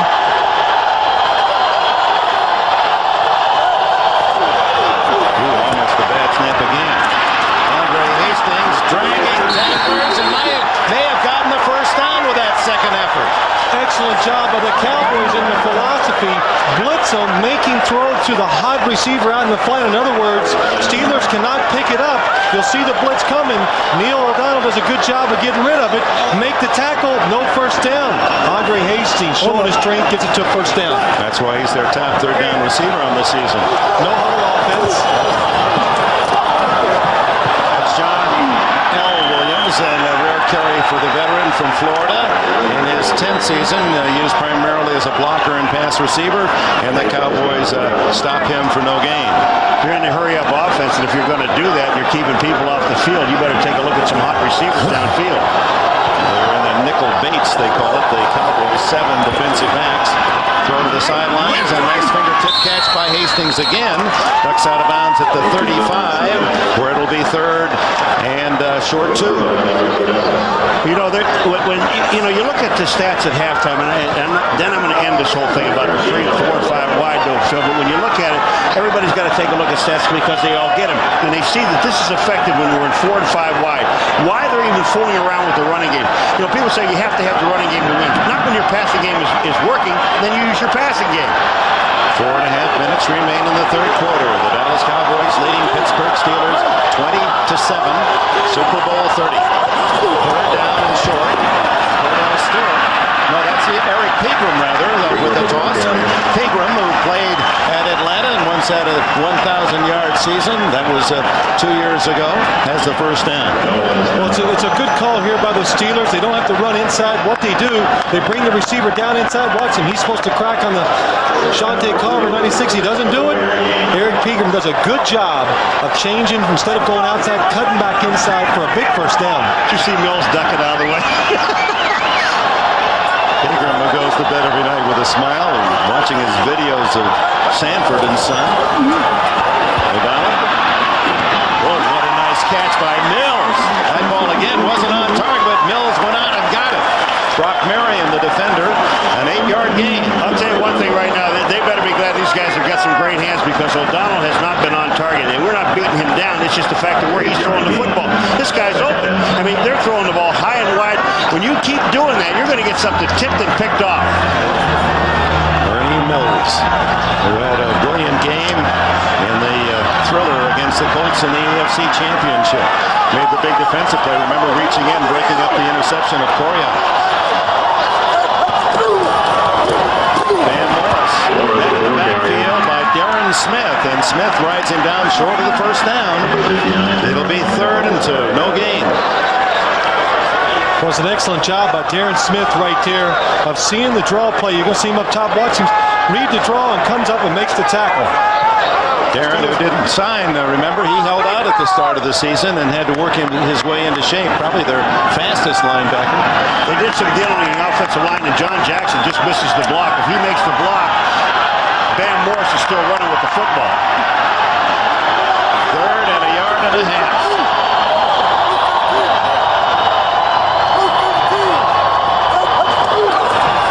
Morris tries to left side, and he is stuffed. What a hit. Tony Tolbert was in on the tackle along with Brock Marion. Well, the one bad thing about that call in that situation, you do not have a lead blocker, so if the linebacker comes free right there, there's nobody there to help the runner. 4th and no gain, so it's a yard and a half. And Bill Cowher is going to gamble and go for it here with less than 2 minutes remaining in the third. You know why he's going for it? Because his defense is playing very well. His offense, they're struggling. They need a lift. He knows his defense is solid now. What do you go for here? And Morris, not a chance. Not a chance. The Cowboys take over on downs. You know, Phil, you made one of the great points just a moment ago. If you're going to run that guy up in there, you better have a lead blocker that can block somebody. When you have only one guy in the backfield and you're going to run the football, they know that he is the only guy that can get the football. You're not fooling anybody. Barry Switzer knows about 4th and short.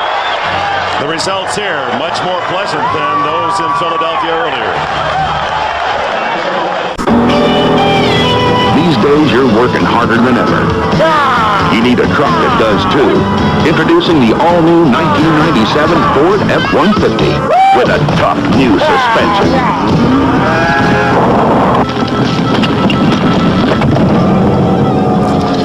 Don't move.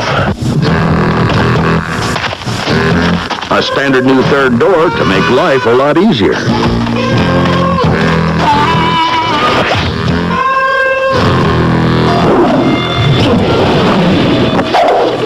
A stronger new frame. I'm driving. And a new Triton V8 with even more torque and horsepower.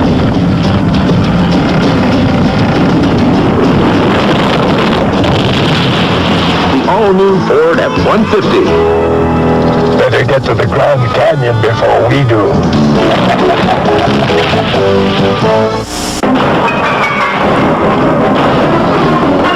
Do it! No! Do it! Never! And I will!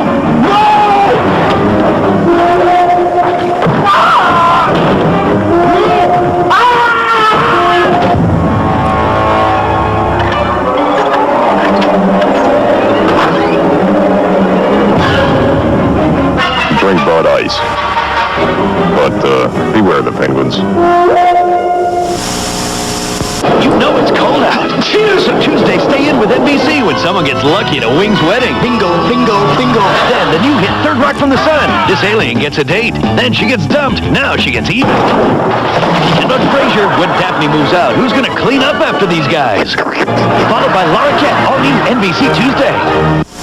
After they were 2nd and 2, 3rd and 2, 4th and 2. Well, look at this, Dick. You got 4 linemen, 4 people right here, all inside the tackle box.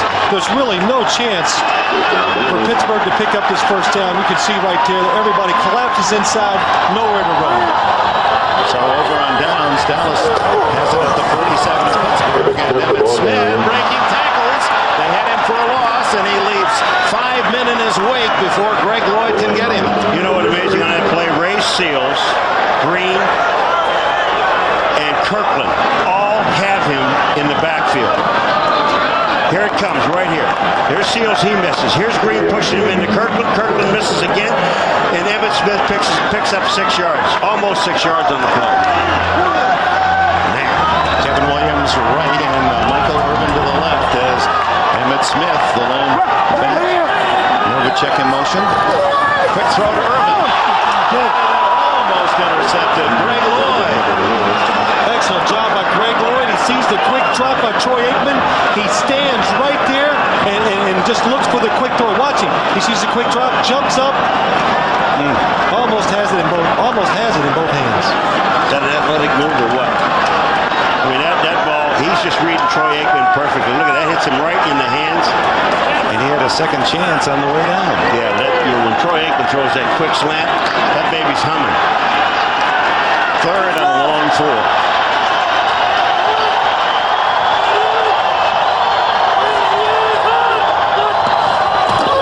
Blitz. Aikman knocked away by Rod Woodson as he defended Michael Irvin. So Rod Woodson, many thought he'd never play this year, and he worked and worked after that knee surgery after the first game of the season, and he made one of those typical great corner plays of his. Well, look at Rod Woodson right here. He's single coverage on the outside by Michael Irvin. A good plant, and if that ball is thrown to the outside, he's going to intercept it. So on 4th down, John Jett pointing to his knee. Punt.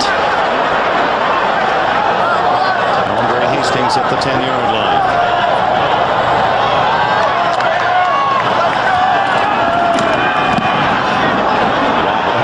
Beautiful spiral. It's going to go into the end zone.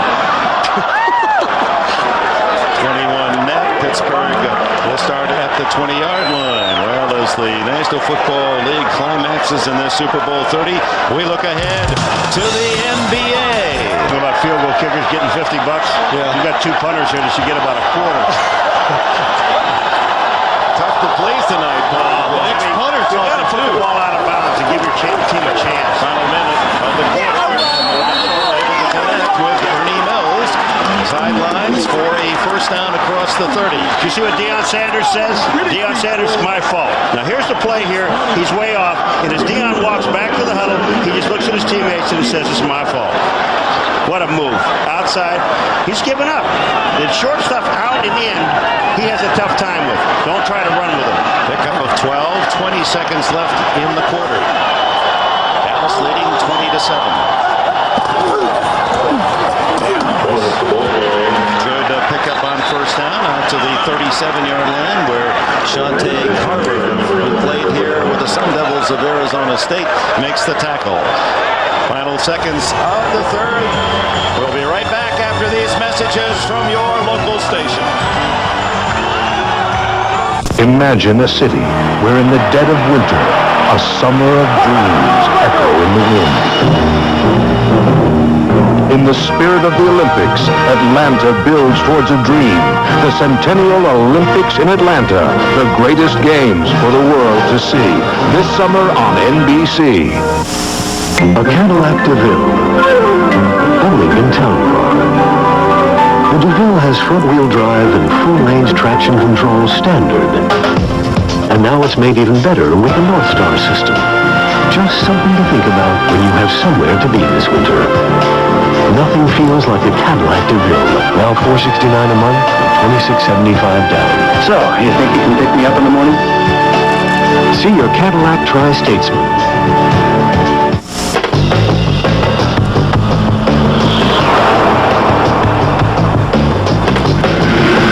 These sights and sounds of high performance are brought to you by Crystal Clear Amoco Ultimate Premium Gasoline. Formulated without certain harmful impurities, it's the fuel that can motivate some of the world's most renowned performance vehicles.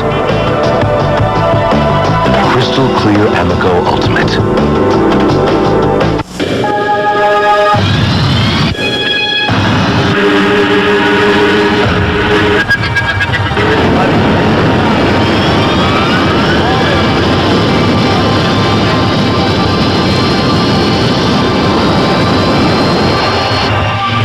Most of this airline's fleet is modern enough to meet those quieter standards.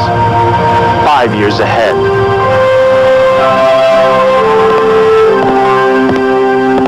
You're watching News Channel 4, the Tri-State News Channel.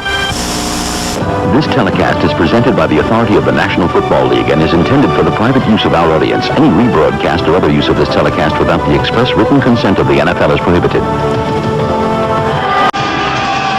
Cowboys trying to put their stamp on the 1990s, winning 3 Super Bowls in 4 years and winning without their beloved coach Jimmy Johnson, who was fired a year ago.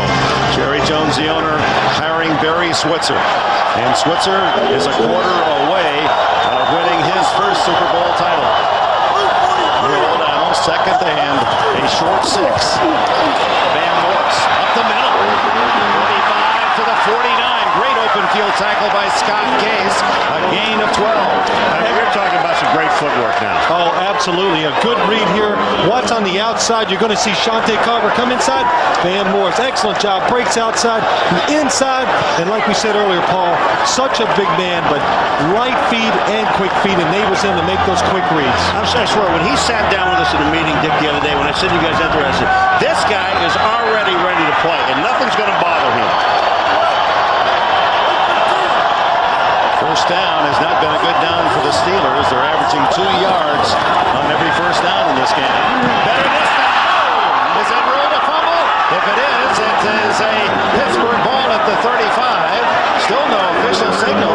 Someone's got to make a call. Bernie Mills was drilled by Scott Case, a hitter.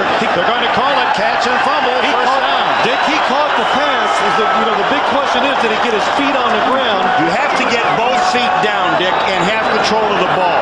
Now, here's what they're talking about. Because the official on the other side never said anything. He gets both feet down on the catch. Watch him right here. You see Neil O'Donnell? Here it is. It's a catch. First down. He did indeed get 1-2 down. And the Steelers avoid another big turnover as the ball is recovered by Mark Bruner, the rookie tight end. Look at this hit by Scott Case. That is sensational. And then heads-up play by the tight end Bruner. They get the first down at the 35. He was the only other black jersey downfield in a sea of white. First down at the Dallas 35. Go down the second receiver is Van Morse. And Van is whistled down by Darren Woodson. That Woodson is a superb safety, 215 pounds, playing in his home city. High school star here in Phoenix. Well, Scott Case is having a big day, hitting these receivers and runners down the field right there. Just runs through the receiver. And the Steelers, of course, very fortunate. Mark Bruner is alert and hustling on the play. There's Case. He came to Dallas this year as an unrestricted free agent from the Atlanta Falcons. 188 pounds, and he's known around the league as a hitter. Second down and 8.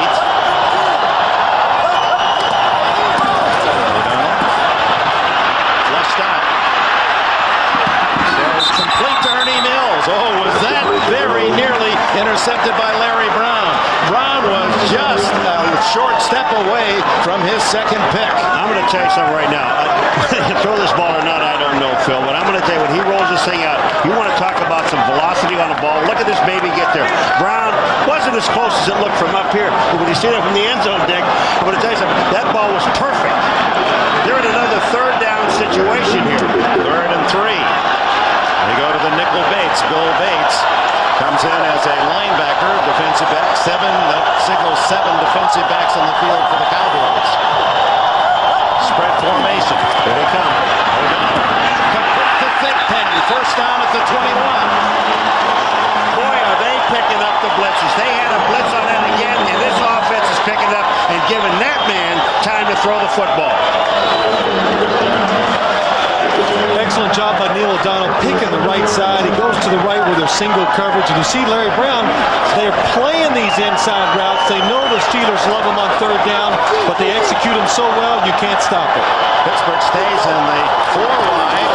O'Donnell dumps it off to John L. Williams, and John Ellis to the 19-yard line. A short gain. Darren Woodson, yet another tackle. And Woodson is one of the Cowboys who will be an unrestricted free agent, and he's valued as one of the top 2 or 3 safeties in the entire NFL. No huddle. Set up on an 8. O'Donnell to the end zone. Incomplete. Cordell Stewart covered by Woodson. Darren Woodson had his hands all over Cordell Stewart down the field. The Cowboys come on another blitz, and the Steelers pick it up. Watch, Darren Woodson has Cordell Stewart one-on-one. Neil O'Donnell looks right, comes back left. Slightly overthrown. So very close to Neil O'Donnell. Just a little too far outside. Yeah, but now you're looking at a 3rd and 8. And you know, when you're down by 13, I don't see 4 down here. I still see kick the field goal because it still puts you within 10.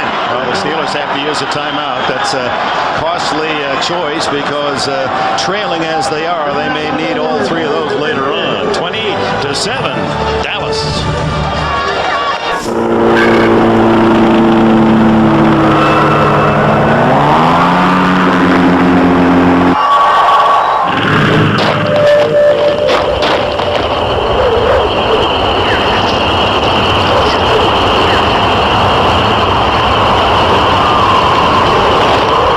The new reloadable smart card.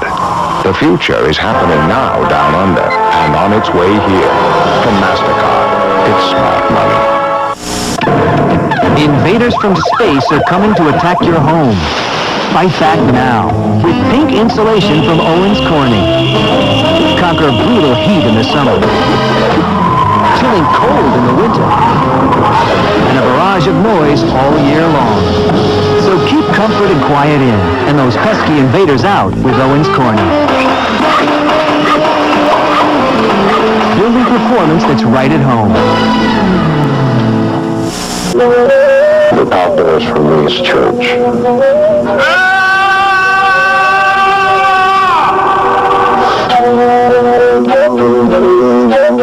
Somehow, at some deep level, we're responsible for what happens to us.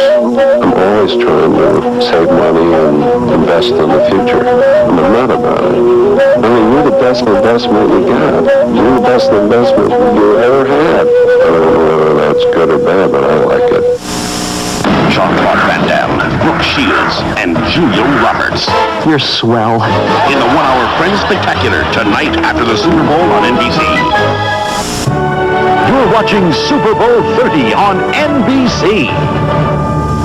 NBC.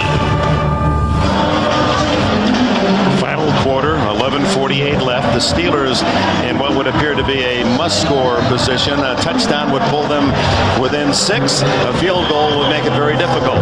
Charles Haley returns. 3rd and 8 from the 19-yard line. 10th play of the drive. Shotgun O'Donnell. Stored in motion. Good protection. Now it breaks down, and Haley has another sack. His second today. Yeah, but I'll tell you, the guy that should have gotten the sack is old Russell Maryland. Russell Maryland was goes flying inside, and he's the guy that gets the first shot. Haley's going to end up with the sack for number 67. He comes in now. Here comes Haley. Look at him. There he is. Russell Maryland is there. Haley doesn't get really... No, wait, Tony Tolberg was the man who finally wrapped him up. So Tolberg with the 4th Dallas sack today, and that makes this a tougher chance for Johnson. 46 yards for the veteran. Sark to hold. Plenty of leg. Johnson connects from 46. Dallas 20. Pittsburgh 10. 11 minutes, 20 seconds to go.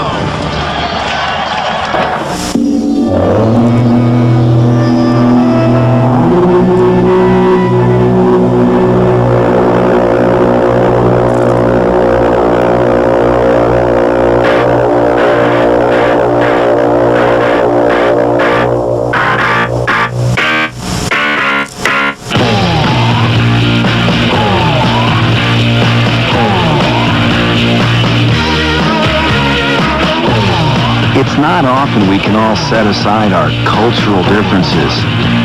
So this Olympic year, we'd like to salute friendship with a worldwide celebration. Over 2 weeks long, 197 countries, 5 billion people. We're going to need a lot of Budweiser. The Bud World Party during the '96 Summer Games.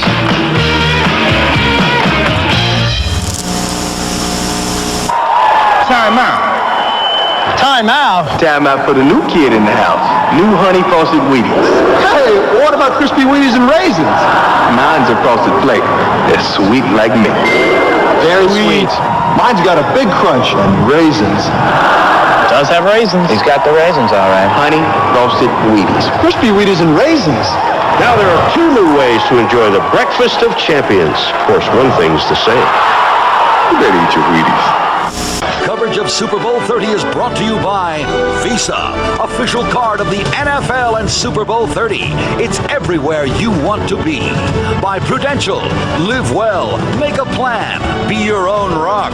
By Budweiser, join us for the Bud World Party during the '96 Summer Games. At Sun Devil Stadium in Tempe, Arizona. Look for the Bud One airship at the 1996 Summer Olympic Games in Atlanta. 46-yard field goal by Norm Johnson has it teed up. Plenty of time. Over 11 minutes left in the 4th quarter.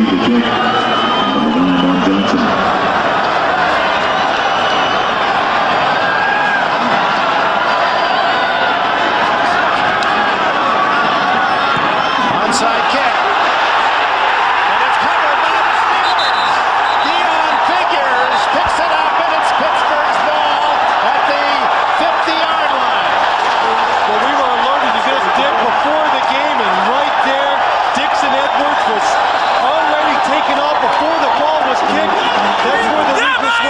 Steelers had the courage to call it in this situation, and it was executed perfectly. That's a case of the other man on that outside leaving too soon.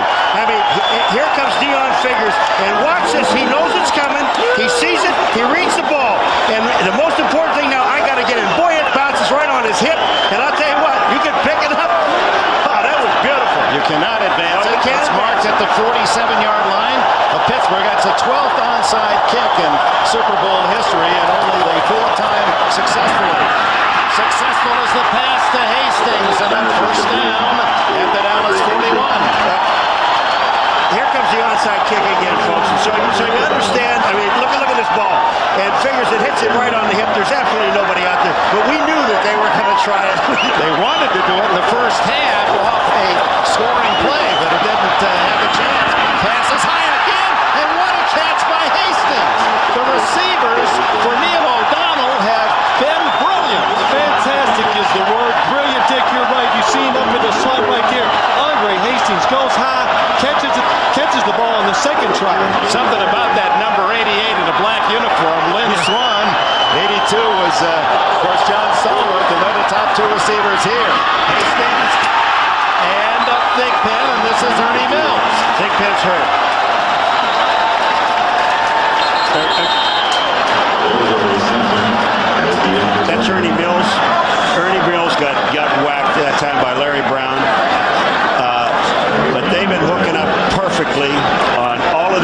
and now it seems O'Donnell has settled down. And it took 3 quarters and a little more just to do it. But, you know, there haven't been many passes that have been below the shoulders of his receivers. No, not many. You're right, Dick. Here's a good look at Larry Brown coming up, making the hit, and he hits him in the back of the head.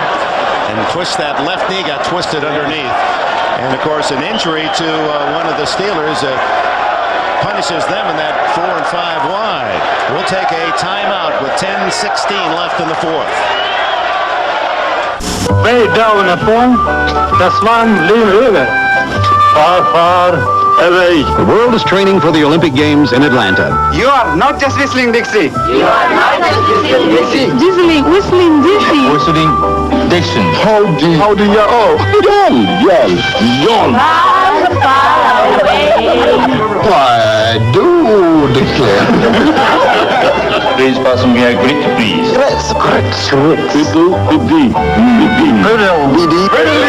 Luckily, there's only one thing they need to say. I have visa. Yours? Visa, the only card accepted at the 1996 Olympic Games in Atlanta. Welcome back. No, wait a minute. That's a tricky one, no? I'm on the road 345 days out of the year. And luckily for me, everywhere I go, there's a mailboxes, etc. An office on the road, if you will. I drive a 27-foot-long hot dog on wheels. That's my company car. Mailboxes, etc. is our link to our corporate headquarters. This is the place to get all your mail, do lots of copies, and get all your faxes. And anytime you need to ship or receive something, that's where you go. Mailboxes, etc. It's not what we do, it's how we do it. I relish the service I get from MBE. And that's no baloney. People keep asking me, how does it feel to be Steve Young? Frankly, it hurts. Give me my Advil. Nothing has shown me that works better on aching muscles, or proven that it lasts longer. Advil's the one. For sore muscles, more doctors recommend Advil than any other pain reliever. Nasty game.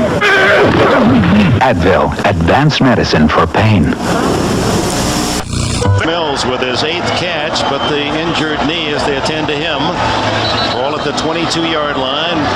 Another big effort from Mills, who was the leading touchdown man of the receivers of the Steelers, had 8 touchdown catches, and Emmitt Smith, his teammate at the University of Florida, was one of the first men on the field to make sure he was okay. 2nd and 2. Steelers trail 20-10. 10 minutes left in the fourth period. Down to the Van Morris, and Morris has the first down at the 17. So much for the blowout, boys. Now we get the football game is on. I mean, the onside kick was terrific, but I'll tell you something right now. This team is now fired up offensively. And all you need is one little spark to do that. And once it puts it in perspective, the defense, they know they're holding them. The offense now, they're getting off the ball. At the 17-yard line, Cordell Stewart to the left in the slot. Thigpen wide left. Hastings wide right. Morris in motion. Morris had to lose his forward momentum to come back and get the ball, so he didn't have that charge going upfield. You know, he's a tough man to break down, Van Morris. Not only does he catch the ball and he gets hit, but watch Scott Case at the end of this, baby. He jumps on his back and he still can't get him down. Here it is. He checks off on the outside, hits Van Morris. Brown comes up and hits. So watch Scott Case on top. He's going to ride him a little bit. Nothing. Ball at the 11, a gain of 6 on the play. 8:50 remaining. O'Donnell almost perfect the last 2 drives.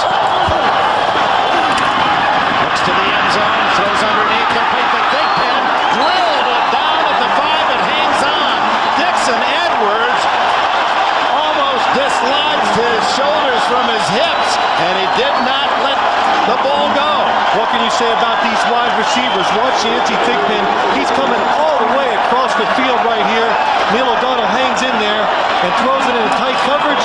And what a hit by Dixon Edwards. Edwards just drops his shoulder. Watch his shoulder hit him right here. He'll drop it and bam! That's how you hit that big bang, Jack. First and goal at the 5.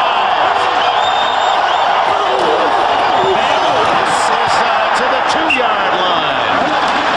Dixon Dixon Edwards makes another tackle. It was Morris who scored the winning touchdown against the Colts in the AFC Championship. And like another man named Bam, remember Sam Bam Cunningham had the same nickname. They're best down inside that 2-yard line. You figure he'll get it. All right, they're bringing some big lumps in now. They got Parrish is in there, and he reported. So obviously 79 James Parrish will be on the line of scrimmage. But if you're going to keep Bam in there and give him the ball, they're doing the right thing now. Now they got John L. Williams up in there with him. Second and goal. Morris with 71 yards rushing to lead all ball carriers. Gets the handoff. Breaks his tackle. Touchdown, or is it? They haven't marked it yet. No, they mark it down at the 1-foot line.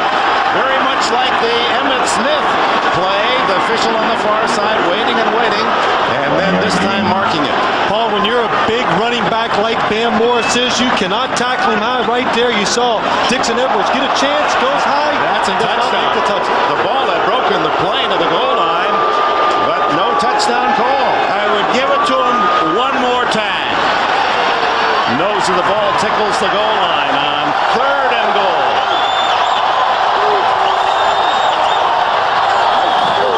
Morris. Man, was that beautiful. Did you see John L. Williams block on the outside?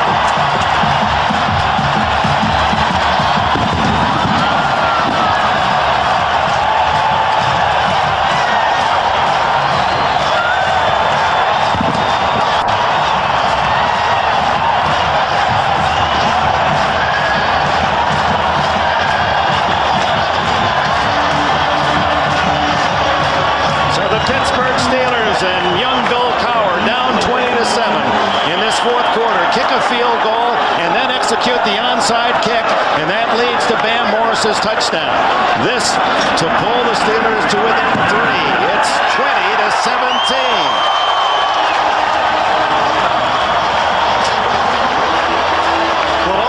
With the onside kick, this is what's turned this game around for the Pittsburgh Steelers. Right here, look up top. There is Dixon Edwards taking off before the ball is kicked, and the Steelers do an excellent job of executing.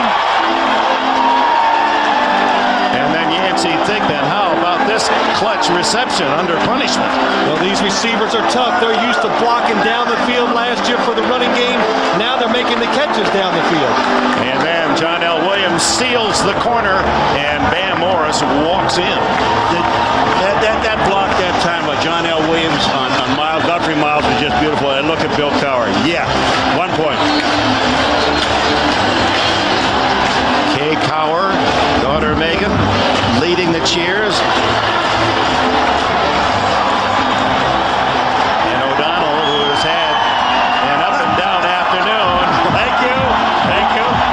5 for 5 on the drive, and plenty of time. 6:36 left. A field goal game, and the Steeler defense in this second half has been very stingy. You know where Dixon Edwards is now? He may be offside. Yeah, that's right. That's right. he could be across the 40. You think he's going anywhere? Now he's up right hugging that 40-yard line. You're not going anywhere, son. Now they're not going to try it again, would you think? No. But that was a great kick by Norm Johnson. You know, he had to hit that ball just perfectly. Boy, hit this one deep. Williams fires, picks it up at the 8. And he's in trouble now at the 12. The Steeler fans on their feet. Fred McAfee makes the tackle, and Dallas will start from the 12. Well, we've had a chance to do 6 Steeler football games this year, and one thing we have learned, regardless of how the game goes, they will fight from start to finish, and that's what we have seen in the second half. Norm Johnson has played a major part. A long field goal, 46 yards, and the onside kick execution. Dick, I told you at the beginning, these guys believe that they're in a street fight, and they know what they have to do. And when you tell the Pittsburgh Steelers they can't do something, you told the wrong team. You see how the Pittsburgh Steelers defense has shut down the Dallas offense. Aikman to throw from deep in his own end into Kevin Williams. Ducks under a tackle, and he's all the way to the 34. What a big play for the Cowboys. 22 yards. him inside. You've got to keep him from going inside. It's the cardinal sin for a linebacker to go out on a receiver in the slot like that and let him go inside. Once he goes inside, the safety, Myron Bell, cannot get up there quick enough to help out. What a good throw. Under 6 minutes to play. Dallas by 3. Emmett Smith. And Smith stopped at the 35-yard line. And Emmett, one of the men figured to be the big star in this Super Bowl 30, has been shackled in this game. Very little yardage. Dick, they're stopping the running game now. They're not standing up there trying to play these guys, these big offensive linemen man-to-man. They're using their speed, moving around, and the Cowboys just can't get enough helmet and equipment on them. Last 11 carries 6 yards.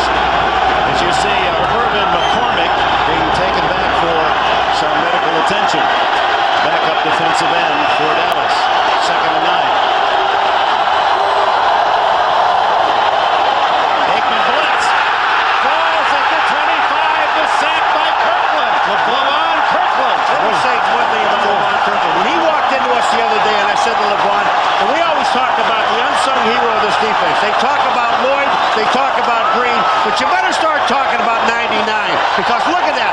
Over the blocker and knocks Aikman backward. We asked him, we said, you know, LeVon, how do you feel about taking a back seat? He said, I don't care. I know my role, and that's his role right there. Get him. Boy, Aikman jolted like he took a right cross, got on his heels and stumbles, an 8-yard loss. 3rd and 17.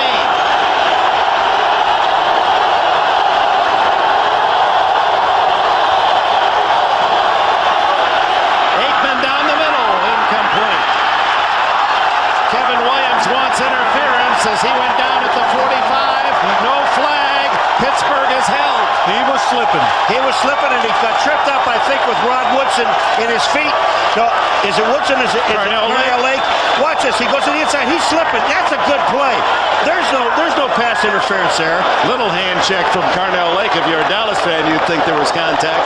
So in to punt is John Jett. 4.5 minutes to play. Andre Hastings at the 32-yard line.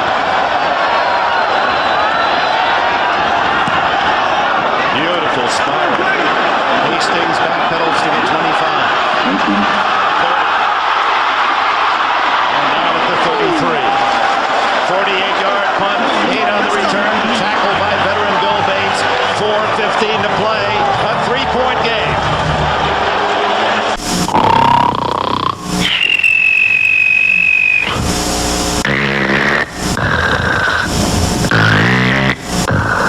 If any of this sounds familiar, try Breathe Right nasal strips.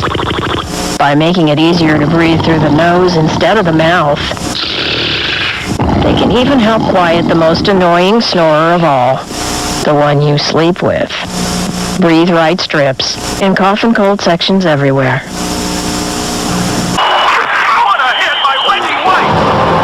Eddie George, Heisman Trophy winner? You got a big future ahead of you, kid. Reggie White. You're going to be asked to endorse products. You should contact the people who make Tylenol. Neil Smith? Extra strength. Because you could be on intimate terms with Tylenol.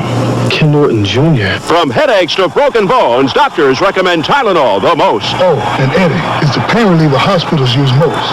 Hospitals? Hospitals. Guys, I'm proud of you. It was quite a year. In fact, you've convinced me that next year we can win it all. So in that spirit, no one's going anywhere until we figure out how. Still not going anywhere? Grab another Snickers, because nothing holds you over like peanuts, caramel, and milk chocolate. At least I get more Snickers. Hungry? Why wait? Hey, Couch Potatoes, here's fun in your eyes. Hit it! Come laugh with me, Sundays on NBC. Come play the fool with Matt About You and those kooks on News Radio. It's fun, it's free if you own a TV. Swing with Matt About You and News Radio, Sundays, NBC. Arr. Cowboys led early 13-0, 20-7 their lead after 3 periods. Pittsburgh has scored 10 points in this final quarter, and the Steelers have the ball with 4 minutes, 15 seconds remaining, and they'll start from their own 32-yard line. A quiet game for Troy Aikman and his star running back Emmitt Smith. Neil O'Donnell, Ernie Mills is out for the rest of the game after 8 catches with a knee injury. 4 wide. O'Donnell in trouble and just gets that away. Incomplete.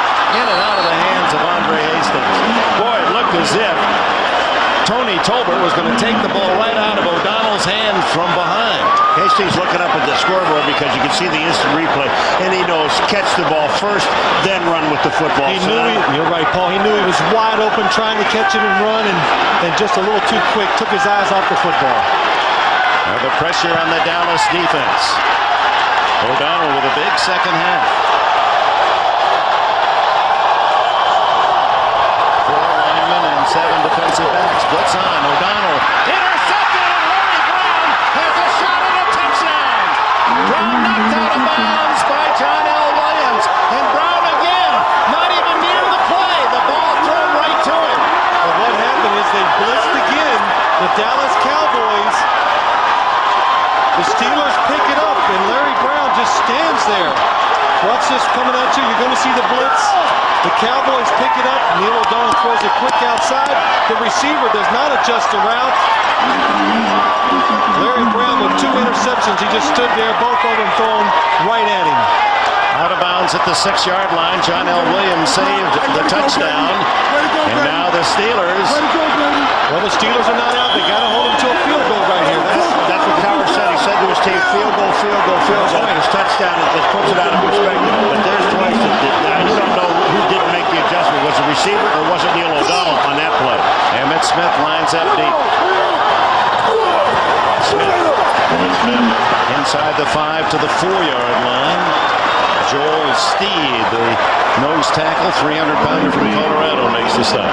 You know, you sit down here and you know that Emmitt's going to get the ball, and you're sitting back in there, you know, but this is the ideal situation for the Dallas Cowboys to throw the football. Pittsburgh Steelers take their second time out of this half.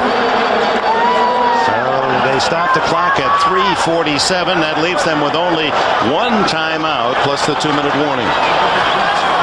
Well, I don't know whose fault it was on that interception. The receiver was supposed to change his route, but the one thing I know is the Steelers pick it up.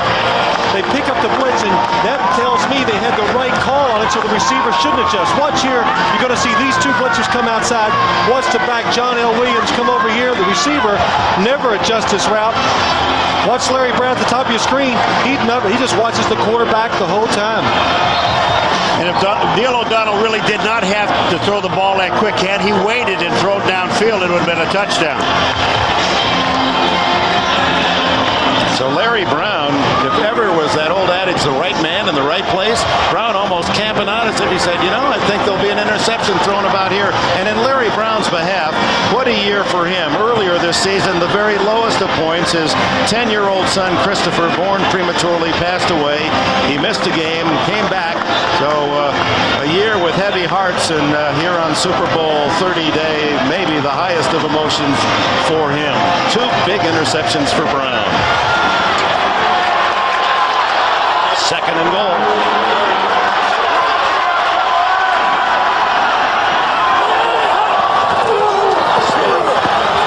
Touchdown!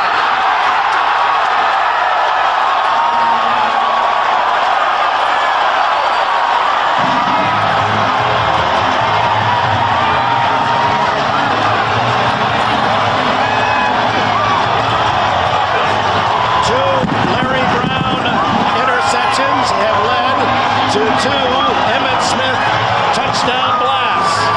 Emmitt Smith behind that offensive line, that is just awesome. You know, he gets down there to that goal line. I mean, he just makes a living getting into the end zone. I mean, just some outstanding blocking by the offense.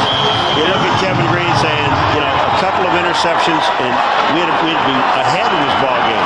14 points of the 27 if this extra point is good, and it is. 27-17. Emmitt Smith held only 49 yards rushing today. touchdown. Derek Kennard and Larry Allen, the center and the right guard. Watch them here push the Steelers off the line of scrimmage. And then Darrell Johnson does a good job of kicking it out. Emmitt Smith gets to the half-yard line, pushes his way into the end zone. The story after the 2 interceptions, it took Dallas only 2 plays to score each time as Larry Brown positioned them deep in Pittsburgh territory with his picks. Well, there's a man who might well get a considerable number of votes for the most valuable player in this game, even though there was nothing spectacular about his interceptions, but he played his position right. Oh, yes, there was something spectacular, Dick. 14 points came off of those interceptions. And when you think back to those interceptions, the Cowboys were gambling. They were blitzing, hoping the Steelers would run something short.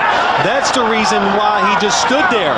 They were like playing a zone, expecting a quick route. The Steelers didn't adjust, but Neil O'Donnell both times to the wrong spot.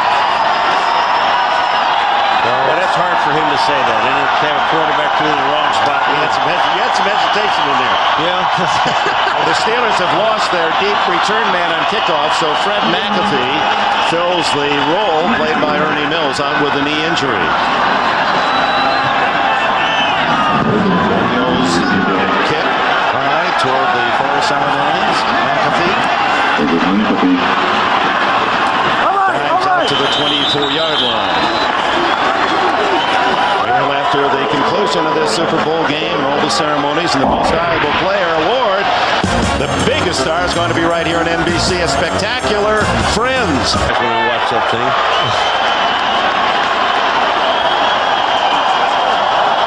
Neil O'Donnell out of the shotgun with Hastings in motion to help on a blitz if there is one. Now O'Donnell to Hastings. Breaks out of the tackle. Still on his feet. What an effort by Andre Hastings. Here's he has a first down at the 34. Clock running, 3:20 left. They got to stay in the hurry-up offense now. It's not like Buffalo uses it. What they do is they just know huddle, but they don't go as fast as the Buffalo Bills have gone in the past. Complete to Yancey Thigpen. No, it's Corey Holiday. He's in because of the injury to Mills. Holiday, free agent pick a year ago out of the University of North Carolina. Take your time. There's still plenty of time because it doesn't matter how quick you score. It's all going to hinge on getting another onside kick. So just be patient and make the plays as they're given to you. 2nd and 1 for O'Donnell. Lots of time. Leon Lett chases him out. Flags are down in the secondary. And finally O'Donnell throws it away. Stops the clock with 2:34 remaining. Well, I'll tell you what. Oh, Robert Bailey, number 23, is running at the official.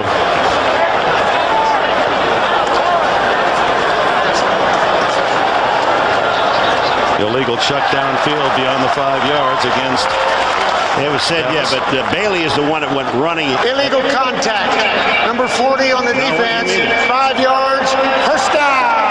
That's Bill Bates, but Bailey, he was downfield grabbing on John L, and he thought that maybe it was on him. Here's Bill Bates right in the middle. They come across, and yeah, that's holding. That's holding. Out of the shotgun from the 49. 2:34 left in the game. Underneath to Hastings, his 10th catch of the game. Trying to get out of bounds. Saves some time by ducking out at the 45-yard line at Dallas. Looking back on the 2 turnovers, both interceptions by O'Donnell, the irony is that Aikman and O'Donnell were one of the best in the league in not throwing interceptions, and O'Donnell is the best career passer in the history of the NFL in least interceptions thrown. And then both times Dickey got caught in that what we call that no man's land as a quarterback. He didn't know whether to hold on it because he knew the blitz was picked up or not, and both times he made the wrong decision. 2:28 left. 2nd down and 4. Quick throw incomplete to Hastings, who's had a big day. In fact, he's just a catch away from tying the Super Bowl record for most catches, which is 11, I believe. Jerry Rice. And Dan Ross, the former Cincinnati Bengal tight end, had 11 catches. The only problem with that whole play, it wasn't a first down anyway, even if he had caught it. And he's in bounds. Yeah, and that's probably the best thing that happened to him, that he dropped the football. 3rd and 4. 10 catches, 98 yards for Hastings. O'Donnell has thrown 43 times, 27 complete for 234 yards. touchdown. 2 intercepts. Steps up, dumps it off to Williams. Darnell Williams tackled at the 40-yard line. First down. 2:17, 2:16. Steelers will try to get off a play before the 2-minute warning. See if O'Donnell just grounds it here. Well, I wonder if he sees the game clock. He might be just looking at the 24-second mark. He gets a play off. And goes deep downfield for Stewart. Incomplete, and Dion was there. And the 2-minute warning at 1:58. Back after these messages from your local station.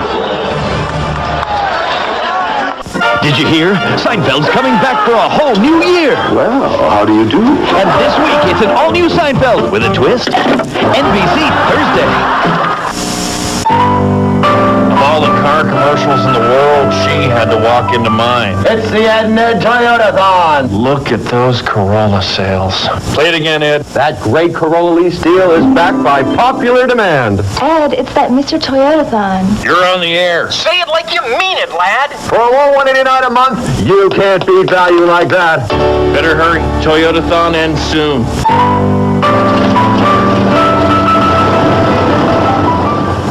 The helicopter of the future is here today. Chopper 4 on News Channel 4. And as you can see right here, the front of the building collapsed. It's in for a new generation. We're right over the top of them at about 500 feet. Chopper 4 on News Channel 4. We are back live in Chopper 4. Live news like you've never seen before. I'm going to take you down. And won't see anywhere else. The airport is still shut down. See it first. See it better with Chopper 4. That's it from Chopper 4. And if you think Chopper 4 is awesome, wait till you see what's coming soon to News Channel 4.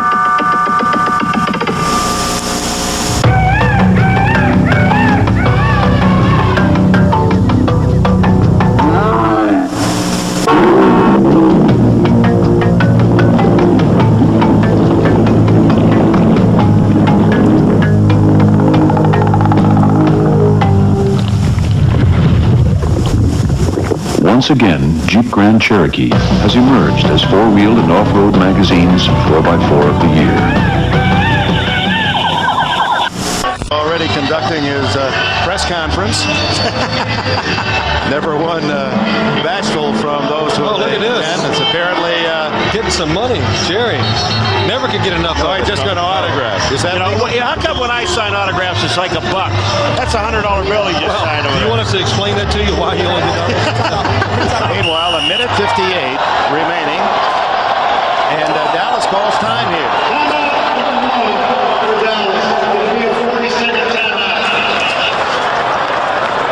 Well, the Deion Sanders, prime time. We've had a camera on him throughout. Not a lot of spectacular plays, but he is a prime time guy. And play a little football. Of course, last 2 years, Major League Baseball with the Atlanta Braves. Then you go to the 49ers, and then the Cincinnati Reds, Giants, and then to the Dallas Cowboys.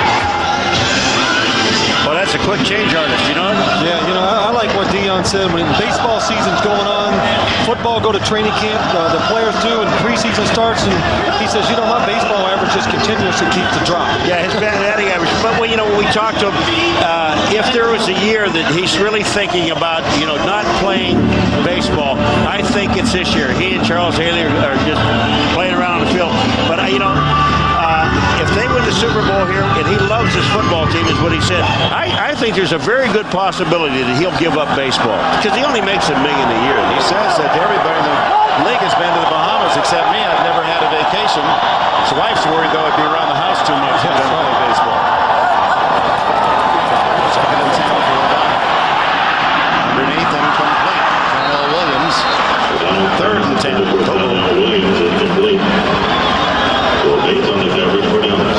Well, the Cowboys have 4 sacks, and O'Donnell, at least the feeling one gets watching this game is that he has been a hurried quarterback, and 2 of those hurries have led to huge interceptions. When you see a quarterback and they're blitzing and you throw the ball, we're not beating him down, but when you see him throw the ball as quick as he does, that shows lack of confidence in your offensive line as far as I'm concerned. This offensive line has done a pretty good job today. They've held up very well, especially against the blitz. He's trying to keep this drive going on 3rd down. intercepted as that went through Andre Hastings' hands. Incomplete. That would have been a first down. Now it's 4th and 10, and O'Donnell took a hit as he threw. Yeah, Neil O'Donnell does a good job of stepping up, and right here you're going to see the hit, and he gets his right leg caught up under him. Chad Hennings with the blind side hit. I'm sorry, Dick, but it looked like Chad Hennings fell on his leg, on his ankle, and that's what hurt him because he was moving forward when he hit the ground. Chad Hennings' leg fell on his. Well, here it is, 4th and 10. O'Donnell needs to get 10 or this game is over. Dallas will take it at the 40.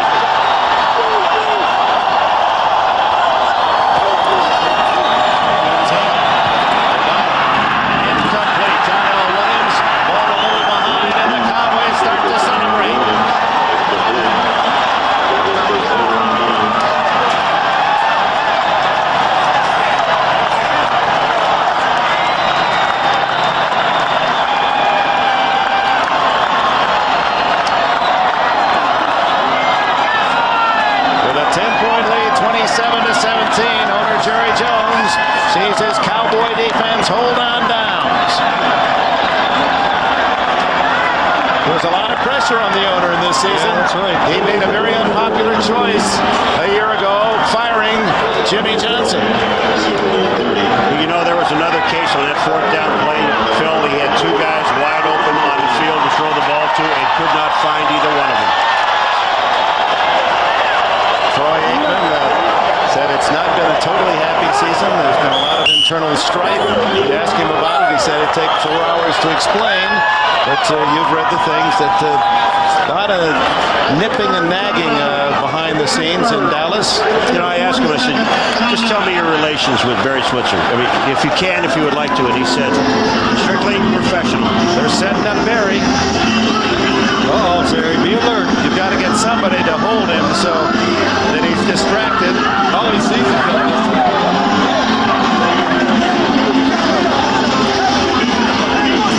Well, Barry Switzer, when you around the Cowboys, a lot of the players are big fans of his. The one thing they enjoy and like that's different from Jimmy Johnson, he gives them freedom, and we sense that in practice. You see how spirited they are. Michael Irvin and Deion Sanders. You have to think sometimes that Barry Switzer is the perfect coach for those type of players. You know, Deion Sanders and Switzer both have new 21-foot boats that go 85 miles an hour. What was it that Barry said? Deion's never been anything but a 14-foot flat boat with a bucket of crickets. What's he going to do? He said, I'll tell you one thing I'm going to do. If I see him in his boat, I'm getting out of mine. Well, that's a nice show, and it was true after the NFC Championship game. The affection of players who were not happy when Johnson left, hugging their coach Switzer to say, hey, it's okay now. This is a new era. Well, I guess we're told that Larry Brown is the most valuable player, and he's the one that's holding Switzer up, getting ready for the Gatorade. Yeah. Larry said, let me get out of here, man. Larry's got to do a better job of acting. You know, he's got to turn Barry away from those guys so they can get him. So Larry Brown, a long shot to even make it in this league. Brown was a 12th round pick, a late 320th player selected in the draft of 1991 out of Texas Christian. Grew up in Los Angeles, admiring Marcus Allen and Lester Hayes. Another kneel down, and we're in the final minute. And before the Oakland game this year, Brown losing his 10-month-old son. Well, the Steelers, true to their promise, battled hard. It'll be a game replayed and replayed. 2 interceptions, obviously the huge difference. I think that they had, when you look at this game, the Steelers had many chances to make big plays, to win the football game, but in 2 crucial moments, that's what it comes down to, making a play under pressure. Both times, they failed to do that. You know, I think the game really was not so much the interceptions. Yeah, it cost you the ball game. But I'll tell you 2 situations that I think that turned this game around for Pittsburgh was when they got the ball in the second half of the game, and they, on the 40-yard line, when the kick out of bounds, they didn't capitalize there. Then they got the ball back again and did not capitalize again twice in a row. To me, that's where the interception came in. But I'm going to tell you something. They had, I I agree with Phil totally. They had so many opportunities to win this football game and never took advantage of them. But the Dallas Cowboys, again, are the Super Bowl champions, and let's not overlook the fact they perhaps did not play the game they thought they would, as you see some of the frustration, Rod Woodson, but they were good enough to win. And now on 4th and 18, we'll punt it to Andre Hastings, who stands at the 25. Only 13 seconds remain.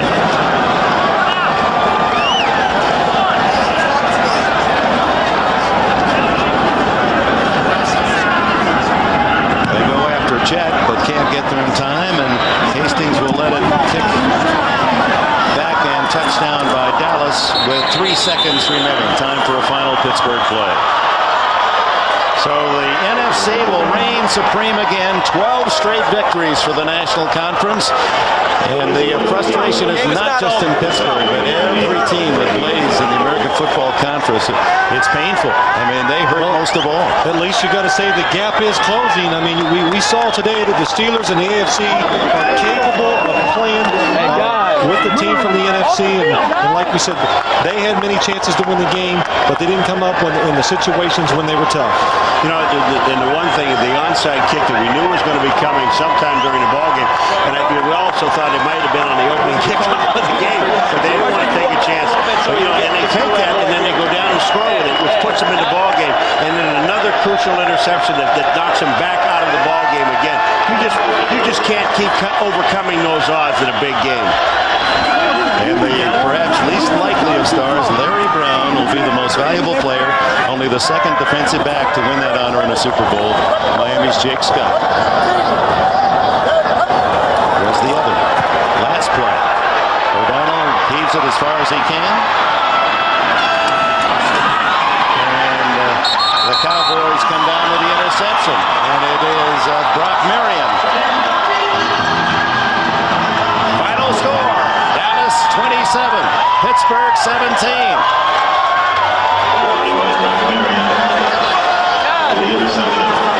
By the way, Larry Brown will receive the Pete Rozelle Trophy after the late commissioner who watched the game in Southern California. Said his favorite Super Bowl was the 35-31 Pittsburgh win over Dallas, Super Bowl 13 in terms of the excitement. And this one, it appeared for a while with about 10 minutes left in the game that we might be headed toward a possible overtime until Larry Brown made the second of his interceptions. It's one of those things, we sat here for 2 weeks and you kept listening to the things where the Pittsburgh Steelers really didn't have a chance to play in the game. And it just shows, you said something in the beginning about the 2 weeks, you know, that you have to prepare, and it benefits the better football team. Absolutely. And in this case, it really did. I mean, the Dallas Cowboys, obviously, they were the better football team. But again, the Pittsburgh Steelers has had enough opportunities and just did not take advantage of them.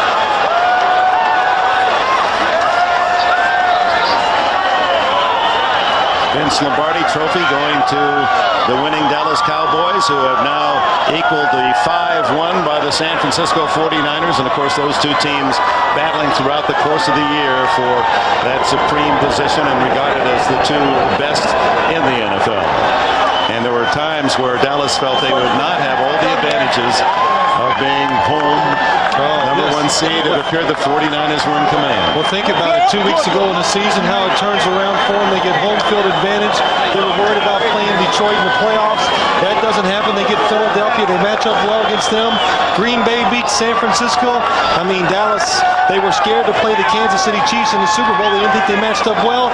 The Steelers, a team they thought they matched up well against, comes in. Charles Haley, by the way, 5 Super Bowl rings. Haley becomes the first to have one finger and the thumb.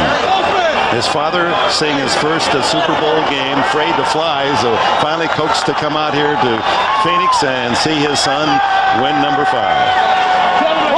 Father George among those cheering. So Deion Sanders wins back-to-back Super Bowl rings with 2 different teams. 27-17. Dallas, the champions again. Live from Super Bowl 30, this is the Ford F-150 postgame show. Brought to you by the all-new 1997 Ford F-150. Built Ford tough. Time now, studio to salute the Super Bowl champion Dallas Cowboys. Let's go to Greg Gumbel. All right, Dick Enberg, thank you very much. Down here on the podium, they're here to celebrate a familiar refrain, that of the Dallas Cowboys as champions of the National Football League. I'm joined by head coach Barry Switzer, Dallas owner Jerry Jones and his wife Jean, and the commissioner of the National Football League, Paul Tagliabue, to make a most important presentation. Paul.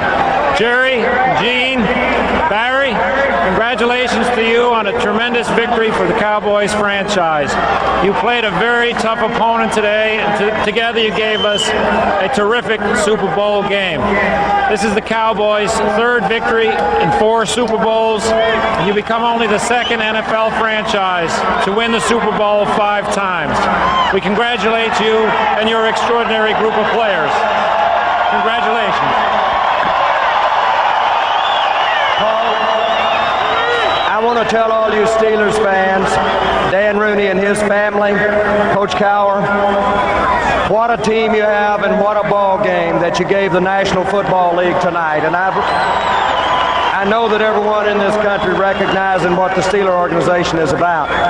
But Paul, I've got to say something at this time.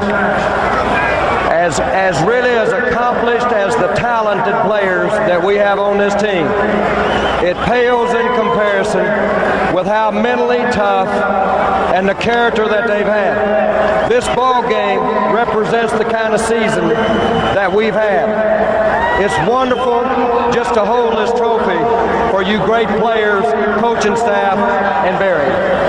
Jerry, let me ask you, this is your, as the commissioner said, third championship in 4 years.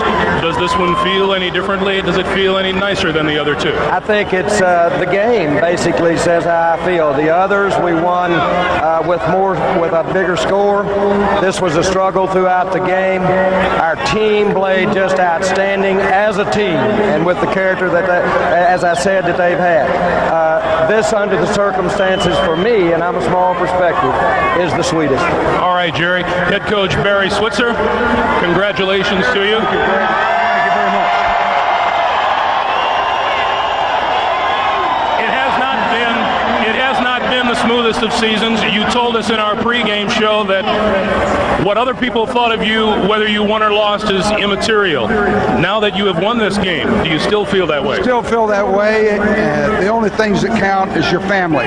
My personal family and this family right here. That's the ones that stuck with me when times are tough. These are the people I want to be with, Dallas Cowboys. I want to say to Jerry Jones something that's very important. He said to me all year, "Are you having a good time now, Jerry?" Well, I want to tell you, we did it our way, baby. We did it. We did it. We did it. Let's go back upstairs to Dick Enberg. So Barry Switzer, who was a young coach and recruited Jimmy Johnson and that man Jerry Jones, they celebrate Super Bowl 30. The Dallas Cowboys champions again. We'll be right back with more. Okay, boy. Now, just like I taught you, I want you to open the cooler. I want you to get me an ice-cold Pepsi. Come on, boy. You can do it.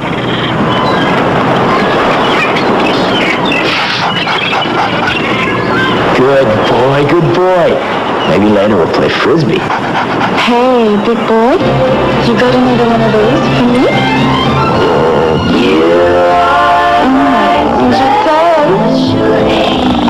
I love this dream. The job needs 4 guys now, and the guys need all their equipment. You're working harder than ever. You need a truck that does too. Meet the all-new 1997 Ford F-150, the only full-size pickup with a standard Super Cab third door, 60/40 split rear bench, and standard dual airbags, plus a taller cab for more hat and boot room than ever. After all, the guys aren't getting any smaller. The new Ford F-150. Strength after strength after strength. Extreme cold. It can change the state of your motor oil, causing it to flow too slowly, keeping it from reaching vital engine parts in time. Fortunately, there's Quaker State Motor Oil, proven to exceed the highest standards car makers have established for engine protection. Quaker State. What's the state of your motor oil when you're out in the cold? Quakersfield exceeds the highest standards for engine protection. Super Sunday excitement continues with the Publishers Clearinghouse Prize Patrol. We're live near Pittsburgh, Pennsylvania to surprise someone with $10 million.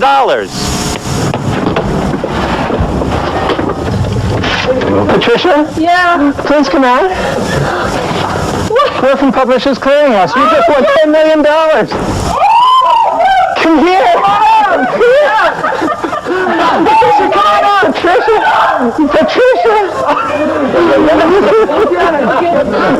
Coming this summer from NBC News and Microsoft, an all-new channel, an all-news network, MSNBC. Okay, boy. Now Super Bowl 30. This is the Ford F-150 postgame show. Brought to you by the all-new 1997 Ford F-150. Built Ford tough. Welcome back to Sun Devil Stadium in Tempe, Arizona. The winners of Super Bowl 30, the Dallas Cowboys. For the third time in 4 years, the final today, 27-17. Want to remind you that coming up after our post-game show, a special 1-hour edition of Friends here on NBC. Here in the Dallas Cowboys locker room, Greg Gumbel joined by quarterback Troy Aikman. How is it? I'm more out of breath than you are, and you've played a football game. Congratulations to you. Thank you very much. This is, the guys are just now piling into the locker room, and I think it's a feeling more of relief than anything else. We were able to come out and win the ball game, and certainly there were high expectations for this football team, and everybody's very happy, but relieved just the same. It obviously was not the smoothest of roads getting here, Troy, but why relief? I don't know. I think maybe just because there's so much expected from this football team over the years, but it wasn't the prettiest game that we've played. Defense stepped up and played hard when they had to and made the key plays, and offensively we didn't do it particularly well there in the second half, but like I say, a win's a win. So much for predicted blowouts, but in the first half you really did have a chance to put this game away, and it didn't happen. Well, we did, and then we wound up having to settle for some field goals instead of get touchdowns, and then they came right back, and we had more control of the game in the first half than what it appeared on the scoreboard. Second half, then, like I say, we didn't do real well offensively, but our defense stepped up, and this guy over here played well. Yeah, your thoughts on the Pittsburgh Steelers before we let you get away? They're an outstanding football team. There's no question, and we knew that coming in. We knew that it was going to be a tough ball game, and that's what it was. Troy, you're in some pretty rare company now. Terry Bradshaw, Joe Montana, 4-0 in Super Bowls. You step up to 3-0. Yeah, it was. It's nice to be mentioned along those guys, and like I say, it's a tribute to all these players in here. Congratulations, thank you. Troy Aikman. Joining me up here on the podium is Mr. Charles Haley, whose playing situation was really very much in doubt, I guess, up until just a couple of minutes before game time. How did your back feel out there?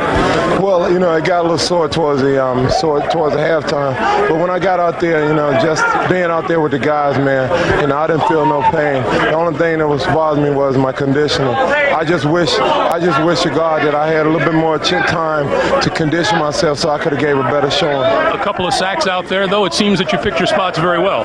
Well, I just thank God. This team has gelled together. Some of the guys that I used to get on all the time, Larry Brown and Shante Carver, really proved themselves today, and I think that this team has really grown up a lot. You claim your 5th Super Bowl ring, and you have also flirted with the idea of possibly calling it quits. Have you played your last professional football game? What's going to happen is, I'm going to go to Hawaii, hang out a while, then I'm come back, and I got to talk to the doctors. I got to find out exactly what's going to happen if I keep doing it. Like I said, it did get a little bit sore. I'm 32 years old. I got to look past and be able to play with my kids and stuff down the road. But this is something I love. If there's a chance of me playing, then I probably will. Charles, 5 Super Bowl rings is nothing to sneeze at. Congratulations to you. Thank you so much, sir. Plenty more coming your way from the Dallas Cowboys locker room. The Cowboys, 27-17 winners over the Pittsburgh Steelers. We'll take a timeout and come right back after this. Brought to you by the all-new 1997 Ford F-150. Built Ford tough. The Dallas Cowboys are victorious in Super Bowl 30. Welcome back to Tempe, Arizona. I'm now joined by Bill Cowher, the head coach of the Pittsburgh Steelers. Bill, the slow start in the first half, was the emotion of the game, did that have anything to do with the slow start by the Steelers? Well, that's hard to say, but obviously my hats go off to Dallas, and they made the plays and we didn't. You had a chance to steal this game. What was your feeling coming down the stretch before the big interception by Larry Brown? Well, I felt good about it. We came out of the second half. We put together a little drive. Unfortunately, we couldn't do anything with it. I think we had a big sack there that knocked us back out of field goal. But, the big onside kick gave us some momentum. We went back down and scored and had the big kickoff. Obviously they ended up, getting some field position. But, we still had the opportunity. And, hey, my hat's off to our football team. We got here with our 4 wides, with the no hurry. Unfortunately, we fell short today. But I'm proud of this football team. Bill, do you feel as though you were beaten or that you beat yourselves? Well, in sports, there's so many ways if you want to say it, but the bottom line is the Cowboys made plays and we didn't. But I'll say this about our football team: we fought. We weren't intimidated. We came out, and that's the last play typified this season. We're going to go right to the very end, and like I said, I'm proud of our guys. They never went and stayed died, and hey, we gave it our best shot today. It wasn't good enough. Bill, thanks for coming out. It's a difficult time for you. Congratulations on a great season. Thanks, Jim. All right, we'll be back with more from the Dallas Cowboys locker room MVP Larry Brown and Emmitt Smith when we return here to Tempe.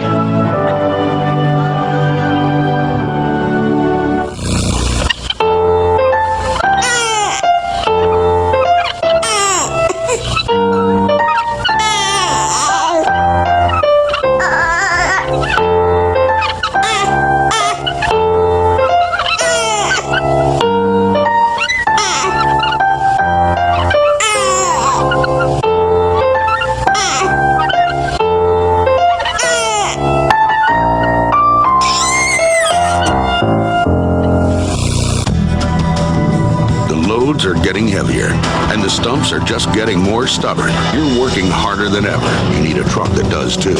Meet the all-new 1997 Ford F-150. Our new Triton V8 cranks out even more power and torque. Our V6 out muscles every standard truck engine in its class. And the first scheduled show brought to you by the all-new 1997 Ford F-150. Built Ford tough.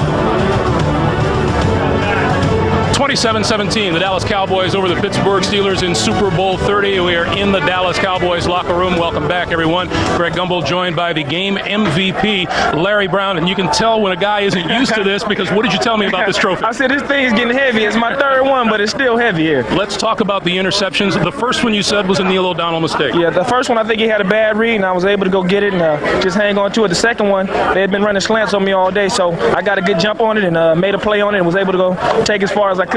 You tied for the lead in interceptions with this team this season with 6, yet I can't say that you were really the most heralded member of the defensive secondary, but you come up with a big game. Well, we got so many stars on our team, but, I just wanted to go out today, play hard. I knew I was going to stay away from my boy Dion, so I knew I was going to be the key today. And, whenever you give our offense, Michael, Emmett, Troy, those guys a chance, it's over. Larry, congratulations to you. Thank you. I'm going to talk over here with Emmitt Smith's setup man, Larry Brown. He makes 2 picks. Emmitt Smith scores 2 touchdowns.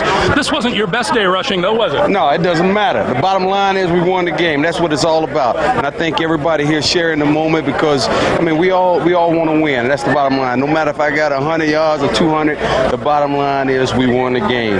Tell me about the Pittsburgh defense and the changes that they made in the second half. Pittsburgh played a great ball game the whole day. Their defense, I have a lot of respect for them. And, they just start coming at us and just kept coming. They never quit. They never laid down. And, fortunately, we was able to make enough plays to win the game. And, when Larry got that last interception, all we was talking about in the huddle was getting the ball in the end zone. And, all I could do was just lower my head down and get into the end zone and put the thing in the zone. 18 postseason touchdowns, 5 Super Bowl touchdowns, both National Football League records. Congratulations, Thank Emmitt. you, sir. Michael Irvin, who's crying about the penalty called early in the first half. You told me you've recanted that a little bit. Well, I know it was a penalty. People got to understand my first job is to catch anything Troy throw. Well, if I can't catch it, my second job is to make sure nobody else catch it. And he got an early jump on the ball, and I was just trying to make sure he didn't get the interception. I know that everybody, or most everyone, was predicting a Dallas blowout, and although I know you guys were confident all week long, did this kind of game surprise you? No, we expected this type of game. When you look at Pittsburgh on film, they got a real quick defense, guys that keep coming and playing hard all game long, and we knew that. We talked about going out on the football field. We said, hey, if we got to play 60 minutes, we'll play 60 60 minutes, and we got to be careful. We may even have to go to 75 minutes. We were prepared for overtime. It's a good thing. We're fortunate we won in regulation. 3 titles in 4 years. Congratulations, Michael. Well, thank you. And I'm going to tell you something. This thing isn't over yet now. Don't close the book. It's not the last chapter. We still got some chapters to write. I haven't closed a thing. Thanks very much. And number 21 here, Deion Sanders, who would like to hold the trophy for just a moment before Michael gives it away into the crowd. Hey, I ain't get to hold this last year. Deion, this is a pretty good legacy for you. You go to San Francisco last year, they win a Super Bowl. You come to Dallas this year, they win a Super Bowl. I don't think I was the difference, though. I mean, some people may say, but that ain't the difference. What was the difference? First of all, I think the Lord had a lot to do with this, and this team is unbelievable. A hell of a coach in Barry Switzer, and the big 3 on offense, and the way this defense performed, we can't be faded. I'd like to know what's in your immediate future. Are you planning to play baseball this season? I tell you what, I love the fans of Dallas, and the baseball situation's up in there, but I'm happy with what I'm doing. All right, Deion, congratulations. Hey, I want to give a shout out to my mom, my family, my stepfather Willie. Hey, my boys back Rossville, all my homies. What's up now? Thanks, Deion. Deion Sanders. We want to remind you, we have a 1-hour edition of Friends coming your way right after we wrap things up, and we will come back to wrap things up from Tempe, Arizona, after these words from your local station.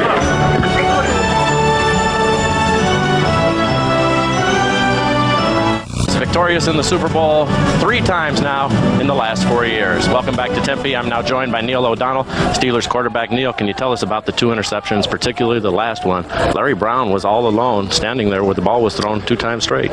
Well, the first one kind of got away from me. The second one, we're all in this together. We're a team, and we win together and we lose together. And I'm not gonna single anything out like that. That's never my style. But hey, you have to give Dallas credit. They did us a lot of blitz zones, and they fell into certain places. So it was a game that I told everyone would be an exciting one, and I think we had an opportunity to win it, but Dallas just came out on top. I know you don't want to single anybody out, but did Corey Holiday miss his assignment there? No, Corey didn't miss his assignment. No, like I said, we're all in this together. We're trying to win a championship as well as Dallas is. So, I'd like to congratulate the Cowboys, and we'll bounce back next year. Neil, great season. Thanks for coming out and answering the questions. Thank you. That's it from down here in the Steelers locker room. Let's go back upstairs to Dick Enberg. Thank you, Jim Gray. It was interesting watching Phil Simms bobbing and weaving with both Aikman and O'Donnell throughout this game. Your thoughts? Well, my thoughts, I thought twice the Steelers had a chance to gain momentum and maybe take this game over. But what happened? The Cowboys gambled with the blitz 2 times, and both times Larry Brown comes up with the interception. Paul McGuire? We've been waiting for a good game. We had a very good game today. And I'm a defensive player. I like defensive football game. You had it on both sides of the ball. The Pittsburgh Steelers were tremendous on defense, and the Dallas Cowboys did everything that they had to do to win this football game on defense. Credit the coordinators on defense. They did a great job. And credit to Barry Switzer, 58 years old. He joins Jimmy Johnson as the only coaches in history to win the collegiate championship and the Super Bowl. So the NFC string of domination reaches a dozen.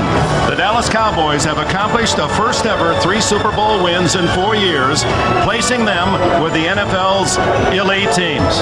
And on a team of superstars, Aikman and Irvin and Novacek and Dion and Haley and Emmitt Smith, it's Larry Brown who produces the most valuable play. And Barry Switzer, 65 undefeated Arkansas team he coached, assistant. Undefeated Oklahoma teams in 75 and 85. And the 5 years are his best, a Super Bowl. And in 20 seconds, NBC presents the 1-hour special episode of Friends. The NBA All-Star Game. Cowboys claimed their 3rd NFL championship in the past 4 years and their 5th overall with a 27-17 win over the Steelers. For Barry Switzer, a long year, and he celebrates with a cold one. Hello, once again, I'm Dan Patrick. Former Green Bay Packers All-Pro Sterling Sharp will join me in a moment to offer his perspective on the Cowboys' victory. We're here till the top of the hour when we bring you Prime Time / Sports Center.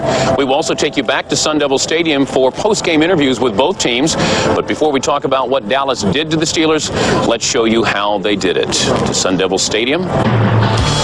Hugs all the way around. Pre-game for Slash in Prime Time. Michael Irvin ready for a big day. Brinson Buckner pumped up for the Steelers, who came in as 13-point underdogs. Cowboys led 3-0 in the first quarter. Troy Aikman looking for more, and he finds Michael Irvin. Then it's Aikman looking to Deion Sanders. Willie Williams on the coverage, 47 yards. And Deion, not understated, a little bit pumped up.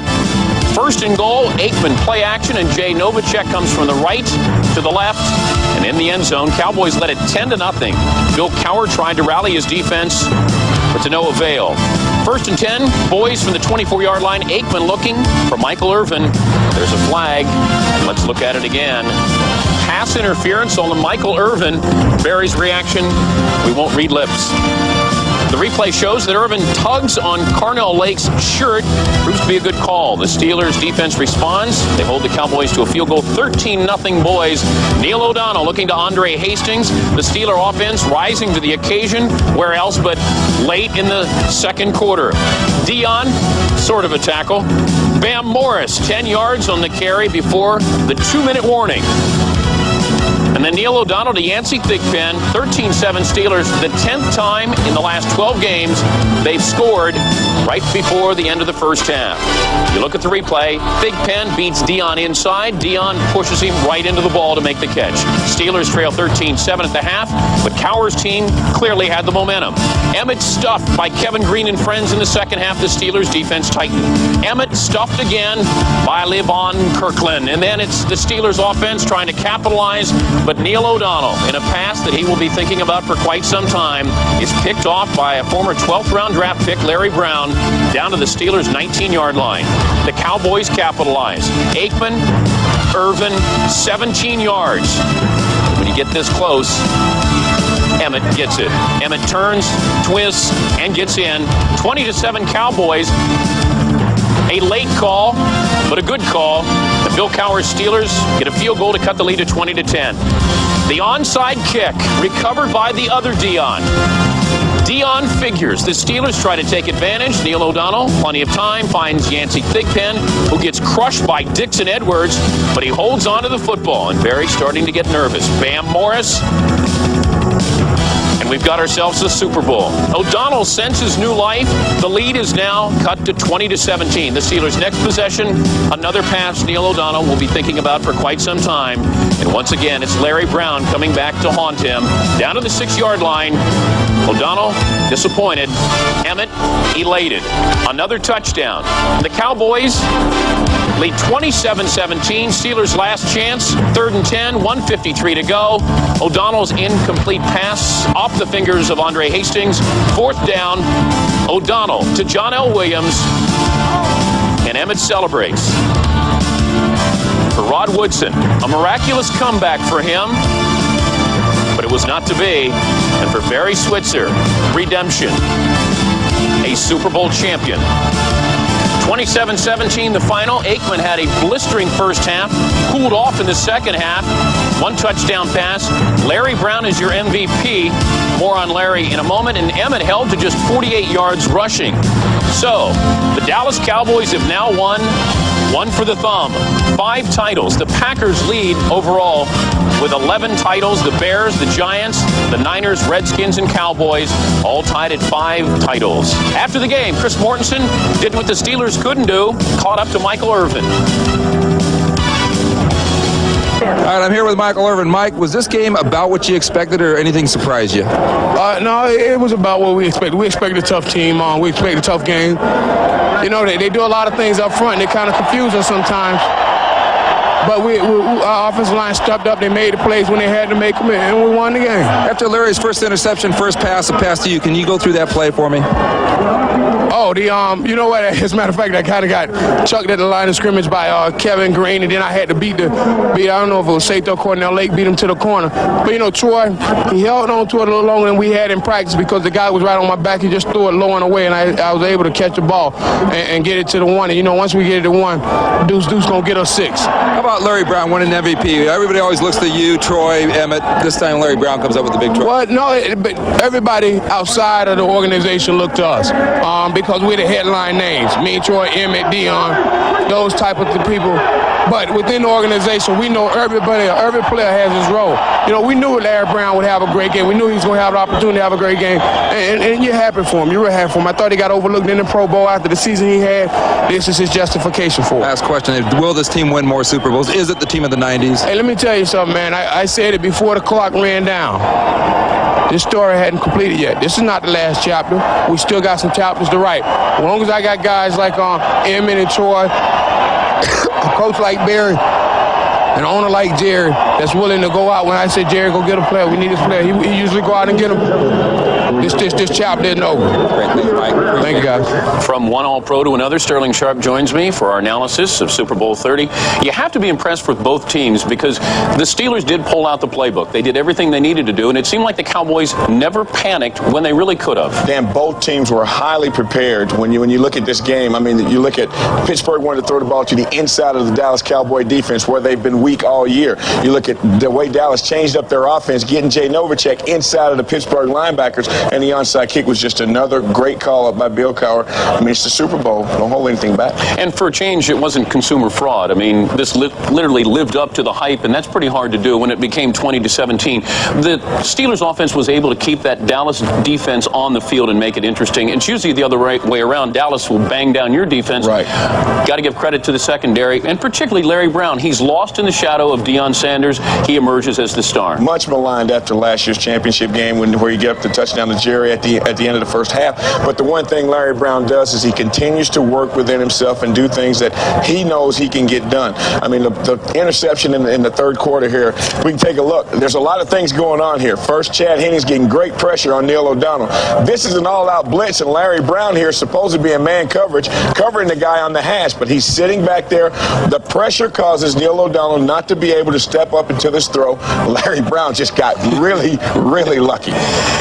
Neil O'Donnell had a couple of misreads, but for the most part, he got into a rhythm. And usually he struggles early, he struggles late, but it seemed like he seemed to pick up that rhythm, and he seemed to be able to solve the Dallas defense. Well, it's like this. It was a tale of two different people. It was like the receivers in the first half, they couldn't catch a cold, and then they got hot there late in the second quarter, beginning of the third quarter, they were on fire, but then you go down the stretch, the one that went off Andre Hastings' helmet. I mean, it's things like that. You got to put it together for 60 minutes. All right.